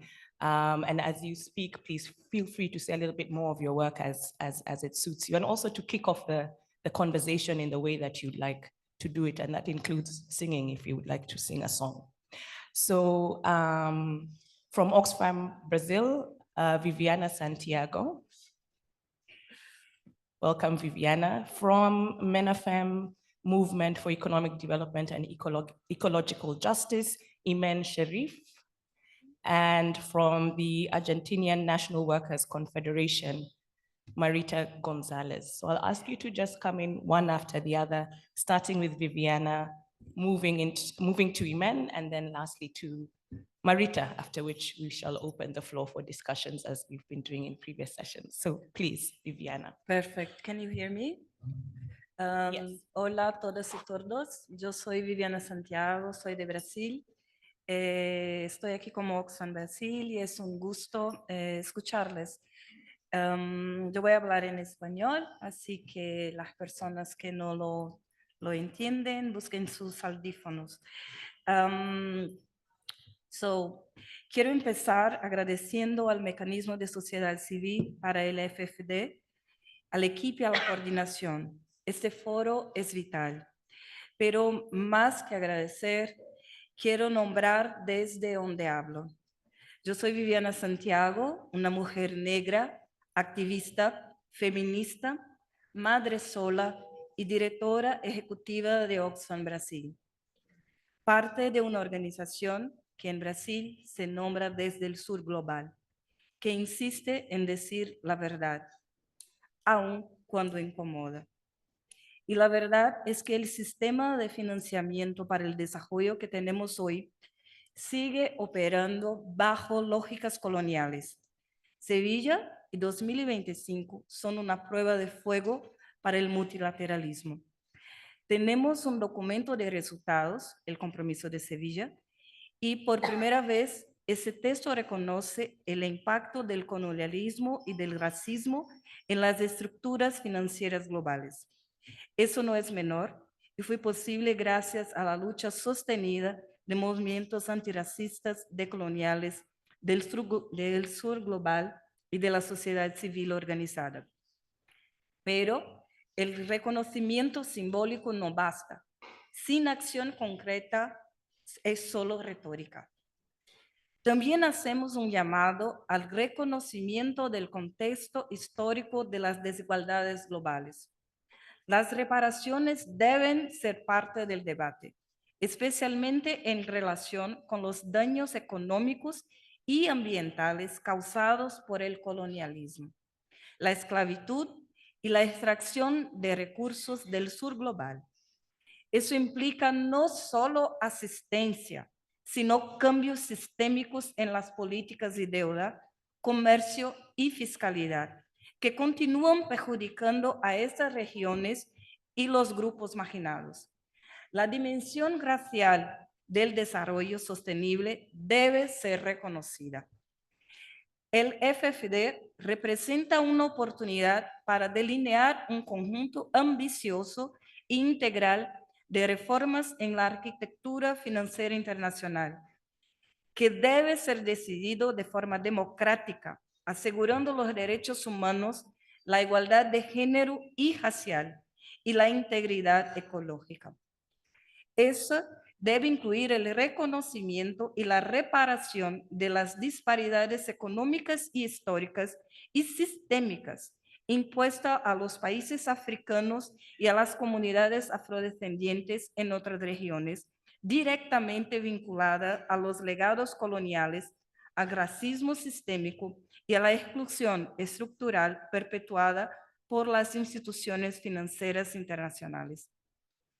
Reafirmamos la década internacional de los afrodescendientes de las Naciones Unidas y subrayamos que la financiación para el desarrollo debe afrontar explícitamente las estructuras económicas racializadas que continúan extrayendo riqueza de los países africanos, incluyendo la mirada de justicia reparadora, que incluye medidas fiscales específicas, tributación redistributiva, inversiones directas para personas africanas y afrodescendientes. Debe ser parte integral de cualquier reforma de la arquitectura financiera global. Desde el eslogan de los miles de millones a los billones, en 2015, el 1% más rico ha acumulado más de 33,9 billones de dólares, mientras 3 millones de personas viven en pobreza. Apenas el 16% de los ODS están a camino, y no es por falta de recursos. Ese fracaso no es un accidente, el resultado de siglos de despojo. Los intereses de las élites económicas de Wall Street, de los viejos imperios, han capturado el desarrollo. Y es necesario decirlo con todas las letras. Las reglas del juego económico global están diseñadas por y para quienes históricamente se beneficiaron del colonialismo, del racismo y de la esclavización de pueblos africanos y afrodescendientes. Mientras tanto, países enteros siguen enterrados en deuda. Las mujeres negras, indígenas, pobres y racializadas son las más afectadas. Y no olvidemos, aunque se diga que el norte ayuda al sur, Oxfam demostró que solo en 2023 el sur global transfirió más de 30 millones de dólares por hora al norte global. ¿Quién financia quién? Sí, celebramos avances. El llamado a crear una plataforma de países deudores, el impulso para reformar instituciones financieras, el reconocimiento del impacto del colonialismo y del racismo en la economía global. Pero también observamos que muchos compromisos son débiles. Predominan los verbos blandos, Comentar, considerar, explorar. No hay obligaciones claras, ni responsabilidades concretas. Y peor, no se toca de raíz el poder de veto de los países ricos en el FMI y el Banco Mundial. Así, la hegemonía financiera colonial continúa. El FMI sigue imponiendo una receta vieja y fallida, la austeridad. Sus políticas condicionadas han profundizado las desigualdades, especialmente de género y raza. Por cada dólar que el FMI recomienda gastar en servicios públicos, exige recortar $6. ¿Quién paga los recortes? La niñez, las mujeres, las personas negras y pobres. Mientras atravesamos una crisis múltiple, climática, económica, de cuidados, el Banco Mundial sigue apostando por el sector privado como El Salvador. Pero las investigaciones de Oxfam, Bloomberg y otras revelan otra realidad. Mujeres y bebés detenidos en hospitales por no poder pagar. Servicios negados a pacientes por falta de dinero. Tarifas de $10,000 por una cama en la pandemia. Atención materna que cuesta un año entero de ingresos para los hogares más pobres. Eso no es accidental, es estructural y reproduce una lógica de exclusión racial y económica. Lo que está en disputa no es solo financiamiento, es la vida, es la dignidad, es la justicia para nuestros pueblos. El norte dicta las reglas, el sur paga la deuda. Los pueblos negros siguen explotados. El racismo no es una falla del sistema, es su engranaje. El racismo no es una falla del sistema, es su engranaje. Demandamos reforma profunda y democrática del FMI y del Banco Mundial, redistribuir el poder de voto, terminar con el veto de los países ricos. Demandamos cancelación de deudas ilegítimas y reparación histórica, porque no se puede hablar de justicia sin reconocer el saqueo de siglos. No se puede hablar de justicia sin reconocer el saqueo de siglos. Demandamos justicia fiscal global y progresiva, que los ricos, los ultra ricos y las corporaciones paguen lo que deben. Protección total de los servicios públicos frente a la privatización. Salud, educación y cuidados no pueden estar al servicio del lucro. Fin de la austeridad y enfoque private first. No hay desarrollo con recortes. No hay igualdad con mercantilización de derechos. No hay igualdad con mercantilización de derechos. Yo vine a Sevilla, pero no vine a representar cifras. Vine como mujer negra, madre sola, dirigente del sur, a poner el cuerpo y la palabra por quienes ya no pueden esperar más. No queremos reformas cosméticas, queremos justicia estructural, reparación histórica, redistribución real. Lélia González de Brasil nos enseñó que el racismo es un sistema y que el colonialismo no terminó, solo cambió de forma. Hoy se llama ajuste fiscal, gobernanza financiera y mercado. Por eso estamos aquí, para desenmascarar esos nombres bonitos que esconden la continuidad del saqueo, de la deuda y de la desigualdad racial global. Yo soy una mujer negra desde el sur, madre sola. Mi lucha es por el fin de la lógica que transforma nuestros cuerpos en estadísticas. Como dice Sueli Carneiro de Brasil, ser negro en Brasil es resistir todos los días a la tentativa de que olvidemos quiénes somos y de dónde venimos. Yo llevo conmigo eso aquí en Sevilla. No estoy aquí solo como técnica ni como ejecutiva. Estoy como hija de la diáspora y lo digo con todas las letras. No queremos inclusión en un sistema desigual. Queremos transformarlo desde la raíz. Gracias.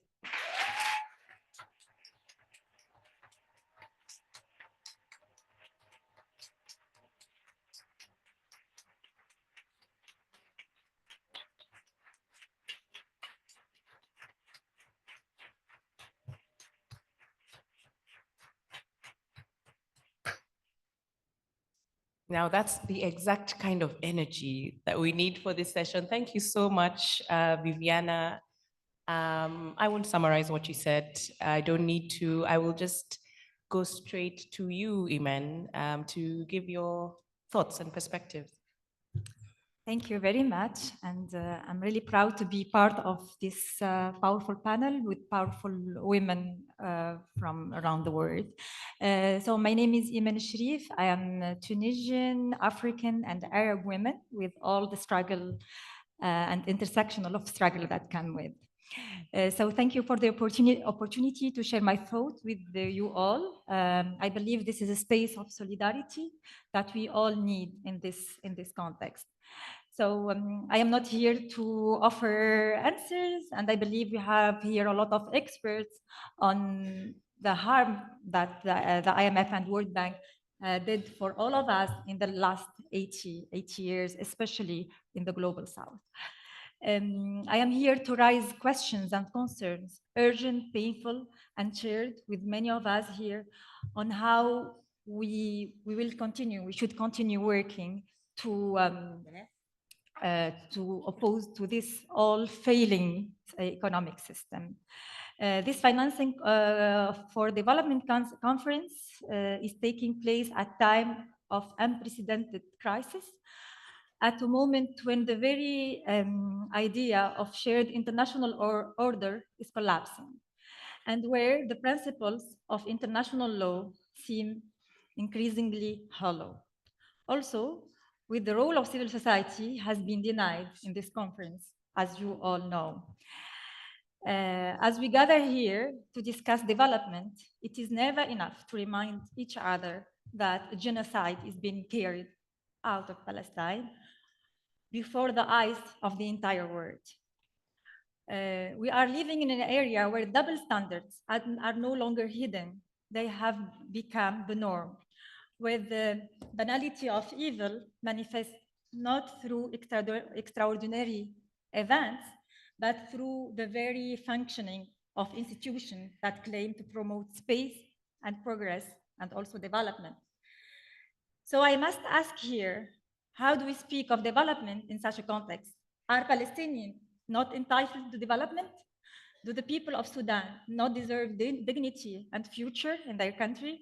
What does it mean to speak of financing for development when the entire people are excluded from its vision? When we all are here not able to speak or even to read the declaration that many of you here contributed to writing it. For me, it's impossible to separate questions of development from those of democracy and liberation at national and international levels. And by democracy, I mean not only the right of people to participate in shaping their own economic and political future, but also fundamental right to self-determination. There can be no sustainable development with freedom and dignity at national level. The promise of development means nothing if it asks people to choose between bread and freedom.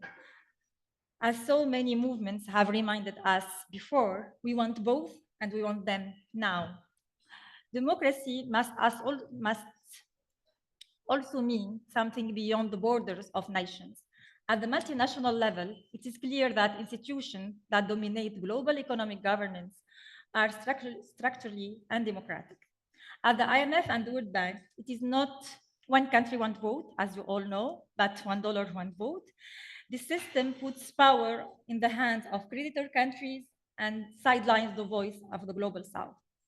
As a result, decisions about the future of our economies are made by those who benefit most from the continued dependence. And we know all the history of this institution, when they started, how they started, and where the goal of building the whole economic architecture. This institution continues today to impose policies that undermine our public system and deepen structural inequalities with austerity measures that slash healthcare and education, economic models that ignore unpaid care work and exclude women and marginalized communities from both visibility and opportunity. We are told time and time again by the IMF that the mandate of the IMF does not include human rights. Excuse me. What does mean economic policy or what they do serve for, if not for the people and for the planet? Economic policy cannot be separated from the lives of those it impacts. It cannot be separated from questions of care, of justice, and dignity. Development cannot be reduced to GDP growth, while inequality, repression, and environmental collapse deepen all around us. That is why we believe the governance of debt should be through democratic intergovernmental process that prioritizes the rights and the needs of people over the interest of creditors. In this moment, I cannot offer easy optimism. I do not come with hopeful slogans, but I am sure in the march today will give us more power and unity together to come maybe with more hope for the next week. Today I come with indignation, I come with revolt, I come with accusation against this, the hypocrisy of the global institutions, against the violence that perpetuate my people on the global south everywhere in this planet, and against the silence that enable injustice. Because only by confronting the political roots of our economic system, we begin to imagine and demand a world rooted in dignity, freedom, and justice for all. Today, we will not accept less than debt cancellation, reparation to the global south, and conditional climate finance, and the ending of militarization. Thank you.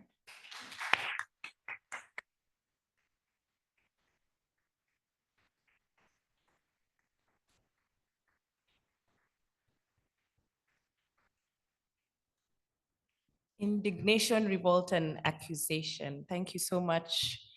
Imen, over to you, Marita. Hola, buenas tardes a todas y todos. Ya se durmieron, buenas tardes. Bueno, yo sé que tenemos muchas frustraciones. Realmente hemos llegado hasta acá, hemos visto el documento y seguramente tenemos más carga de frustración que a lo mejor una carga más asertiva. Entonces, desde el movimiento sindical al cual estoy representando, yo vengo de la Confederación General del Trabajo, de un país del sur global, súper endeudado. Hoy lo decía una colega, digamos, de otra organización, que está por ahí, María José, que planteaba, digamos, cuál es la incapacidad de la Argentina de salir continuamente de los ciclos de endeudamiento, pero hoy represento en este caso a la Confederación Sindical Internacional y a la Confederación Sindical de Trabajadores y Trabajadoras de las Américas, y queríamos también ver la parte asertiva, o sea, qué podemos hacer como movimiento sindical, en conjunto con la sociedad civil, para ver cuáles son los aspectos positivos también del documento y un poco desarrollar desde ahí. Y desde la perspectiva del movimiento sindical, el compromiso de Sevilla tiene algunos puntos que son fuertes y que podrían ser una llave maestra para financiar algo de la economía real y los servicios públicos. En particular, nosotros vemos como positivo que el acuerdo establece ciertos compromisos para los sectores productivos, y eso es economía real, para crear empleos decentes, para apoyar sobre todo el desarrollo de las habilidades, para aumentar la inversión en la economía de cuidado, y esto no estaba presente hace 10 años cuando comenzamos también trabajando desde Addis Abeba, de promover la formalización de la economía informal hacia la economía formal, y eso significa tener también una estrategia, y una estrategia no solamente para incidir en los gobiernos, sino como sociedad civil, como movimientos sociales, como movimiento sindical, para ver cómo transicionamos la economía informal a la formal. Y también hay un elemento importante, que es por primera vez se mensura, se dimensiona cómo los países en desarrollo tienen que invertir por lo menos el 2% del PBI en protección social. Esta medida fue impulsada por la Organización Internacional del Trabajo, y aquí vemos cómo el sistema multilateral, el sistema de Naciones Unidas, que nosotros también criticamos mucho, también puede aportar desde la perspectiva tripartita, desde la perspectiva internacional y multilateral, hacia la protección social, hacia hacer algo por las personas de a pie. Y esta meta es importante porque es acuciante, ya que la mitad de la población mundial carece de todo mecanismo de protección social. El texto también refiere acertadamente sobre la necesidad de que los estados respeten los convenios colectivos y las normas de la Organización Internacional del Trabajo, la necesidad de que el financiamiento sea previsible, adecuado, sostenido. Habla también de la justicia fiscal y el resultado de Sevilla incluye una apuesta para avanzar en lo que es una tributación justa, una tributación progresiva, con mayor transparencia. Sí, ya me van a decir, bueno, pero ¿cómo se hace eso? Y ahí es donde está la asignatura pendiente y ese, digamos, sinsabor que nos deja también el compromiso de Sevilla. Se habla de que es necesario gravar a los ultra ricos, a las empresas. Bueno, ¿cómo se hace eso? Entonces, ahí se suaviza el lenguaje relativo a la Convención Marco de la Tributación de Naciones Unidas, de un marco para la tributación internacional, pero sí se habla de una negociación, y allí es donde nosotros convocamos a que estemos todos presentes, a que hagamos un seguimiento, digamos, cuerpo a cuerpo, para que efectivamente haya un convenio marco de Naciones Unidas para la tributación. Es cierto de los límites, es una oportunidad que podría haber avanzado sobre muchos más temas, y creemos que ha sido una oportunidad perdida para reconocer el papel de los salarios dignos, de la igualdad salarial bajo la premisa de igual valor por igual trabajo, de que los salarios son totalmente invisibles en todo el debate de la Cumbre de Financiamiento al Desarrollo, lo cual parece una ironía o algo velado, o a lo mejor es una hipocresía, como decía la compañera, porque en realidad, si pensamos, el salario es un factor absolutamente decisivo para las personas, cuyo principal problema de financiación es cómo llegar a fin de mes, cómo darle de comer todos los días un plato a su familia. Y eso no alcanza, no es para 2, 3 personas, para un colectivo, para la comunidad afrodescendiente, es para los 8.156 millones de personas que habitamos este mundo. Y esto sería importante ver cómo podemos rescatar la necesidad de volver a hablar de salarios dignos, de volver de políticas destinadas a que haya salarios dignos y sobre todo salarios móviles. En las políticas de austeridad que imponen las instituciones financieras internacionales están en relación directa con el salario. En mi país, en la Argentina, en el 2015, era un país que no tenía deuda externa, que tenía solo algunos intereses de deuda externa, y el salario mínimo era de $742 per cápita. Hoy, con 2 mega acuerdos del Fondo Monetario Internacional a lo largo de estos 10 años, ¿sí?, el PBI está comprometido para la deuda externa en el 85.33%. Decía la compañera Viviana, no somos cifras, sí, pero cuando se hacen las políticas de austeridad, lo que se reduce es sobre protección social, es sobre los pensionados y jubilados, es sobre el salario mínimo. Y el salario mínimo actualmente es de $230. Ahí vemos la diferencia, ¿no es cierto? Cómo cayó el salario mínimo y está vinculado directamente a las políticas del Fondo Monetario Internacional. No es posible pensar el desarrollo sostenible y un espacio fiscal adecuado, servicios públicos de educación, de salud, de protección social, si no pensamos en una política de salarios y si los pueblos tienen ingresos de miseria.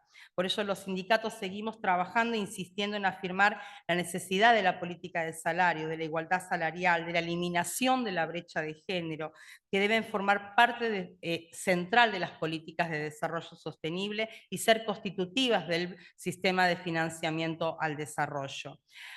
Ahora, digamos, una de las cuestiones centrales que nosotros planteamos, y volvemos al tema de la deuda, es que la crisis de la deuda externa amenaza el progreso y la posibilidad de cumplimiento de los objetivos de desarrollo sostenible, que ya están socavados, ya sabemos que no alcanzamos en el 2030 a los objetivos. En América Latina, las proyecciones que hace la CEPAL es que posiblemente lleguemos a alcanzar el 23% de las metas de los ODS.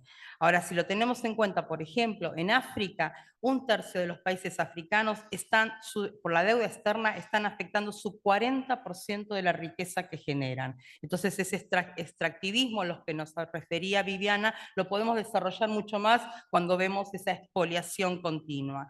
Siendo el problema más relevante, sin embargo, la Cumbre de Financiamiento al Desarrollo no consiguió establecer un mecanismo de Naciones Unidas sobre la deuda, y como sindicatos vamos a seguir trabajando y abogando para la creación de ese mecanismo multilateral, tal como lo establece la Resolución 69/319 de Naciones Unidas sobre los procesos de reestructuración de la deuda soberana. Para países tan endeudados como los nuestros es súper importante para poder desarrollarnos. Para que cambien las reglas del juego tiene que cambiar, y lo decía también nuestra compañera, tiene que cambiar el Fondo Monetario, tiene que cambiar el Banco Mundial, tiene que cambiar los bancos de desarrollo regionales, tenemos que reformar la arquitectura y los procesos de tomas de decisiones, y para eso tienen que ser más slowly, me dijeron.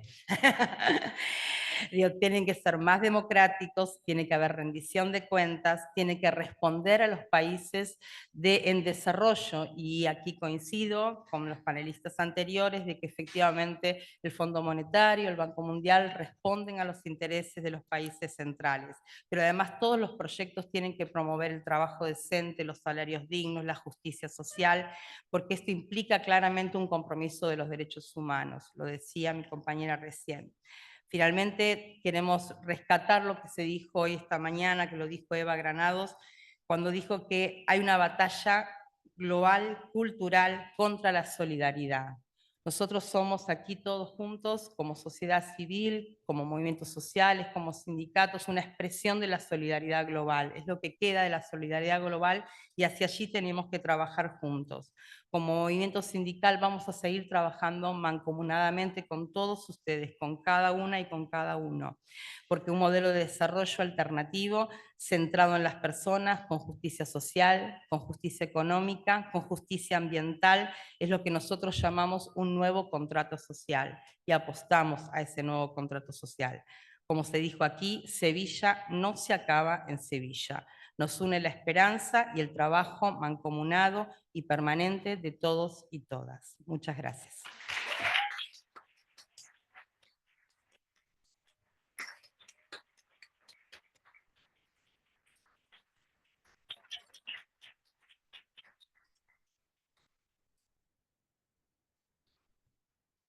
Thank you so much, Viviana, Iman, and Marita, for kickstarting our conversation. We will, of course, now open to everyone in the room to come to the mic if you would like to make a contribution.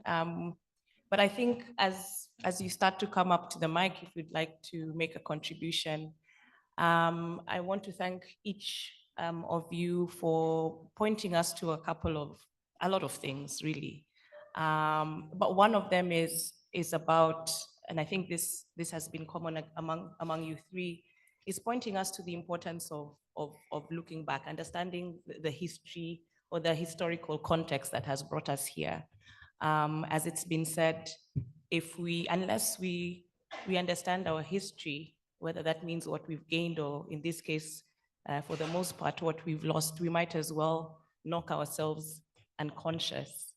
The other is around the moment that we're in, and Iman, you talked about indignation, revolt, and accusation, and indeed, looking at that as we have been in the context of Bretton Woods institutions that we know are part of, of course, entrenched in a wider global financial architecture that whose starting point is financial imperialism, in the sense that you have a disproportionate power that sits with the wealthiest governments and largest banks and corporations, and that's built into the global financial architecture that is expressed to the Bretton Woods institutions. And so that power is wielded to ensure that there is an accumulation, whether that's material, financial, or otherwise, but also that there is a certain level of political agenda setting power that continues to sort of fuel this financial imperialism. And that's really what we're talking about when we're saying that we need to break the hegemony of the Bretton Woods institutions. I don't see anybody at the mic. Please come to the mic. We have a little time, but if you can keep your intervention as short as possible, please do so, and we'll, as we have been doing in previous sessions, alternate between mics. Please go ahead. Please introduce yourself and go ahead. Hey. Can you hear me? All right. I'm Peter, and I'm the Secretary General for All Africa Students Union, and I'm also the chairperson for Justice for Africa. I'm here just to be able to contribute, but I'll start by thanking everyone that has taken the floor to make a contribution. I think what it is that we fight for is clear, and it's a very collective thing that we all wish for and we've been fighting for. But I do think that if you look at the scale of what's happening, not just in Africa, but the global South. But I think that what triggered us to form Justice for Africa is largely the stark reality of what hit us during the COVID-19. You'd realize that the IMF at this time gave special drawing rights to the rich countries at the expense of those who needed it the most. But of course, what also happened is that when you look at the response that was made, and an equal proportion of it went to the countries who supposedly wanted to help out. And so it begs the question as to why we come together, and as to why I'm sure that next week, most of these countries will come again and come and, make the very sound things that they've done 10 years ago. But what stands in the way between whether or not we're able to accomplish everything that we're here for is that if we as civil societies, and at the risk of repeating what we already know, I would say that if we want to go fast, we can go at it individually. But if we want to go very far, then our only opportunity to be able to build something is if we come together. So it should not be a zero-sum game. It should not be the idea that one will have to win at the expense of the other.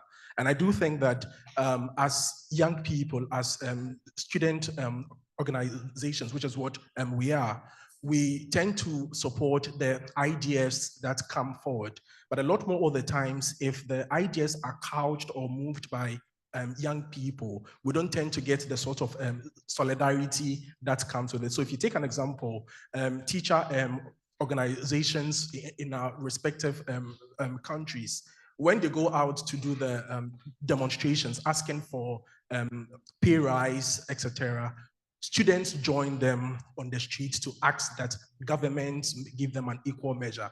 But when students go to them that we're demanding something, most likely you will not see teachers on the street joining us to make a demand. And so herein lies why we're not able to achieve what we want. We don't just want our energies to be engaged. We want our intellectual capacities to be able to construct everything that we're building here. So as we move from here, the young people, we don't just want to join in the demonstrations, but in the rooms like this, in the places where it matters the most, our constructive energies are also engaged. And so for us, it's not just a fight that you have to do, but collectively what we all have to do. And so for the many people who are here, together we would want to come to you, share your ideas, your technical expertise with us so that we can co-construct. And 10 years from now, when we meet, our narrative will be much different from what it was as of now. Thank you very much.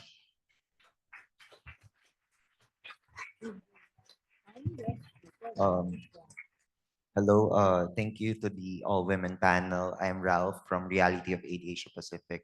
We are a network of CSOs working on development cooperation and, in fact, engaging with the international financial institutions. So, although I know this panel is, focused on the IMF World Bank, I would also like to extend the discussion to the regional influence of the IMF World Bank. So, we are engaging as a network to the Asian Development Bank, and as we all know, the ADB is historically patterned after the IMF World Bank, in terms of its structure and governance.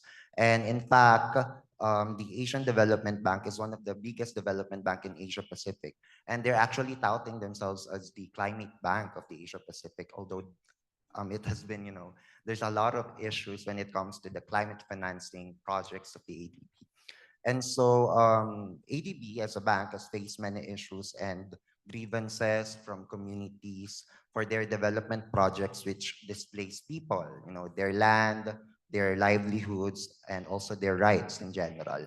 And so talking about the influence of the IMF World Bank to the regional banks and to the communities, we need to recognize that the other regional IFIs and the greater international financial architecture these institutions belong to need reform.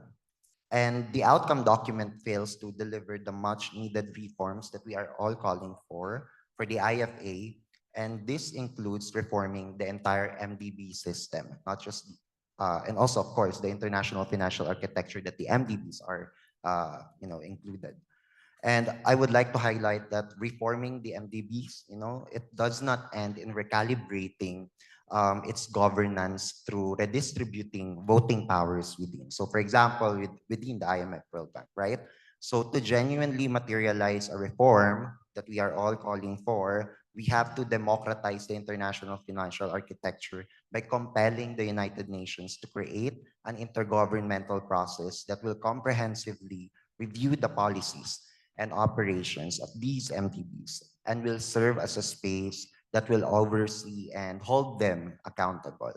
So if we get, to win this and, similar to other international laws that has been discussed earlier, like the conventions on IDC debt, etc., if we're able to push for an intergovernmental process that will oversee the MDBs, hopefully it can translate to a more accountable system, a financial system that addresses people's issues and respects people's rights and sovereignty. Thank you so much.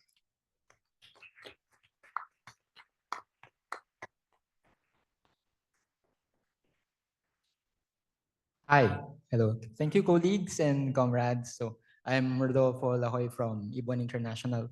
I'm based in Manila, but we do work on global South issues more generally. So yeah, indeed, good panel. So I like how the whole panel was framed around how these Bretton Woods institutions fit within what has been already called an imperialist system that is responsible for systemic harm.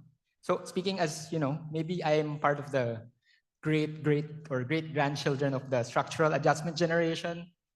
Back in my day, I have to study what subsidies are because we didn't know what they are because there weren't subsidies when we were growing up. So these systemic analyses are really crucial for us in understanding where we came from, why we are here, and why precisely our crises can be rooted to the IMF and the World Bank and how they structured or destroyed perhaps our economies and the chance of our economies to really fulfill people's needs. No? And I think the conversations now on reparations is interesting on this point because it relates systemic harm to what would reparations look like. And crucial part of the conversation is ending harm, right? Stopping the source of harm. So it's like, to put an image to it, you're acknowledging that there is a wound and that there is a knife that's the root of the wound. So we're reaching the point that we are starting to understand that there's a knife and there's a wound. But at some point, we have to pull out the knife from the wound and make the knife disappear. So I guess, perhaps we can consider that when we talk about reparations and ending harm from the IMF and the World Bank, we can also consider the vision, the possibility that these institutions should not exist as they are if they are really the knife that is in the wounds of our backs in the global South. Maybe this also means considering the vision of eventually, in the long term, closing down the IMF and the World Bank, since they are a key enabler of harm and plunder of our societies and economies, so that we can imagine alternatives from there on. And this isn't something that is rooted in thin air. This is part of perhaps changing the system and understanding if the IMF and the World Bank is a key enabler of this harmful system, should the new system that we want have a place for them in the first place?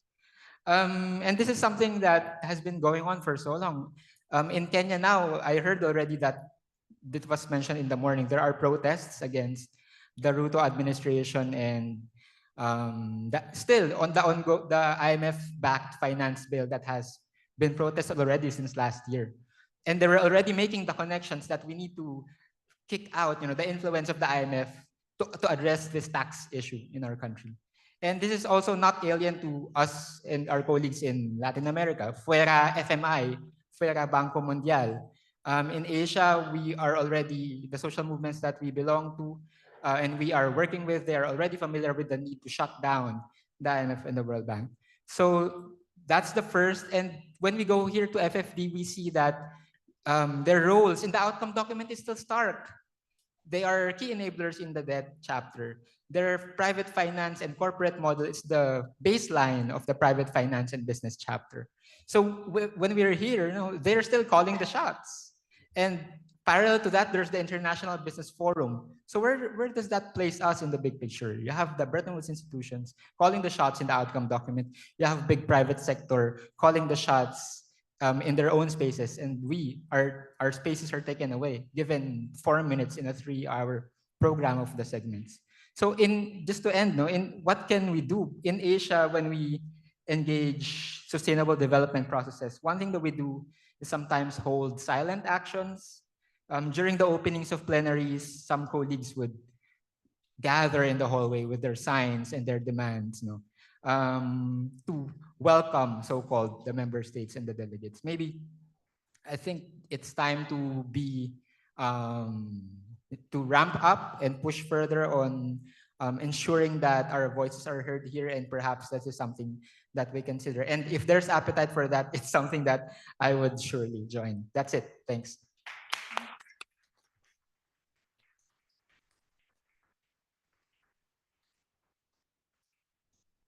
Hello, my name is Eva from Jubilee, Germany, and I'm also part of the For Climate Germany. So I'm communications and education officer at Jubilee, Germany.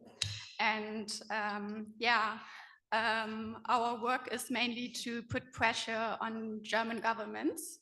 And I'm very happy and very humble to support the fight, which is mainly led by the Global South. And my question is that, we live in a time of nationalism, of militarism, and of imperialism as well. And we want to raise awareness in the global north as well for these issues.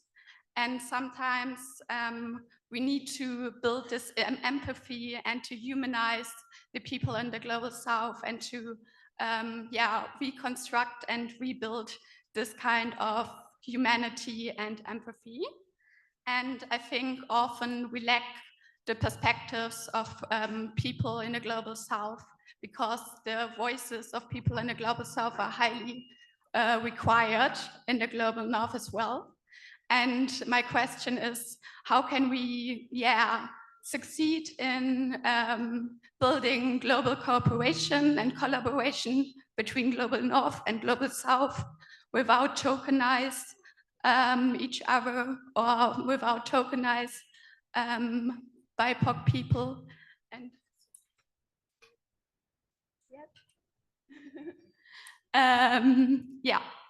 And so how can we ensure that we really can build meaningful collaborations and change the system on a global level?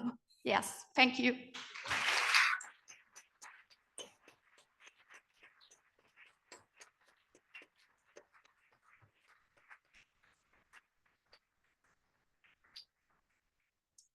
Thank you very much to the panelists. My name is Olin McFadden, and I'm here on behalf of Frontline AIDS, which is a network of organizations and community groups who are involved in the HIV response. I think today on the panel and throughout today and yesterday, we've heard a lot from the panelists about how challenging the process has been for civil society and community to engage in the civil process and it's really been a step back from previous years, and there's been a real active exclusion of communities. So that's setting a really dangerous precedent going forward for international development spaces at a time when civil society spaces are shrinking in general. So my question for the panel is, what do you see in the coming months or the rest of the year as the key international development spaces where we really need to start fighting now to make sure that the civil process isn't repeated and that civil society and community do have active leadership voices and decision-making powers in those processes? And yeah, also just to call, if it's still possible, for the language on community leadership to be strengthened in the civil society response document, since it's such an important part of successful development, and we're really seeing it under threat and under attack at the moment. So thank you very much.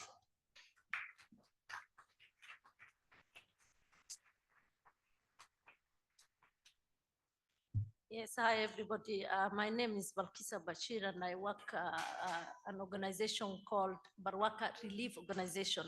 When you hear the word relief, it means that relief is under attack, and we provide humanitarian aid like water, food, and shelter. We work with indigenous and marginalized community in East Africa, but also we have a lot of challenges in terms of like when we are working with women, children, youth, elderly, and people with disabilities. My worries is that this has been going very, very many years. And we are also affected because when you are working with people being affected by either climate change or a disaster, flooding, land degradation, and all those kind of things, you are also affected. We are also mentally ill. So we need action. We need this systematic issue to be changed once and forever. I'm appealing to the first ladies, I'm appealing to the councillors, I'm appealing to any women who feel like a mother, who has a children, seeing children starving to death, you know, even to bring a humanitarian aid to such places. We cannot do anymore. We have volunteered ourselves. No one is paying us. We are paying ourselves. We are paying our life for humanity. But the insecurity we are facing, it is even more than what you will imagine. Children not going to school, and yet we are talking about education. Children are not having a cup of drink of water, and we are yet talking about you know, children outside the school, they left out of the school. There's a lot of cause of issues, a lot of cause of problems that we don't bring to the reality. Let me give you a scenario where I was in a rural area. There was a girl of 10 years old, and this is really very, very disturbing me all the time. And that's why I'm saying, when you work with people who are being affected, you are also affected. And that is why I started doing counseling and also a business. I started counseling because I wanted to counsel these people. I wanted to give back something so that they can be able to continue their life and sustain their way of life. This 10-year-old girl, I found her in the middle of nowhere. We were driving, and we were told there was a girl that she doesn't have nobody to bring her home, and she's not feeling well. With that temperature, with that hotness, we tried to reach out to that girl. Imagine this girl, she was forced by a poverty. All the children that her mother had, the mother passed away, and the father passed away, so she was orphan. Imagine an orphan looking after children, 7 kids, and yet she's there looking after other children, and she's a child herself. So when we asked her, why are you stranded here? And she said, one of her sheep lost. She couldn't find that sheep. So she has to stood in the middle of nowhere thinking that that sheep will come back. Imagine of that life. How will you imagine your child is eating ice cream, you know, enjoying life, McDonald's, going to a place, having whatever they want to have, and yet you are putting into the dustbin and their children who are suffering day in, day out. This systematic has to change. The people have to listen to each other. They have to listen to us. As a society, we must work together. We must work for peace. We work in a conflict areas. People are fighting just because of water, for grazing their animals, for looking water from such a distance. A girl is being raped just because she was walking her alone in the middle of night, looking and searching for a water. A girl was killed because when she went to the class, the teacher asked her she's smelling. And she went out, the next day she never returned. So we have many, many cases. We can't start today and finish for the next 10 years to come. I urge the whole world to rethink, to rewind, to recycle themselves and make sure that humanity should not be taken should not be taken advantage. We should be helping each other. We should be supporting each other. Regardless, NGOs, they are not given any funding. Remember that even if you do many proposals, you won't be allowed to get that because they know that in the end of the day, the conflict, there is a man-made conflict, and there is a conflict that is naturally coming. So a lot of people have been displaced within their homes. What are you going to do now? What are we going to do? Tell me. We cannot take even food. We are under crisis. We are under, the security is not fine for us anymore. We can't live inside our house, drink a cup of water. Imagine a girl not washing herself. How can she sit next to the boys and study or learn education? We are talking about dropout schools. These dropouts, the cause root of these dropouts, those issues that I've just said, and I really thank you to be the front line, and I see very many men as well supporting us. I think we need to push and make sure that we push for peace, love, and unity, and also we must make sure that we are the heroes. I call myself a hero. I don't care what others think about me, but I'm a hero. Going in the middle of nowhere as a mother, leaving my children.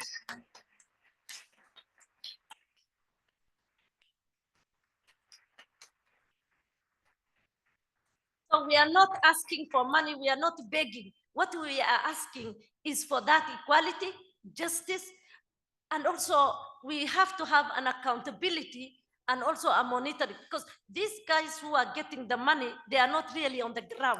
The people that are on the ground is us.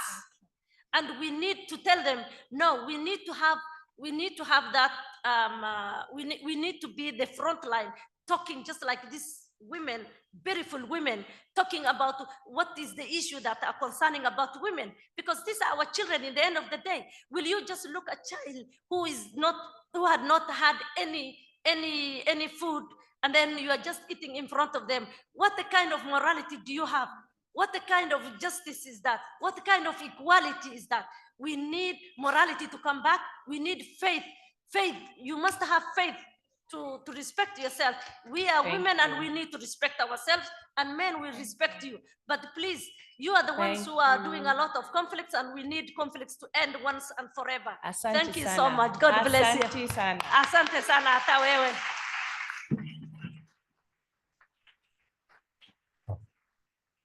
Asante sana, Mama. We have about, I think I counted about maybe 11 or 12 more speakers.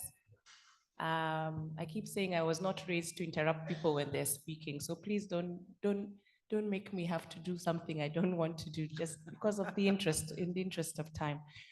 I would ask you to please keep it very short so that we can listen to everyone. And I'm sorry but we'll have to stop anybody else from coming to line up at this point. And then we will come back to the panel to give some closing thoughts, and then we will end this session. So please go ahead on my right.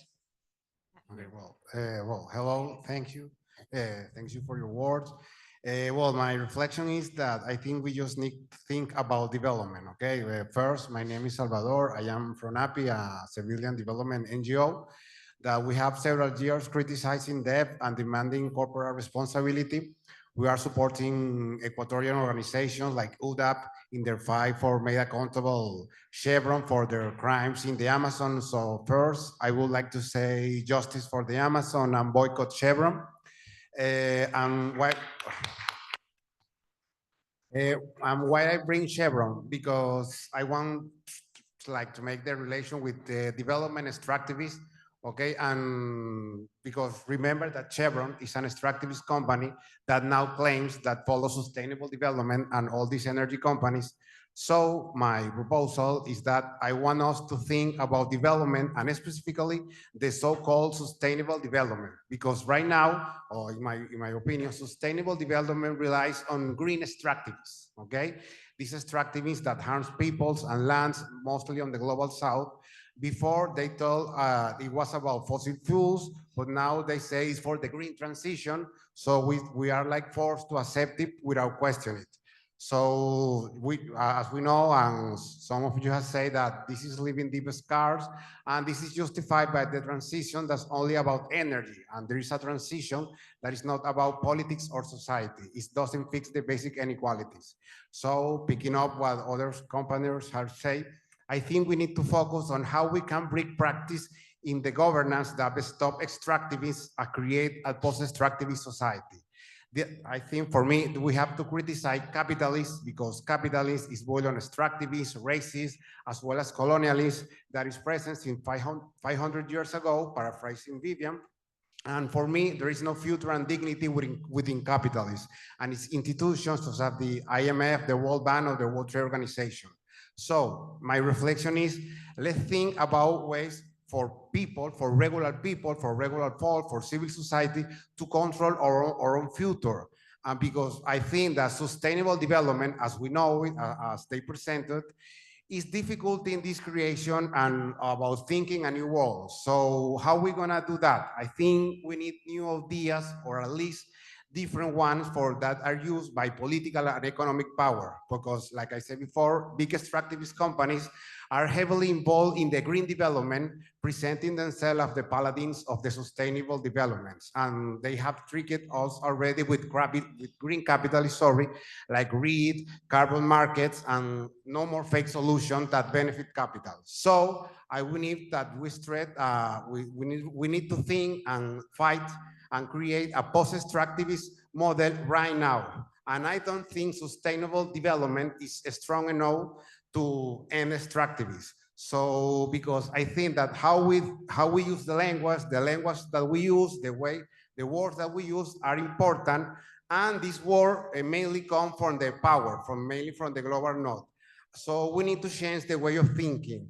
And also we have another way of life, like el Buen Vivir, the Zapatistas, Rojavas, and another way of another people that are making several ways of different cohesion, because I don't like to use the word development.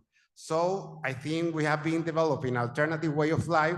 So us, the society, let's set the agenda. Let's take the control and be active, not just react. I think we have to take the power back. Thank you. Thank you. Next speaker, please. I'll be giving awards for those who are speaking for the shortest time. Next speaker, please. Bonjour. En fait, je vais parler en français. Je pense que je suis parmi la minorité qui va parler français. Donc, pour ceux et celles qui ne comprennent pas le français, vous pouvez mettre les casques parce que j'ai un message important à partager avec vous. Je suis Najet Harari, je viens de la Tunisie et je représente l'Alliance féministe francophone. Une alliance qui a été créée au début de 2025, qui regroupe des associations féministes francophones pour défendre les droits des femmes dans la région francophone et pour combattre les antidroits, les anti-genres et occuper les espaces multilatéraux et pour mobiliser des fonds féministes et en renforcer les féministes francophones. Je voudrais bien, dans cet espace, partager avec vous nos constats et nos messages. Nous faisons face à une régression inquiétante des droits des femmes dans plusieurs régions du monde, ainsi que dans la région francophone, dans un contexte marqué d'un côté par une crise des normes, une crise démocratique, une crise économique, une crise environnementale, une crise politique, et de l'autre côté, par la montée des antidroits, l'émergence du populisme, du système fasciste et raciste qui est soutenu par un système capitaliste et patriarcal qui est devenu de plus en plus sauvage. Les voix féministes dans ce contexte sont muselées et les inégalités de genre continuent de se creuser et les femmes sont de plus en plus exposées à toutes les formes de violence et d'exploitation. Dans ce contexte, l'exclusion des femmes des priorités politiques et économiques n'est pas un accident. C'est une conséquence directe d'un modèle de développement qui ne reconnaît pas les femmes comme une actrice à part entière du changement. Nous affirmons ici, haut et fort, qu'il n'y aura pas de développement durable sans justice de genre. Il n'y aura pas de progrès social sans la participation pleine et entière des femmes et des minorités. Il n'y aura pas de démocratie vivante sans un financement féministe. C'est pourquoi nous appelons la société civile à se mobiliser avec détermination, à résister, à se solidariser, à faire front commun contre l'exclusion et la violence systémique. Et nous appelons les États, les bailleurs et les institutions internationales à investir dans un mouvement féministe, à soutenir un développement féministe fondé sur l'égalité, la dignité et les droits humains. Les financements doivent cesser d'alimenter un statu quo inégalitaire et ils doivent devenir des leviers pour transformer le rapport de pouvoir, pour financer la vie, la paix, l'autonomie, la liberté des femmes et la dignité humaine. Parce que, en tant que l'une d'entre nous est en danger, aucune n'est vraiment libre. Mobilisons-nous, exigeons-nous un avenir féministe ici et maintenant. Solidarité avec les femmes du monde entier. Solidarité avec les femmes du monde entier. Et merci.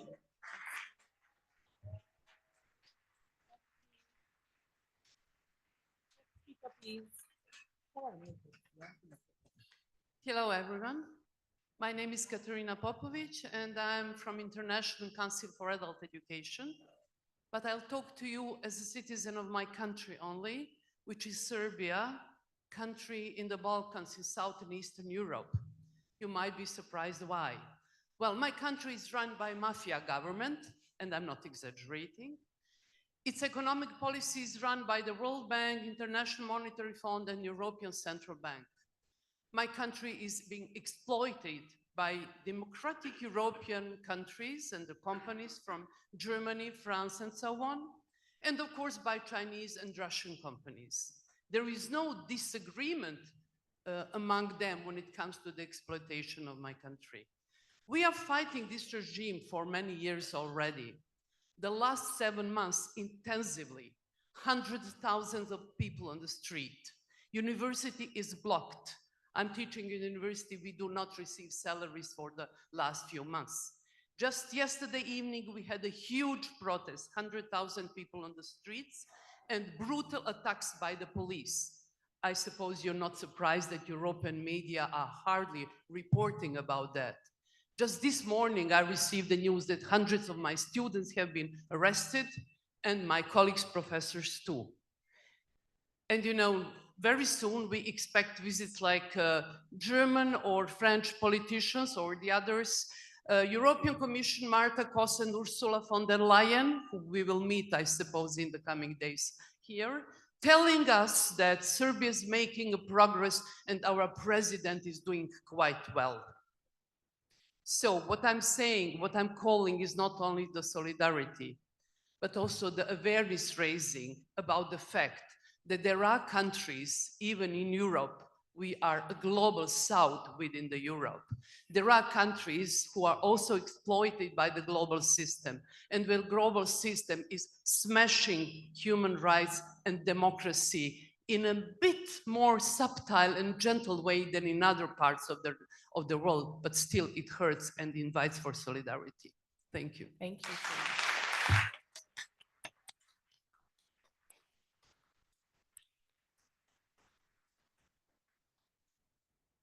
Good afternoon, ladies and gentlemen. My name is Ambassador Juni Sakalon. I'm from the Republic of Sierra Leone.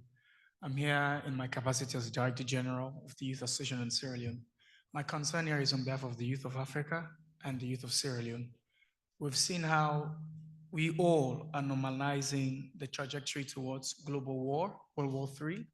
We see how one set of head of state or set of government structure in the West can assault another nation and call it self-defense when it comes from a global South nation on the continent of Africa. That person is labeled a war criminal and the ICC goes after him. We have examples of our brothers and sisters who are heads of state who are languishing in the ICC control, but we've never seen any of such being done within the Western Hemisphere. My question is this: how do you want to change the narrative of us from the global South? We coming up, who you tell are the future leaders of tomorrow, to change the narrative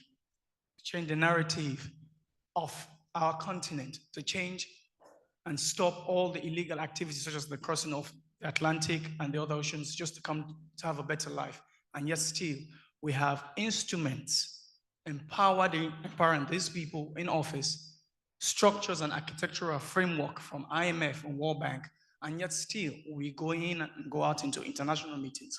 Just concluded a couple of months ago in October, we raised the same concern at the World Bank meeting at IMF. We're coming again to another one in October. What are we actually talking about?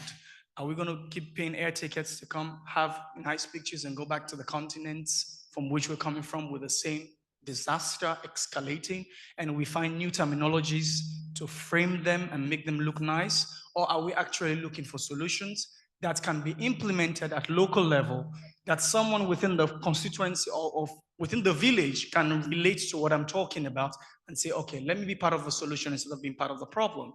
Another component we're looking at, the misuse of substance among our population. We are dying. Yes, we are dying from other existing pandemics, sickness, but here was a simple illustration. We had a case where in Uganda produced a vaccine for the continent of Africa to use a replicate to fight COVID. But you have people in authority who are empowered by these institutions that said that the vaccination has to come from the Western Hemisphere. Thousands of my people died. How many of that was projected? And yet still we're not recovering from that. We are fighting Mpox. The cost of Mpox, one vial of that vaccine is $100. That cannot even be commensurate to what my mom is earning as a teacher for her salary monthly. And then happily, her son or daughter happens to get the sickness and the government cannot afford it. What are we actually looking at in this meeting to help change some of these existing chronic architectural framework, which are only fine-tuned with terminologies and English? My concern here is, as civil society, what are we genuinely looking at in terms of redressing the existing financial framework that can change the depressive socioeconomic transgressing state of conditions of people living who cannot fly, who cannot speak like I'm doing right here now? I wouldn't want to take much of your time, but I hope we can genuinely reflect within the next 3 days and we come out with something constructive that we can say, yes, the next 10 years previously done in civil, this was what we talked about, this is what has been addressed, and this is the way forward. By 2030, the SDG is over. Are we going to be sensible enough to look at the reality of what we have now as against what we're working against in order just to complement a calendar year or to complement a program that we have put in place for a global order? What are we actually talking about, ladies and gentlemen? I thank you very much for your time and thank you very much for the audience. Excuse me. Thank you. We literally have 7 more minutes.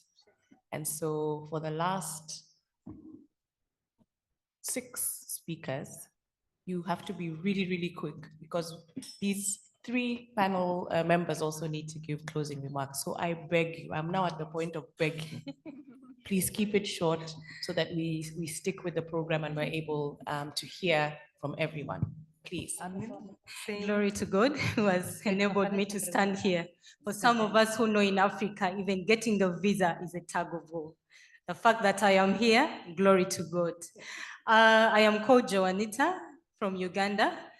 I'm the Executive Director of Voice Life Health Organization. We integrate mental health and behavior change into the environment. Ladies and gentlemen, my voice was added to the passing of the executive order by the President of Uganda regarding equal rights, taking off discrimination at immigration. We cannot talk about financing for development and don't talk about mental health. Mental health cuts across. Now is the time that we need to integrate mental health in all spheres of SDGs. Now is the time we need to integrate trauma-informed care. We need to reshape, refine, restore women and girls from substance use. We cannot talk about violence, climate change, education, and forget mental health. Thank you so much. Hola, mi nombre es Carlos de León, del Centro de Investigación para la Acción Femenina, CIPAF, de República Dominicana y del llamado global de acciones contra la pobreza para Latinoamérica y el Caribe. Quiero aprovechar esta oportunidad para mencionar que el Caribe pareciera que es una región olvidada. Sin embargo, a pesar de que hemos mantenido un crecimiento sostenido a lo largo del tiempo, nuestros productos internos brutos han aumentado de manera sostenida también. Esto no ha logrado traducirse en bienestar para las personas. Las mujeres, en el caso de República Dominicana, manejan el 16.8% de los hogares como jefaturas únicas. Sin embargo, estas mujeres son las que enfrentan la carga impositiva más alta del Caribe en impuestos sobre bienes y servicios e impuestos sobre la renta a sus salarios, lo que se traduce también en un empobrecimiento gravísimo de las mujeres que lideran solas sus hogares. Sin embargo, los estados no han podido traducir sus políticas de ordenamiento y de recaudamiento fiscal en bienestar para las personas. Este ha sido uno de los mayores problemas y uno de los retos más grandes que hemos encontrado. Quisiera también aprovechar la oportunidad para recordar la crisis humanitaria que en este momento enfrentan nuestros hermanos y hermanas en Haití. Haití ha sido un pueblo que históricamente ha atravesado situaciones relacionadas con el abandono no solo de sus instituciones, sino de los organismos internacionales que han volteado la cara y han olvidado que también Haití importa. Quisiéramos recordar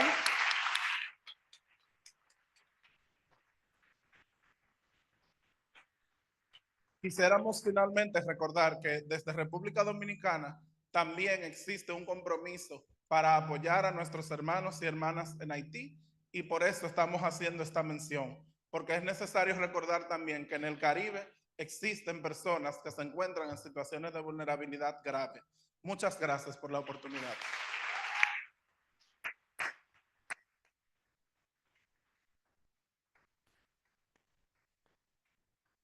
Thank you so much. I want to thank the panels and for being the voice of civil society. My name is Hala Gosen. I am with the organization United Voices for Global Impact, and we empower underserved and marginalized communities. And I want to put two lines under underserved and marginalized communities because no sustainable development without including everyone. I mean everyone. I don't know if any of you has visited the United Nations headquarters in New York City, but on one of the walls, it says, "The world is overarmed and peace is underfunded." $2.4 trillion military expenditure worldwide. Imagine if it's a fraction of this money goes to help these people. We should be the voice of the voiceless. We should be the voice of these communities that they have nothing. I've been to humanitarian medical missions. I've seen cases that I cannot imagine. People are living in these conditions. You go to schools, there's sinks, but no water. there's no running water. You have patients, children. When you look at them, you think they're 8 years old, but they are actually 13 and 14 years old because of malnutrition. Why we're fighting for dignity? Why these people are fighting for their dignity? Dignity is something that you're born with. We don't have to fight for our dignity. Have you seen these children where they're fighting for food, where they are in crisis, hunger, where it's a human-made hunger? Why are we silent? Why can't we do more than what we're doing? It's been too long. It's been too long. It's a shame that we have not accomplished what we need to accomplish. We need to be voice for these people that are needing us right now. Thank you so much.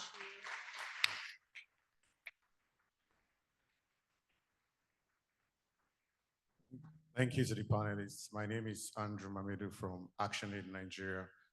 I come from the part of the world you call Global South, and we have to deal with fighting injustice and inequality in the Global South, which is hugely contributed by governments and institutions majorly from the Global North. So we are holding our governments accountable from the Global South and also trying to hold government accountable from the Global North, which colleagues from here, of course, civil society from here, the Global North, are also helping. But why are we called civil society? Is it because we are civil and that name suits us, so we become civil? Is it because our name appears last? When I went to the registration yesterday, you check the list, civil society always the last. Is it because we have the smallest corner in the room?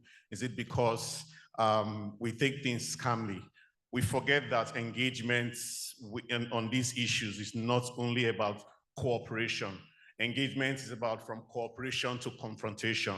We attend this kind of meetings year in, year out, several of these kind of meetings, and we have several conversations. I can bet that most of the conversations we are having here today, over 95% of us agree with the issues. We are speaking to ourselves, but beyond the engagements that we are doing here, how are we taking it outside? How are we adding elements of confrontation?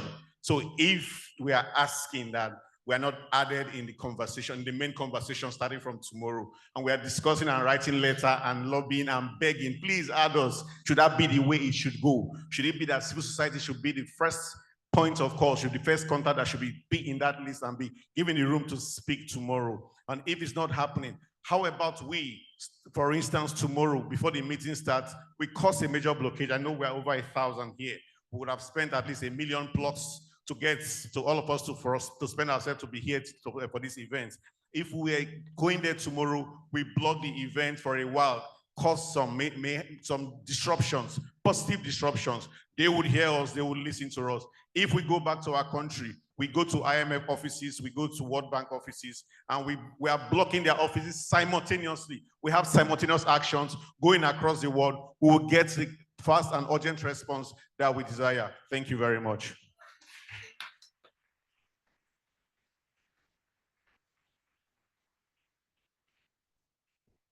Thank you very much. My name is John Enko from ActionAid and the Alianza Group. I rise to continuously articulate the connection between debt and the climate crisis that we are currently faced with. If you currently look at the countries that are at the vicissitudes, that are at the receiving end, that are at the front line of climate change vulnerabilities, you talk about countries like Mozambique, you talk about countries like Ghana, you talk about many other countries, talk about Nigeria, Kenya, and the rest. They are at the forefront of the climate change crisis. What is the World Bank doing? What the World Bank does is to continuously work with the cabal, its creditor community, to continue to rate countries. And through these credit rater institutions, many more countries are pushed into accessing loans. With these, many of these countries are currently under a debt overhang.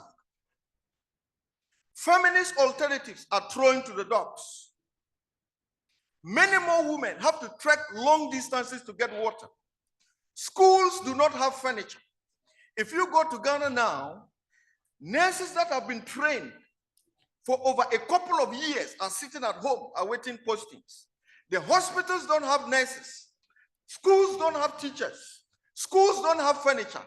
But the World Bank continue to compile loans under very opaque, paternalistic circumstances where the people are not involved. We are here gathered today, ladies and gentlemen, talking about people and the planet. How long can we continue to wait for the reform of the IMF and the Bretton Woods institutions? There's a saying that if something is not broken, you do not fix it. But ladies and gentlemen, I rise today to tell you that for the problems that are facing African countries, developing countries, the IMF and the World Bank is broken. And we need to fix it right now by calling for the cancellation of debt, to free more resources for gender-responsive public services, for water, potable water, drinking water for our women in Africa, in the developing world. And I rise to call on all of you to join the coalition to call for debt cancellation, total debt cancellation, so that financing can go into Africa. The international financial system should be equitable so that money can go into the developing world to combat climate change and to promote gender-responsive public services. Thank you very much.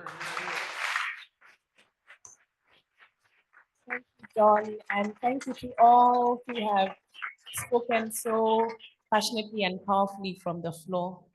And thank you for waiting patiently, even for those who had to wait to take the mic. Thank you so, so much. I wish we had more time to hear from everyone. Of course, to my panel, I'm not going to ask you to respond to what, to what has come from the floor. I will instead, just because we're out of time already, and at the risk of being accused of toxic positivity, ask you to just give each one of you, give us something that you're hopeful about in all this. Just one thing, and then we will close. Please, yes, Viviana. Viviana, and then Imen, and then Marita, that's in the same order. Muchas gracias a todas ustedes y todos ustedes que se pusieron de pie para traer sus miedos, su energía, sus angustias y compartir en ese espacio. Yo creo que eso nos hace percibir que es necesario entre nosotras y nosotros una mirada de global solidarity. Hay que haber una solidaridad global. Yo creo que lo que me genera esperanza en eso todo es el hecho de que quizás pudiéramos salir de ese salón con una mirada de que todas y todos importan, que en esos sistemas de explotación global las luchas están todas en el mismo. No hay como hablar de la población afro sin hablar de los indígenas, sin hablar de las mujeres, sin hablar de trabajo, porque la explotación del capital es la explotación de la humanidad. Pero hay maneras de hacerlo más visible y concreto. Y mi esperanza es que pudiéramos al final decir que no es justo que en un mundo donde hay una persona con hambre, que hay uno que va a llegar a ser trillonario, que va a tener trillones de dólares. Entonces es necesario hablar de impuestos, es necesario hablar que los super ricos tienen que pagar, de justicia fiscal. Y quisiera decir que mi esperanza es que pudiéramos salir de acá con una mirada hacia la justicia fiscal, que las y los que tienen más paguen más. Gracias.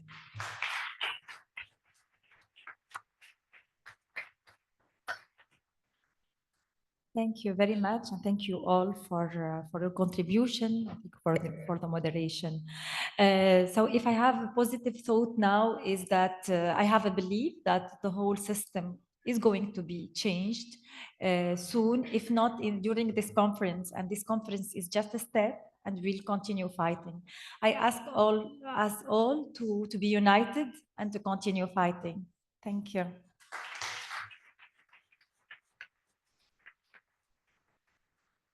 Bueno, Qué difícil además de cerrar encima. Sí, me he quedado con un montón de cosas que se han dicho, pero creo que una de las cosas más asertivas que se plantearon aquí es que a partir de mañana van a venir con un discurso de que no hay plata, de que no hay dinero, ¿sí? Pero me quedé con lo que decía la compañera de Serbia que hablaba de la represión y me recordaba la represión en mi país, donde todos los miércoles, ¿sí? Digamos, descargan sobre jubilados y jubiladas miles de gases lacrimógenos. Una bomba de gas lacrimógeno es el mismo precio que una jubilación mínima en mi país. Quiere decir que no es que no hay plata para el jubilado, lo que no hay es el interés y lo que hay es un interés de represión y de acallar nuestras voces. Entonces, mi mirada de esperanza, a pesar de este ejemplo negativo, es que salgamos de acá no cada uno con su identidad o con su pequeña acción en cambio climático, en feminismo, en trabajadores, sino que resumamos como comunidad de sociedad civil, que no hay justicia fiscal, si no hay justicia ambiental, si no hay justicia social. Y que eso solamente lo podemos hacer juntos y juntas. Nada más, gracias. Thank you. Thank you to my panel. Stefano, am I handing back to you? Or sending everyone off on a break? Okay. Thank you, everyone. Well, thanks, and another round of applause. Okay, colleagues, so we are at the final stretch. So I think we can have a little bit of a break now. I would invite you to be back here at 5 or 5:05, basically in 25 minutes. The actual closing session will be very packed. It's a half an hour, and it will start from 5:45 to 6:15. Okay, we will have a representative of the African Union, the Deputy Secretary General of the United Nations, the Vice President of Spain, and the Prime Minister of Nepal. Okay, but this will be preceded by our presentation of the declaration, not the full of it, but basically the main thrust of the same, and will be then concluded by a vote of thanks and a closing of the forum as well from ourselves. So this will be a very compressed half an hour. But before that, I think we will have half an hour to ourselves so that we can, continue the discussion that we started yesterday, understand how to wrap up our conversation here with the declaration, understand how to engage in next week's official conference, and also give some information on the march that will take place tonight. So I would invite you to be here at 5 so that we can have our discussion prior to the dignitaries joining us, and then we will get into the formal closing of the forum. So enjoy the break and see you back here in 25 minutes.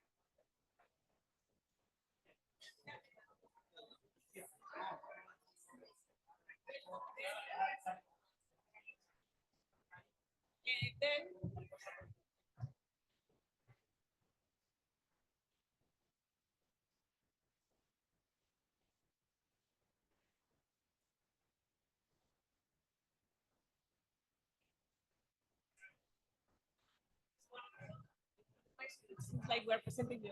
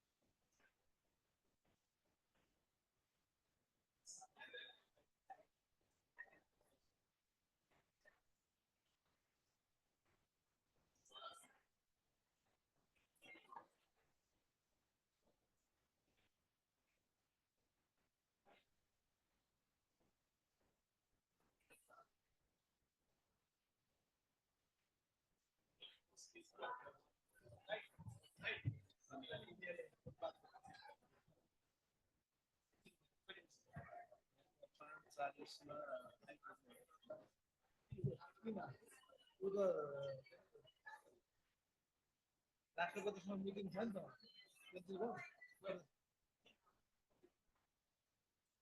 তারপরে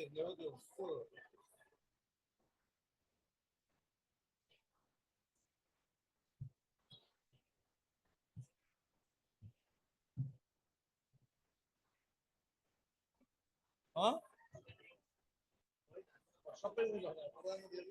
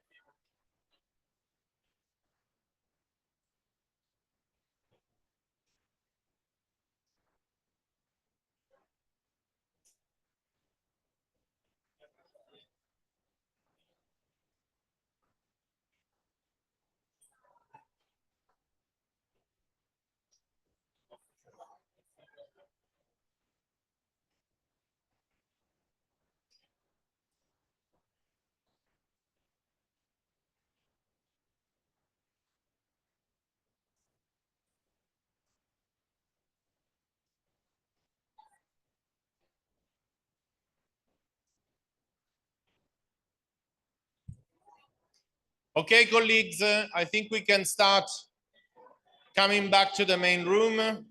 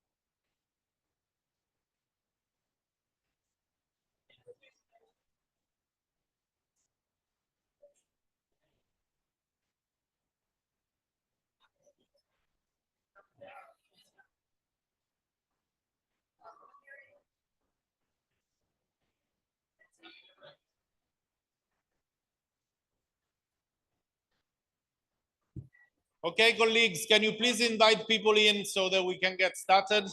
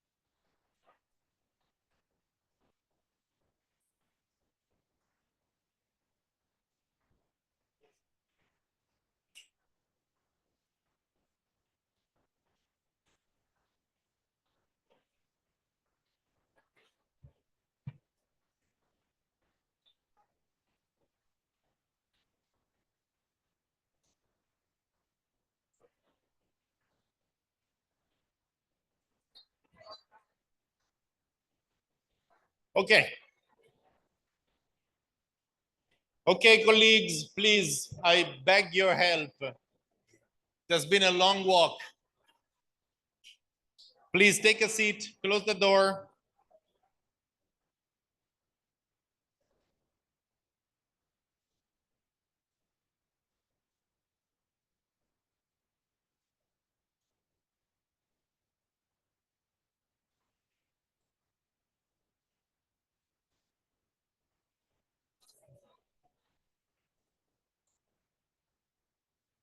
Please do walk. Can you please take a seat?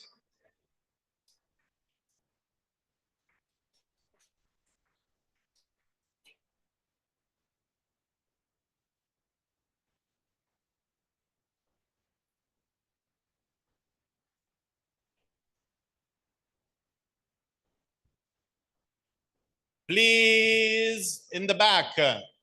There seems to be, I don't know, that there's really a vibrancy, and that next to the door sort of meeting caucus, something in the air or something related to the door.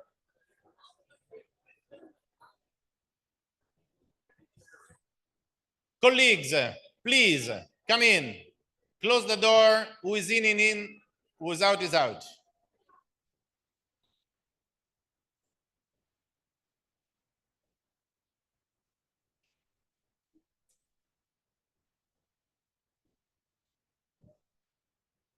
Okay.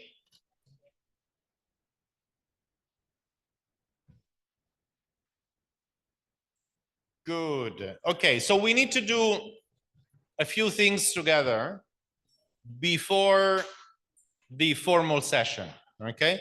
As I explained before, at 5:45, therefore in slightly more than half an hour from now, we will be joined by some authorities, in particular, the Deputy Secretary General of the United Nations, Amina Mohammed, the Vice President of Spain, and the Prime Minister of Nepal. And we will have an opportunity to present our critical concerns, our critical reflections on the outcome and on the way forward to them prior to hearing their thoughts. And then we will have also the closing, the formal closing of the forum. That means that before we do that, there's a few things that we need to clarify among ourselves. First of all,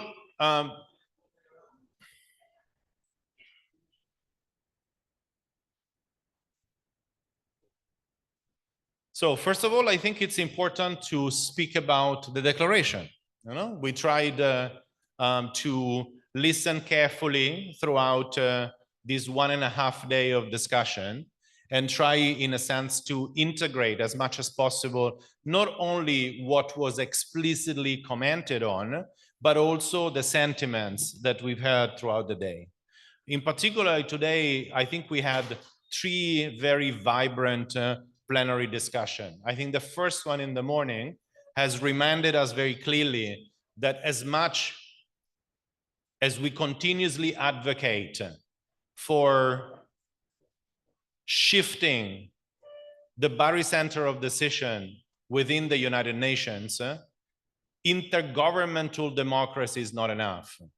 If we are not in the room, if we don't actively and meaningfully participate with all our social groups, with our communities, with our concerns, with our stories, with our life realities, that is not real democracy. We are the ones who transform multilateral democracy into a real democracy. And unfortunately, today, we're still largely kept outside. So I think it was very strong in the first plenary, this notion that we can't simply stop into calling for stronger intergovernmental discussions in the UN if we are not a critical player, if right holders and those primarily affected by the decisions are not at the core of that process.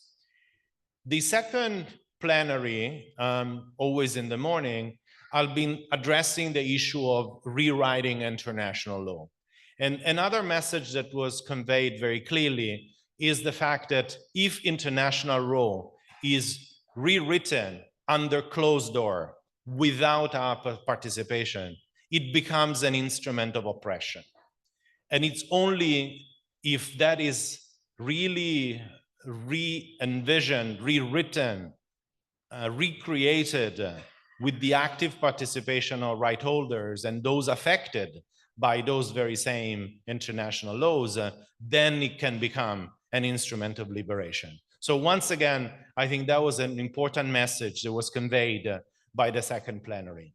And third and last, the session that we just experienced reminded us that the architecture of oppression is maintained by a set of institutions that have been continuously fostering hegemony, militarism, and exploitation. And those institutions are not reformable. They need to be disposed, but they need to leave the way to a new ecosystem that has direct accountability and not, what we've experienced in the reality of the Bretton Woods institutions and all the other institutions that gravitated around it. So I think these are three messages that came out very strongly in today's discussion, and I think we need to find a way to make sure that they are reflected in the declaration. We therefore are going to post the final version of the declaration later tonight. It will be in English, the first one, but we will try and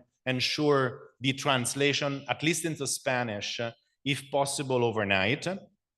At the same time, as always, we will invite the coordination group to have a final review of the same, making sure that all the changes are respectful of the vibrancy of the discussion and the different points that have been raised. So later tonight, you'll see the declaration in the QR code.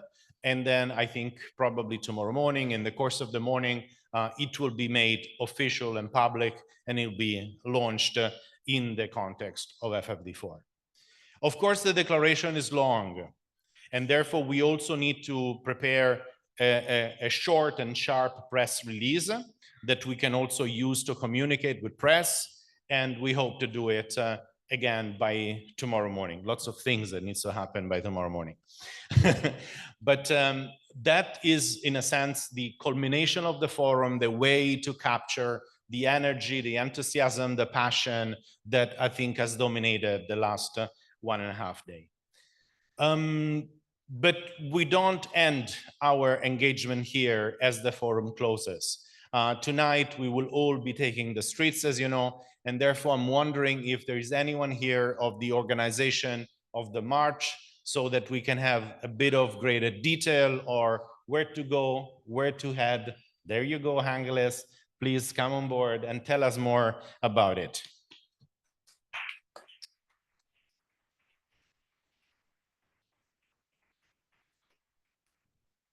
Gracias. Voy a hablar en español. Bueno, les informo que fuera del hotel, aquí el mundo no es frío, aquí el mundo es muy, muy, muy caliente, ¿sí? La manifestación que empieza o que empezaba a las 7:30 en los jardines del Cristina está como aproximadamente 15 minutos desde el hotel. Es una plaza con arbolado donde se puede esperar la salida de la manifestación, y no es una plaza cualquiera, es una plaza en la que hace ya bastantes años, más de 30, nos acampamos para reivindicar el destino del 0,7 de la renta nacional para la cooperación al desarrollo, para la solidaridad internacional. Desde esa plaza, sí.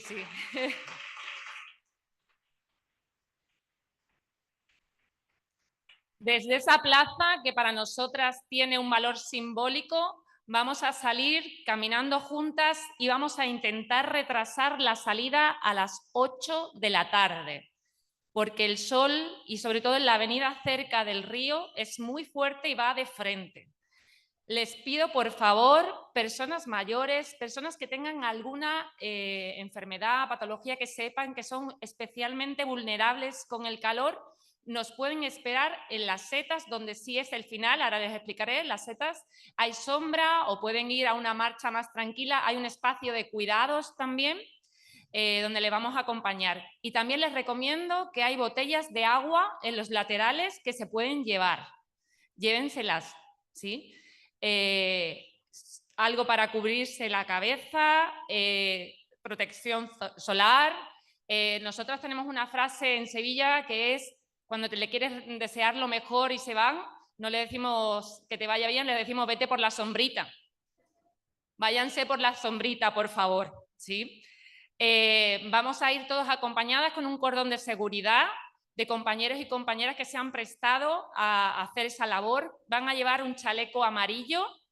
Las personas de organización llevaremos un chaleco verde, ¿sí? Yo estaré entre las personas de organización, me pueden localizar. También habrá compañeras de prensa.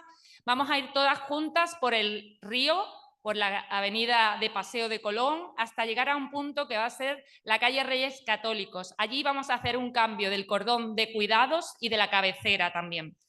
Una vez, va a ser rápido, hacemos el cambio y entramos ya por Reyes Católicos, vamos al centro de la ciudad, ya habrá más sombra, las calles de Sevilla son estrechas por eso, para tener más sombra, y llegaremos al centro, al punto final, Las Setas, aproximadamente a las 9 de la noche. La actividad está prevista terminarla a las 9:30. Cuando lleguemos a la Plaza de las Setas, que es otro lugar escogido por su simbolismo en esta ciudad, porque fueron las acampadas del 15M.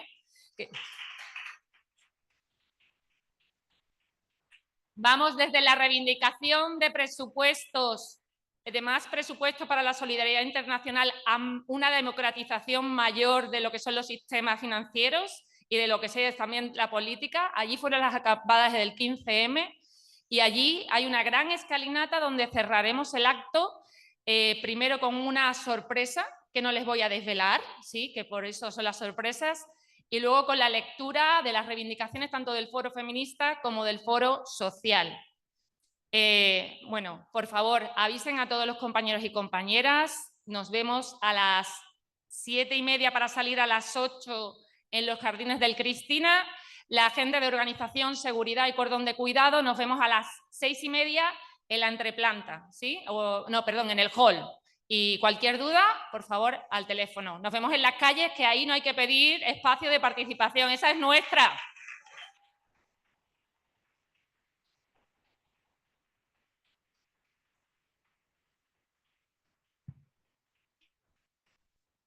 Thank you so much, Angeles, and thanks to all those that have worked to prepare the march. We really look forward to that.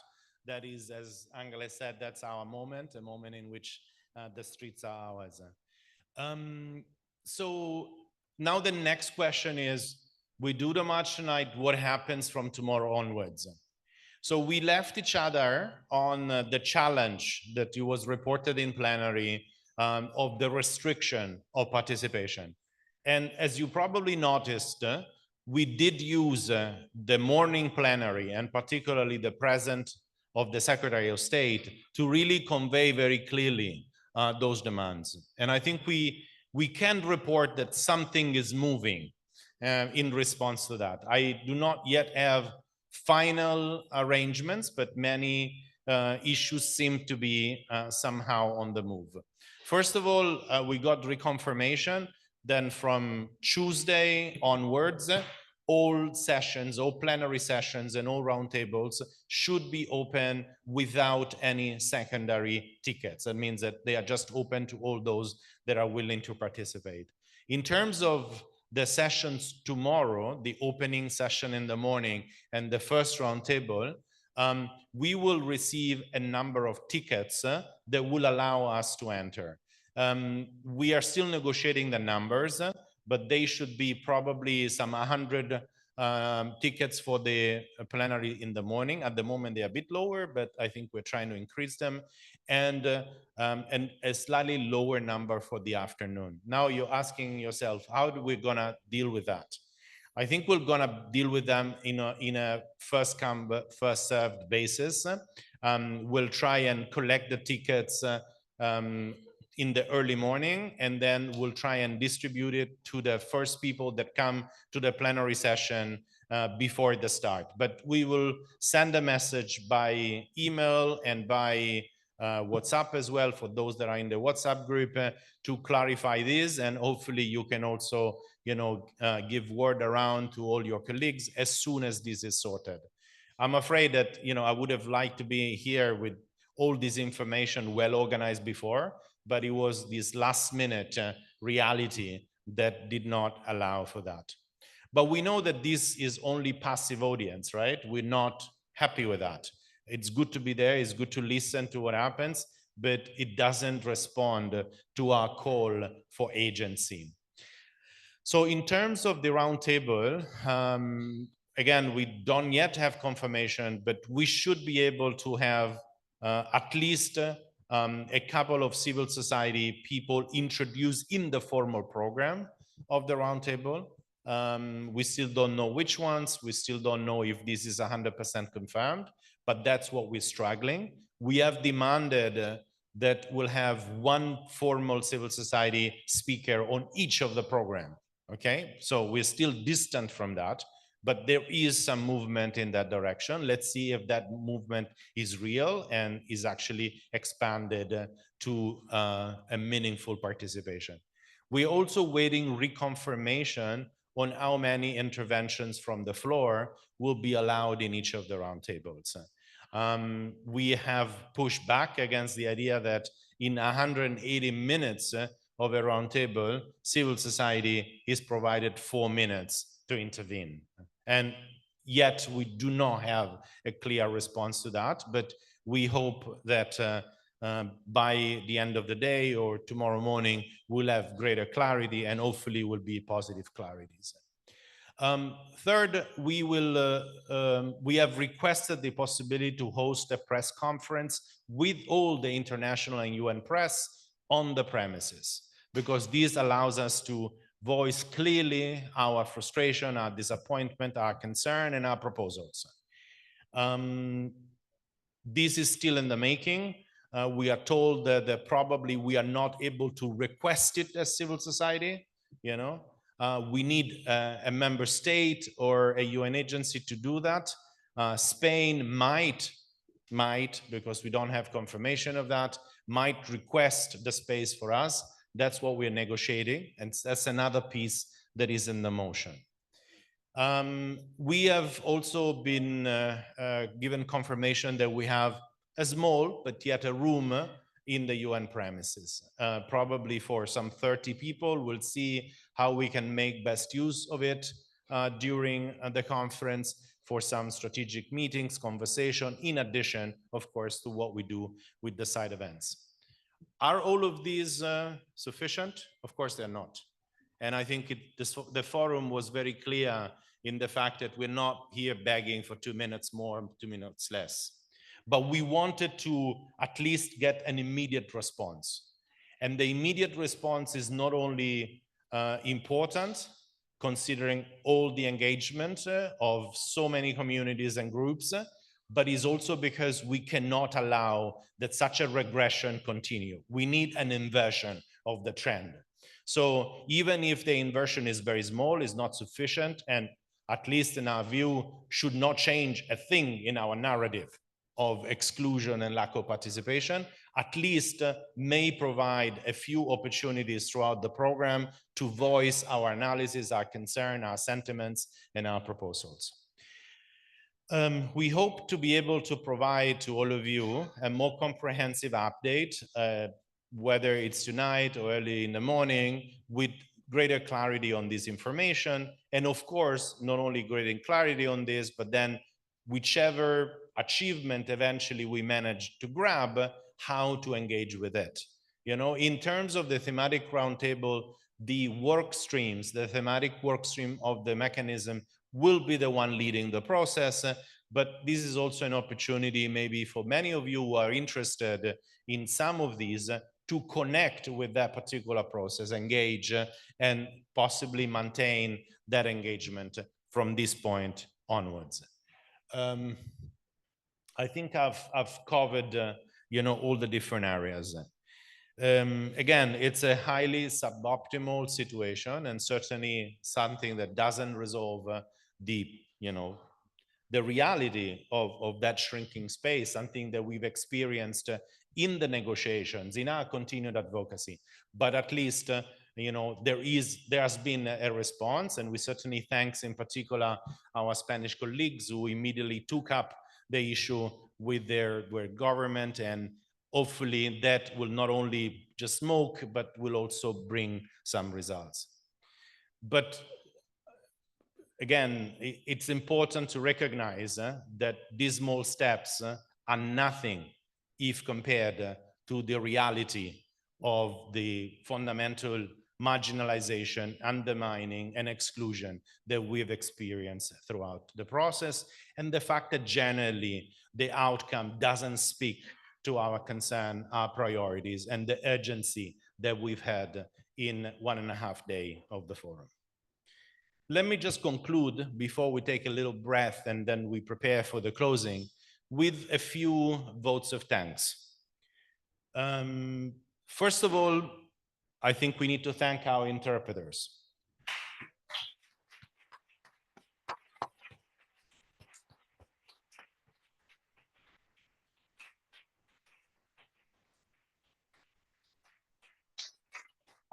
Unfortunately, passion doesn't slow down.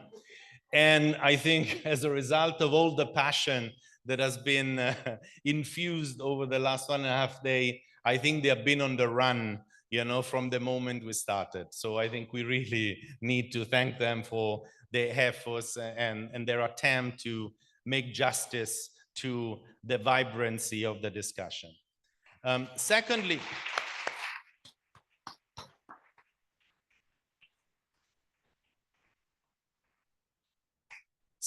I think we need to thank a group of volunteers. They are all largely university students of the University of Sevilla.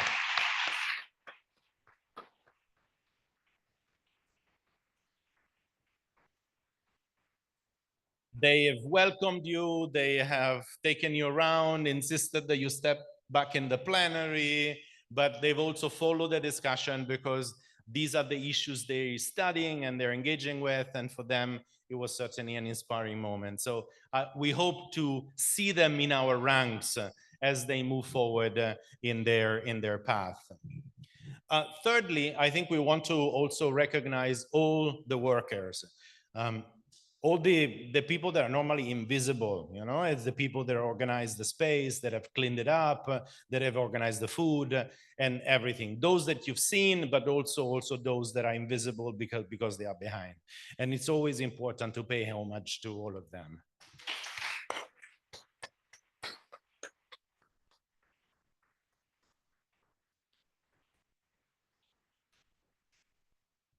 Then I think a special thank need to go to the civil society Spanish coordination in all its dimensions, national, Spanish.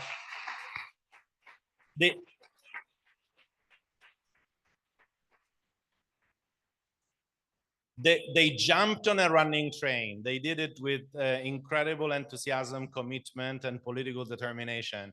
They were confronted every other day with a new challenge, sometimes overnight, you know, and they've always responded with incredible dedication. I think it has been a pleasure as mechanism to work with them, to have them within the mechanism, and we trust that beyond Sevilla, they will continue to participate actively and they will continue to provide life and determination and commitment to the work of our collective.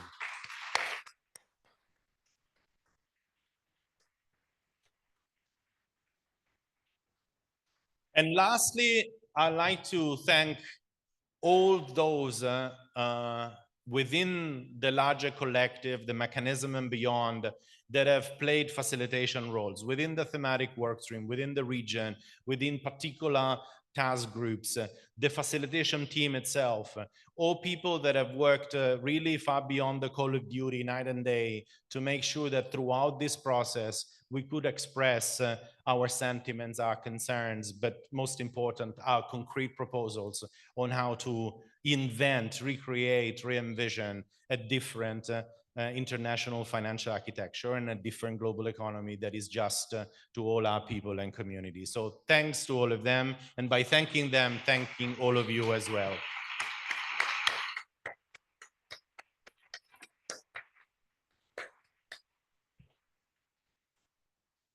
And with this, I think I will leave you here. We'll have a few, basically 4 or 5 minutes before we start the formal session.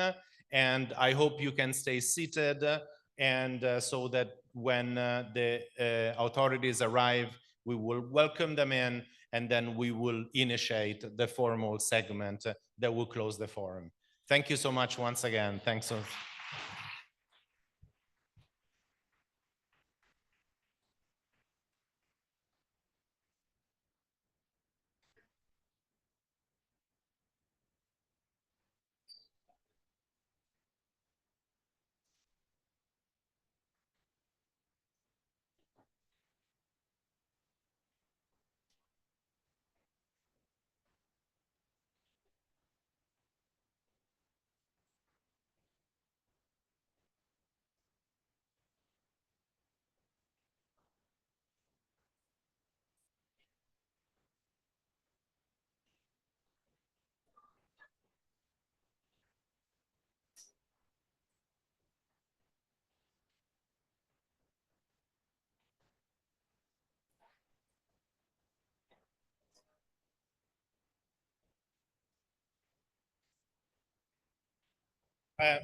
Sorry, colleagues, I think I wasn't probably very clear.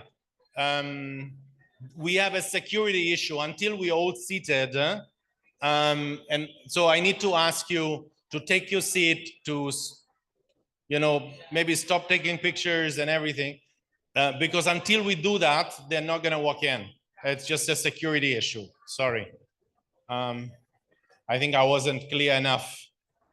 I wanted to be kind of gentle on it. So I really need to ask everyone to sit in.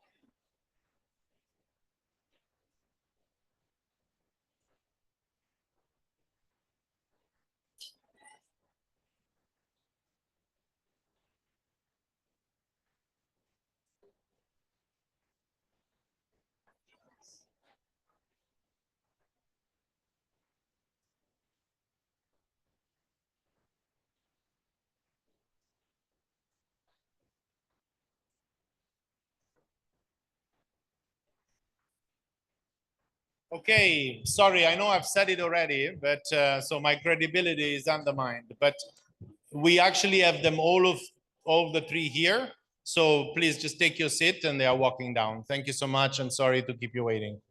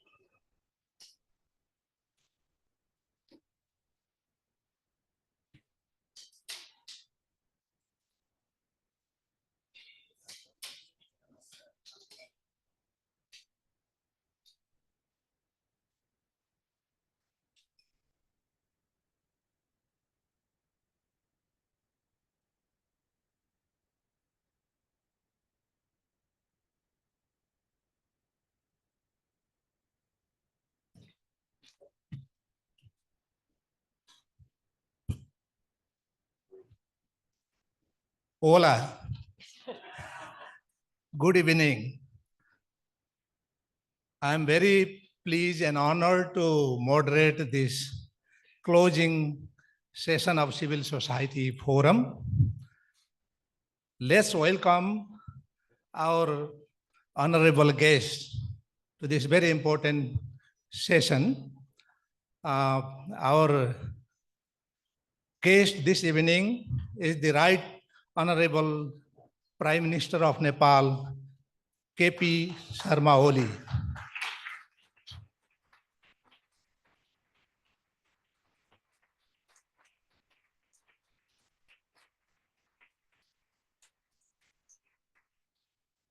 And we have Madam, Her Excellency Maria Montero, the Vice President of the Government of Spain.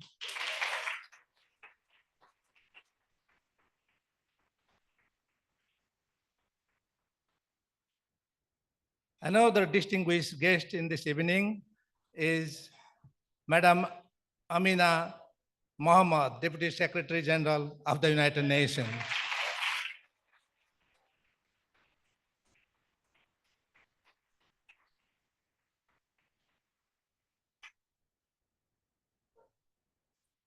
Right Honorable Prime Minister, Her Excellency Vice President, Her Excellency Deputy Secretary General of United Nations, civil society delegates from all over the world, friends and comrades. We have had 2 days very serious discussion about the challenges faced by people around the world or in and around the issue of financing for development. We have come up with civil society declaration. We have participated, engaged as civil society leaders, think tank representative of academia, trade union leader, peasant organizations, women movements, youth movements, and we come up with various ideas and input to make this financing for development conference a success. My name is Arjun Karki. I am the global coordinator of LDC WAS. I am moderating this session together with my friend Aran Acha. She represents Futuro and Common from Spain. So to move on, I would like to invite Chennai Mukumba, is Tax Justice Network Africa's representative, to present the civil society declaration to us.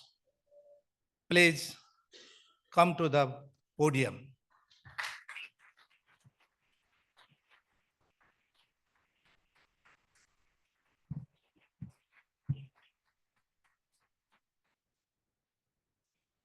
Your Excellencies, colleagues, friends, and comrades, it is an incredible honor to speak to you today on behalf of the Civil Society Financing for Development Mechanism and to reflect the collective sentiment of a document that we have been developing over the past few months, one that outlines our vision and recommendations across the different pillars of the FFD agenda. Over the past 2 days, more than 1,000 of us, civil society organizations, trade unions, movements, and networks from across the globe have gathered at the Civil Society Forum ahead of the 4th International Conference on Financing for Development. We have come from different geographies and struggles, but are united by a deep and shared commitment to economic justice and the transformation of the global financial system. In the few minutes that I have, I will not attempt to do justice to it all, but instead highlight 3 key messages that are both urgent and necessary. First, let us be clear. The current draft outcome document does not meet the level of ambition required to respond to the various crises that we face. Crises that are interconnected, urgent, and structural.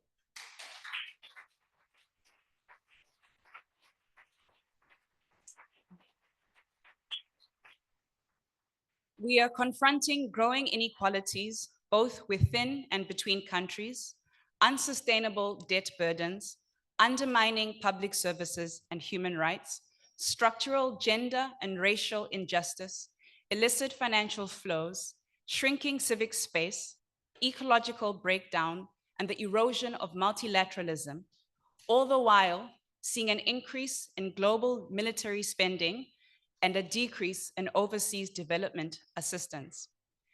We welcome progressive language where it exists, but we must see this document in its entirety. We do not live single issue lives, so our calls are for systemic transformation, a global economic order rooted in care, in dignity, justice, and sustainability. That kind of change demands coherence and bold action across all areas of the FFD agenda. Secondly, this conference and the FFD processes more broadly is one of the few spaces where meaningful and cross-cutting conversations about global economic governance can and should be happening. We are already witnessing a major shift towards this as we see the process of a United Nations Framework Convention on International Tax Cooperation, a historical opportunity to move norm setting from exclusive spaces to inclusive ones. But this must not stop with tax. The same shift is urgently needed in debt, overseas development assistance, and trade. The current financial architecture, which is shaped by a small group of powerful countries and institutions, is outdated, undemocratic, and unresponsive to the realities of the global South.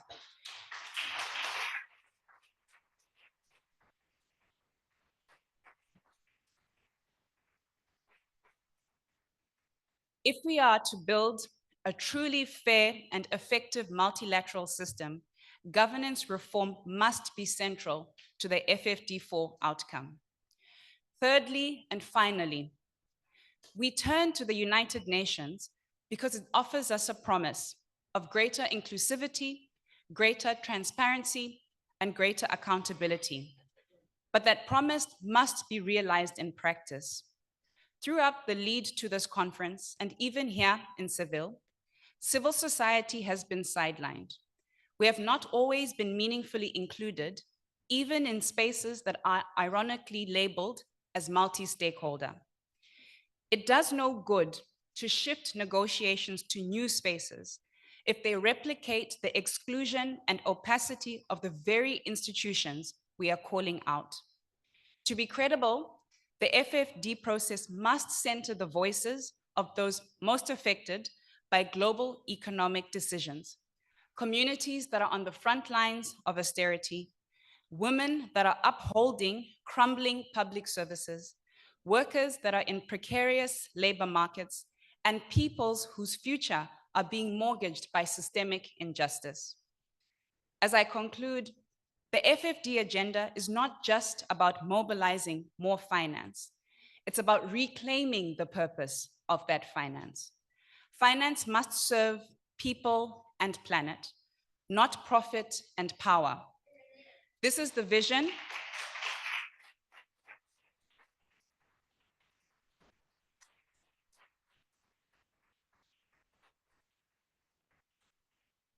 This is the vision that we carry as civil society. And this is the transformation that we demand. Thank you very much.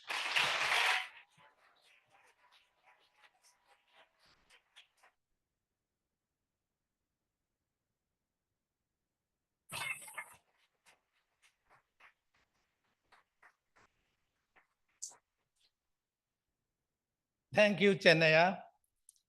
You have really captured the very spirit of the discussion and debate we had for last several months in order to prepare this international conference on financing for development.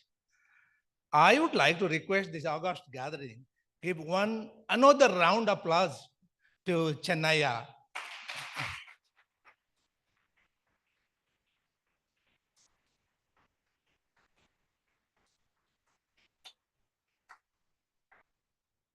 Financing what? Financing whom is very important when we discuss and debate about financing for development. If finance doesn't help the poorest of the poor, marginalized countries and people like LDC, landlocked developing countries and small island developing countries, it doesn't mean anything to the world.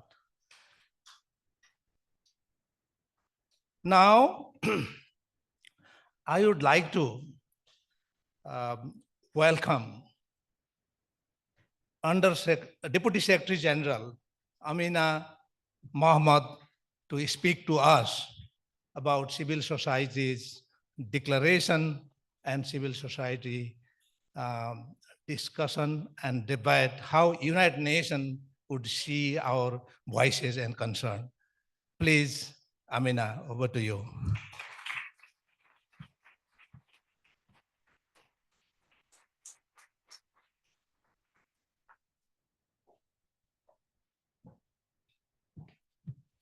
Thank you very much, Your Excellency. our Prime Minister of Nepal, Sharma Oli, Her Excellency, the Vice President of Spain, Maria Montero, Excellencies, friends and comrades. And I actually think Shania probably did my job as it should be done.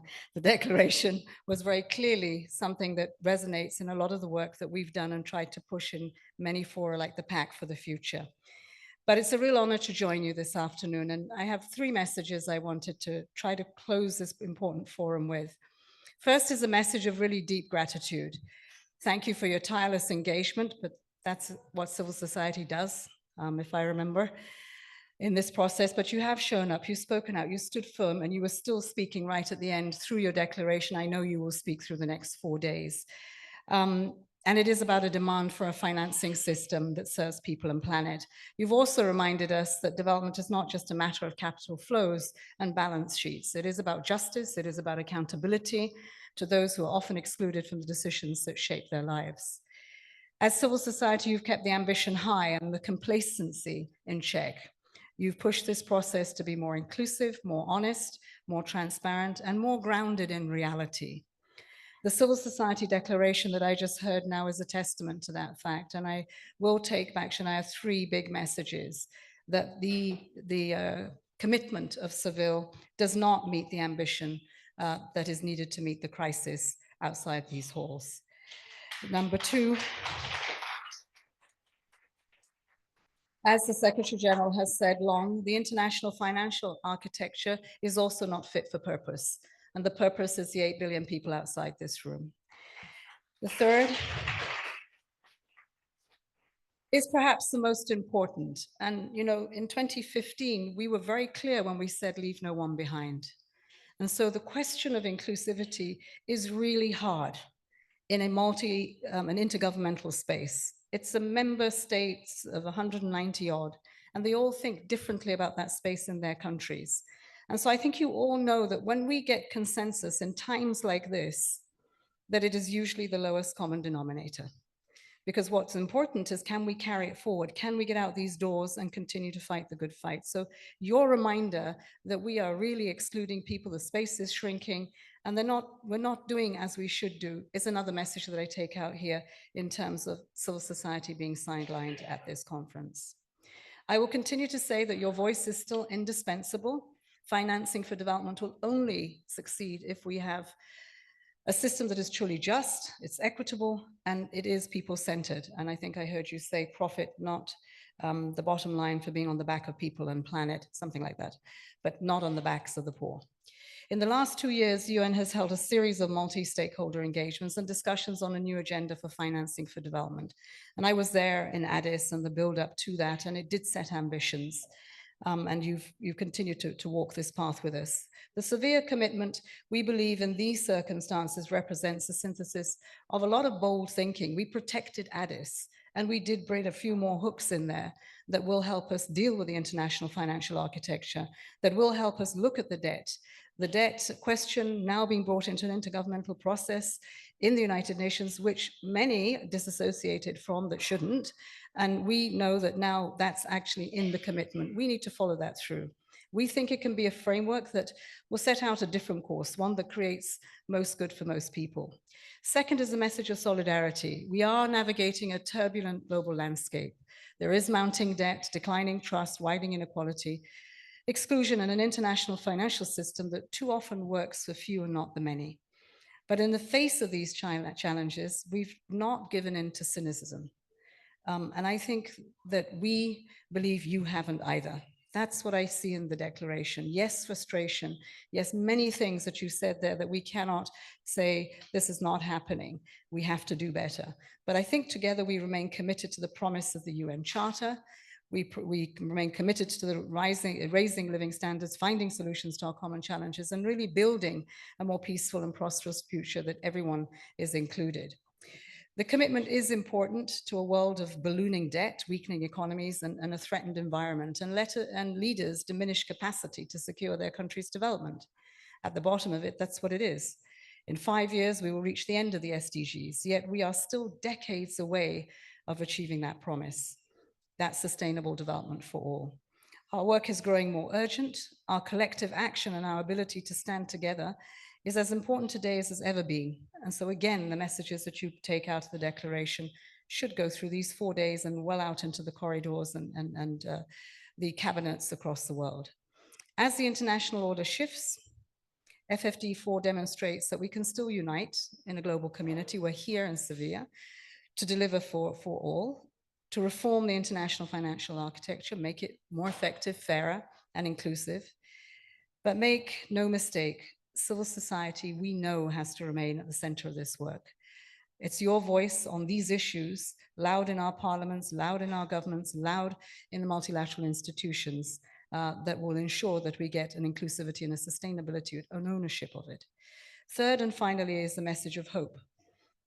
Hope, not as wishful thinking, but as a stubborn, disciplined, I would say, refusal to accept the status quo. And an old, friend of mine that passed, Tajuddin, said to me once, stop, and he wrote about it, you don't, stop agonizing and organize. And I would say to him, yes, and engage, continue to engage. We are 5 years from the finish line of sustainable development, and I know that the promise is a lifetime away, and that's got to change. We know what's needed, we've got the tools, and we have the frameworks, and it is the political will, and it is the political will of a critical mass that take the decisions in this world. But it is also the courage and the partnerships to deliver. And as we've seen today from your declaration, your vision, I believe hope is not misplaced. So let's carry forward with clarity and conviction. I am really pleased that it is today we take out this declaration, because it will shape and revise many of the speeches that we have framed for us over the next few days and into the negotiations and beyond them. So we need to keep working urgently. We do need a world of fairness, opportunity, and shared prosperity. And we do need a world that leaves no one behind. And here I'm going to dare to say, because I am first and foremost Amina Mohammed, secondly the DSG, but I would dare to say a world where we make all great again. Thank you.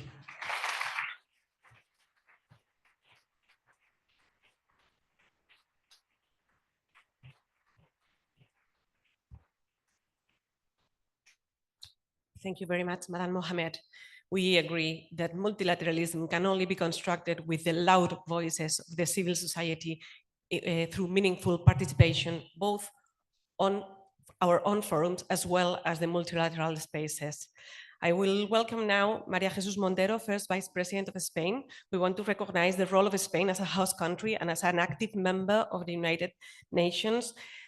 We recognize the role of partnership with civil society organizations, although we claim and reclaim more meaningful places for multilateralism, this new multilateralism in which we all are very much ready to participate. Thank you very much.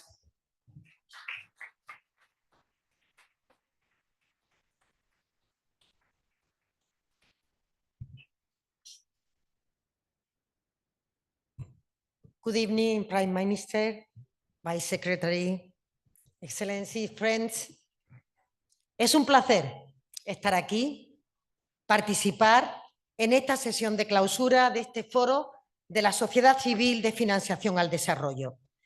En nombre del Gobierno de España, del presidente Pedro Sánchez, quiero agradecer a los representantes de la sociedad civil española su trabajo en la organización de este evento y dar la bienvenida a los representantes del resto del mundo que han acudido a esta cita.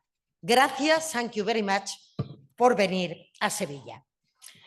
Sevilla, Andalucía, España.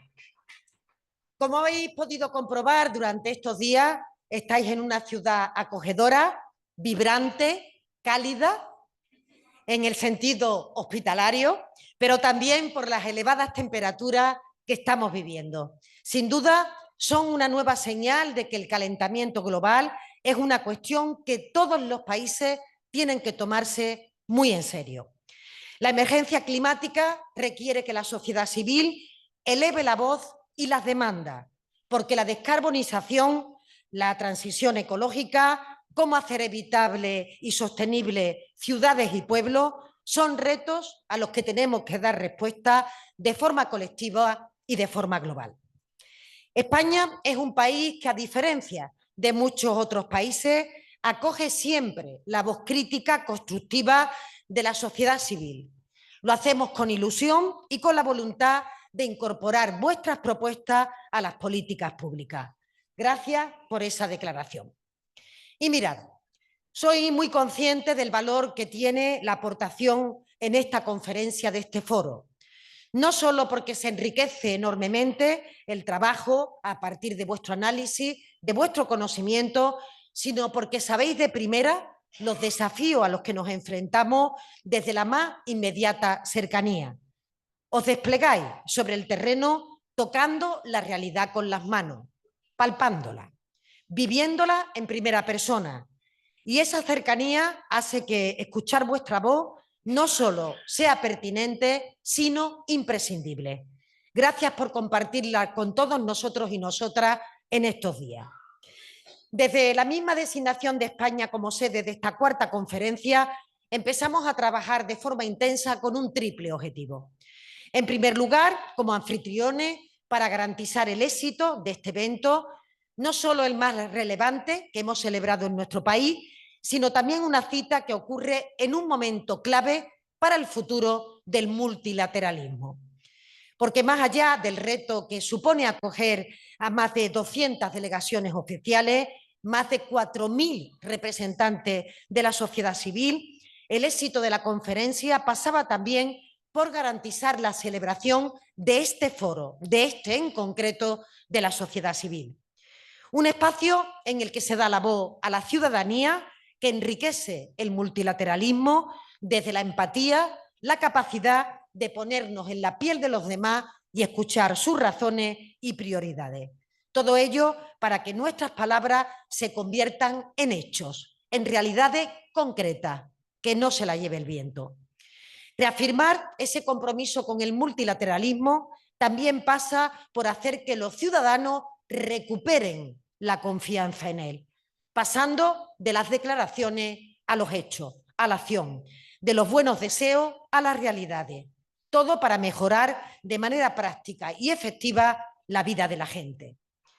El último gran objetivo que nos habíamos marcado se explica en este mismo evento con la máxima apertura, inclusión, protagonismo de la sociedad civil a la hora de trazar el rumbo a seguir. Para ello, hemos contribuido al fondo que se crea por Naciones Unidas para garantizar que representantes de todos los países pudieran estar presentes durante este proceso negociador, especialmente aquellos países con más dificultades. Estamos convencidos de que esto va a contribuir a este compromiso de Sevilla, el que vamos a adoptar en esta conferencia para que llegue a buen puerto. Un documento ambicioso, a su vez realista, que sintetiza el resultado de todo el trabajo que desemboca en esta cita. Una cita que culmina un camino, pero que abre otro nuevo. El consenso de Sevilla va a marcar una agenda de financiación al desarrollo para los próximos años. Una agenda que va a tener a esta ciudad como punto de partida. Un impulso real de las iniciativas enmarcadas en la Agenda 2030, de las que tenemos que rendir cuenta de manera clara y transparente. Solo así podremos construir una agenda de financiación al desarrollo sostenible, escuchando a todas las voces, especialmente quienes están en el terreno. También las que a menudo fueron ignoradas y a las que más deberíamos atender. Y concluyo. Quiero agradecer a todos los participantes en este foro la labor estupenda que se ha realizado en estos días. Gracias de todo corazón por vuestro compromiso, ilusión y entrega. Hemos tomado nota de los debates que aquí se han suscitado, de las soluciones propuestas para cuestiones que afectan la vida de millones de personas. Y tenerlo muy claro, España no va a fallar. Vuestra voz es nuestra voz. Y estoy convencida de que lograremos que desde Sevilla esa voz firme y plural se eleve en favor del nuevo pacto global por el desarrollo humano y sostenible. En ello estaremos trabajando. Muchas gracias. Thank you very much.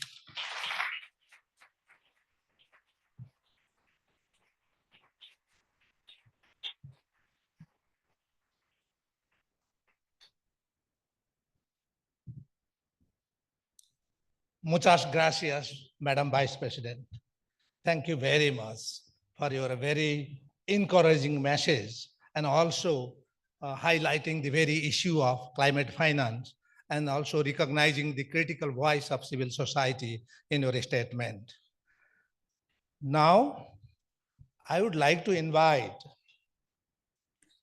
the Right Honorable Prime Minister of Nepal, KP Sharma Oli.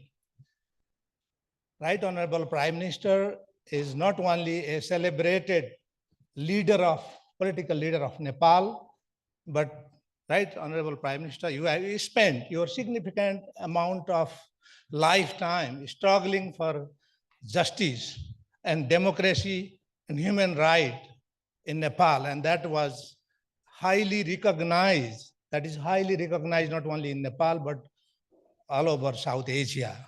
Many of us have benefited from the struggle that you have led in Nepal for fighting for justice, human rights, and democracy. Now, I would like to request Right Honorable Prime Minister to speak to us about civil society voices, issues, and concerns that we have presented before you this evening. Please, I would like to request Right Honorable Prime Minister to come to podium and address to us.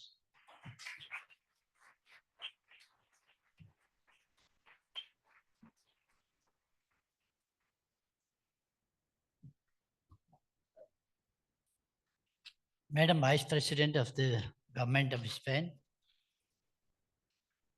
Madam Deputy Secretary General of the United Nations, distinguished delegates, ladies and gentlemen. I'm happy to be here among you this afternoon and address this closing session. Civil society is not just a stakeholder, it is a vital partner in advancing the 2030 agenda. You push progress beyond promises. You ensure that equity and accountability are more than just aspirations.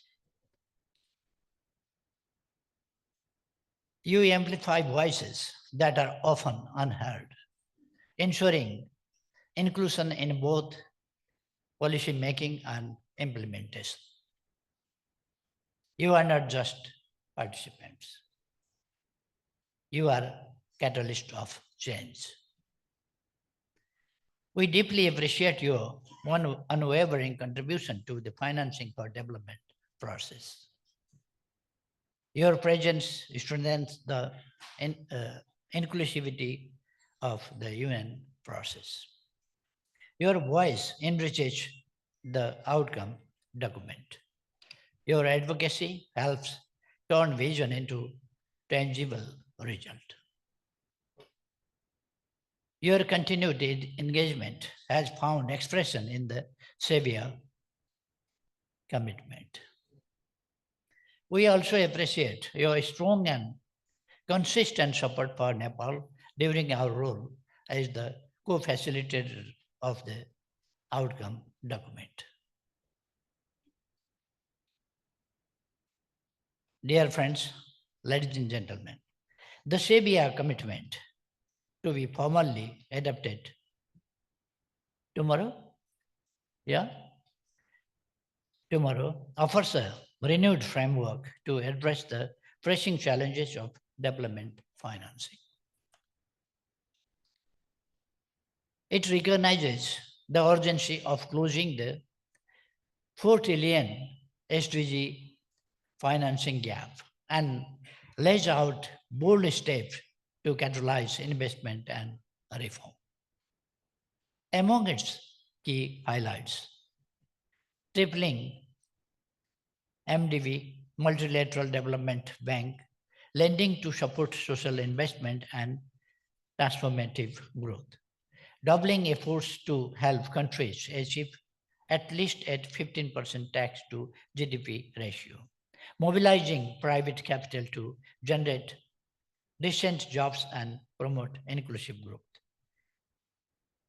on debt, the document emphasizes lowering borrowing costs of reduced debt service and free up resource for development. Preventing future debt crisis through greater transparency and elevating the voice of debtor countries in shaping the debt architecture. Further, it calls for inclusive reforms of international financing institutions by giving developing countries a seat at the table so their needs are addressed in global financial decision-making and expanding access to emergency financing to better respond to shocks and crises.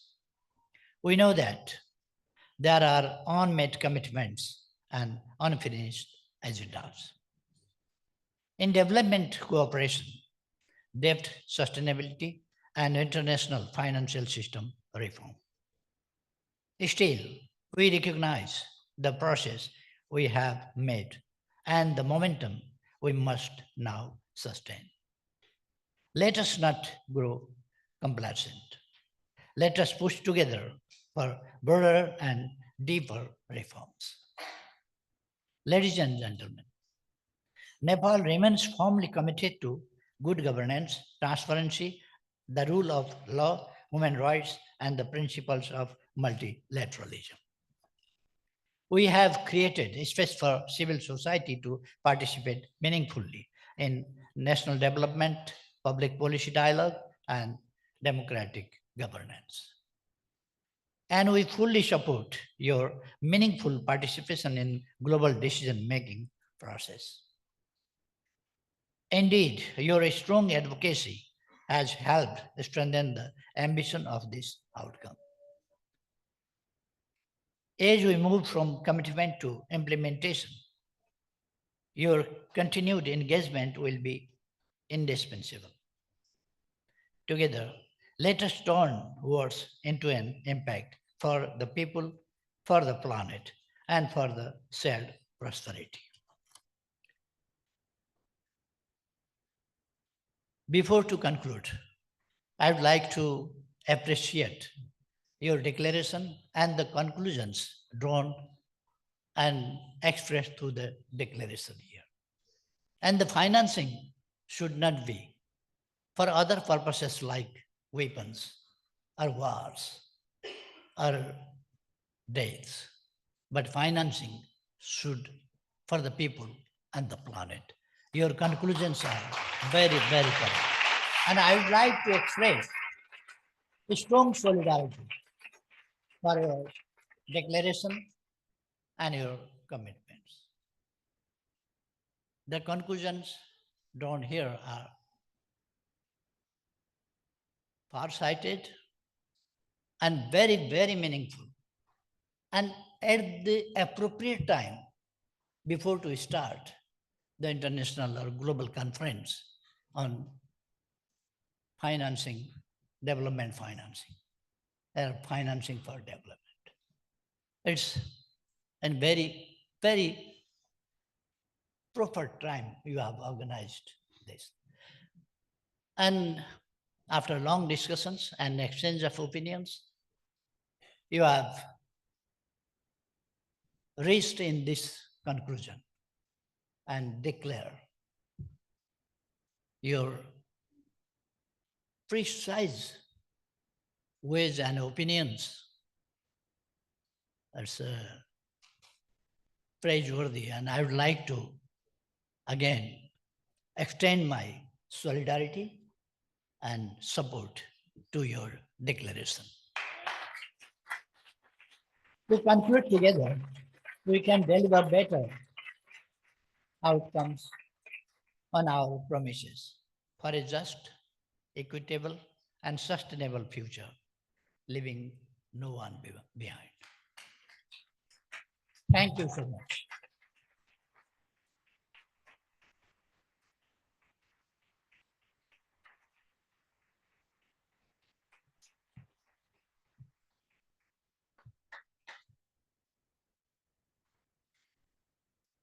Thank you very much, Mr. Prime Minister.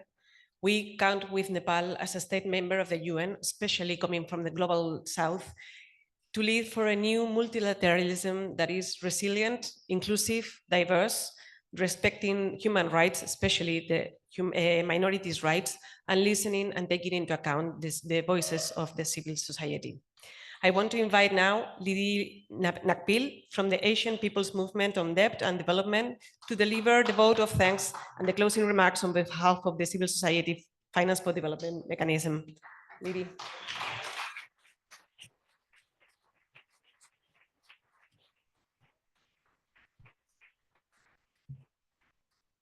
Your Excellencies and civil society colleagues, it's been 2 days of amazing and inspiring presentations from our speakers and interventions from our participants. It's particularly notable that most of the speakers are women.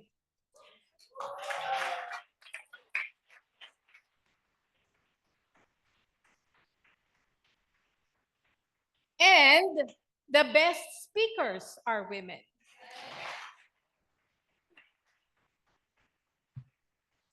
Stefano has already expressed huge thanks and applause to the organizers who have tirelessly worked on the program and logistics. But let us also give thanks to Stefano and Pooja and the amazing team from the Society for International Development, Flora, Marisol, Kit, and others that I don't know the names of.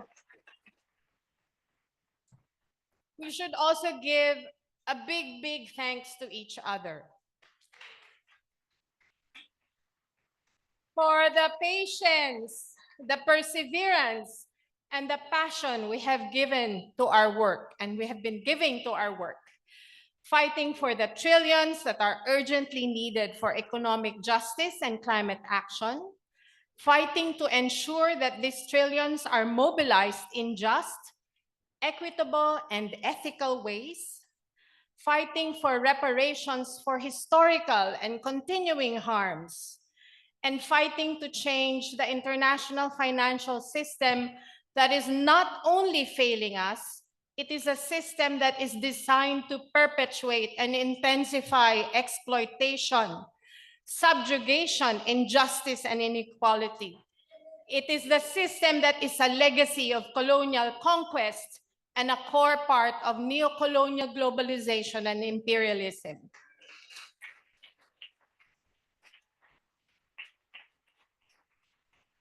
From here, our space, we move on to the official space to engage, challenge, and in fact, shame governments for the sham and failure that is the outcome document. This part is especially challenging as this FfD4 from someone who was there since Monterey is the worst we have seen thus far in terms of treatment of civil society. The video message of our UN Secretary General expressing appreciation for the role and contribution of civil society is a stark contrast to how we are actually treated in this space.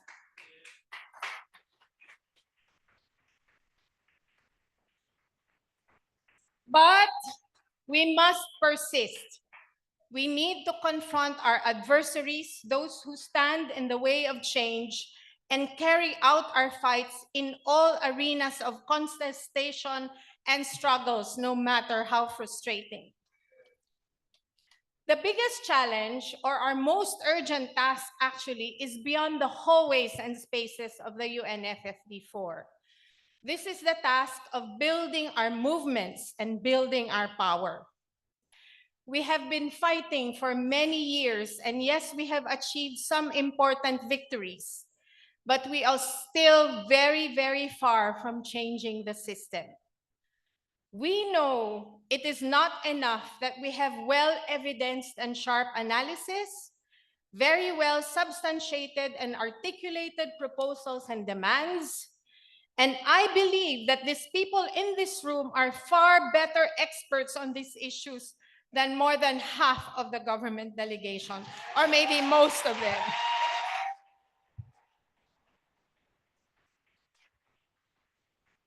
But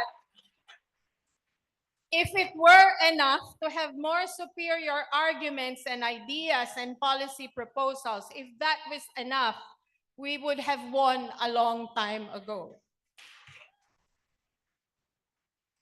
It is also not just a question of effective strategies and efficient implementation, because all of us are brilliant at that. We simply are not yet powerful enough. So let us work harder and faster to build our movements, to build the power of our movements. Let us broaden our reach and the scope of our actions. Let us scale up and intensify and escalate. We don't have much time. We have 10 years or less before we are locked into a path toward climate catastrophe that will change life on Earth profoundly. And every day, every week, every month, hundreds of millions of our people suffer more intensely because of the multiple economic, environmental, and political crises. Thousands of people are injured and killed because of genocidal attacks.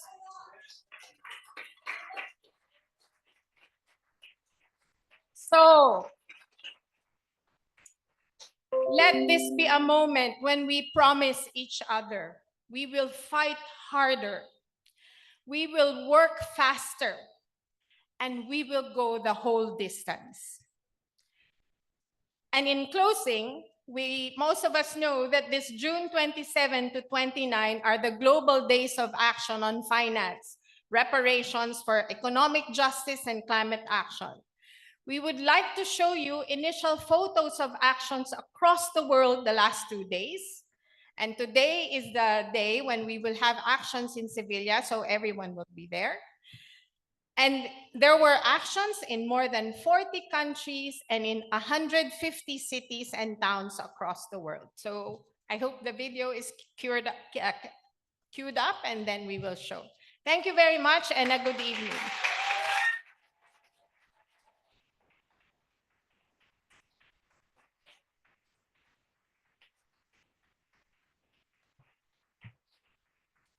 Thank you, Lady. Thank you very much. As usual, you have shared your revolutionary ideas and also way forward for fighting for justice, equality in general, and financing for development in particular. By thanking Lady, I would also like to thank all our distinguished speaker of this closing session. We came to the end of the closing ceremony, but I would like to invite our distinguished speaker and the guest to come to the stage for a family photo. Thank you. We would like to invite Prime Minister of Nepal, Vice President of the Government of Spain, Amina Mohamed, Deputy Secretary General of the United Nations, Javier Ruiz from La Coordinadora, Patricia Sánchez, Francisco Toscano, and I think that's all.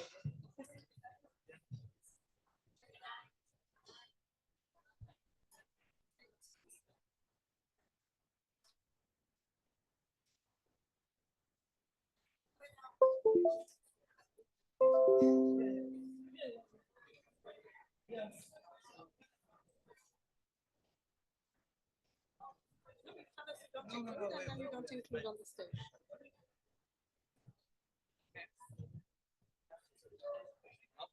Yeah. Thank you.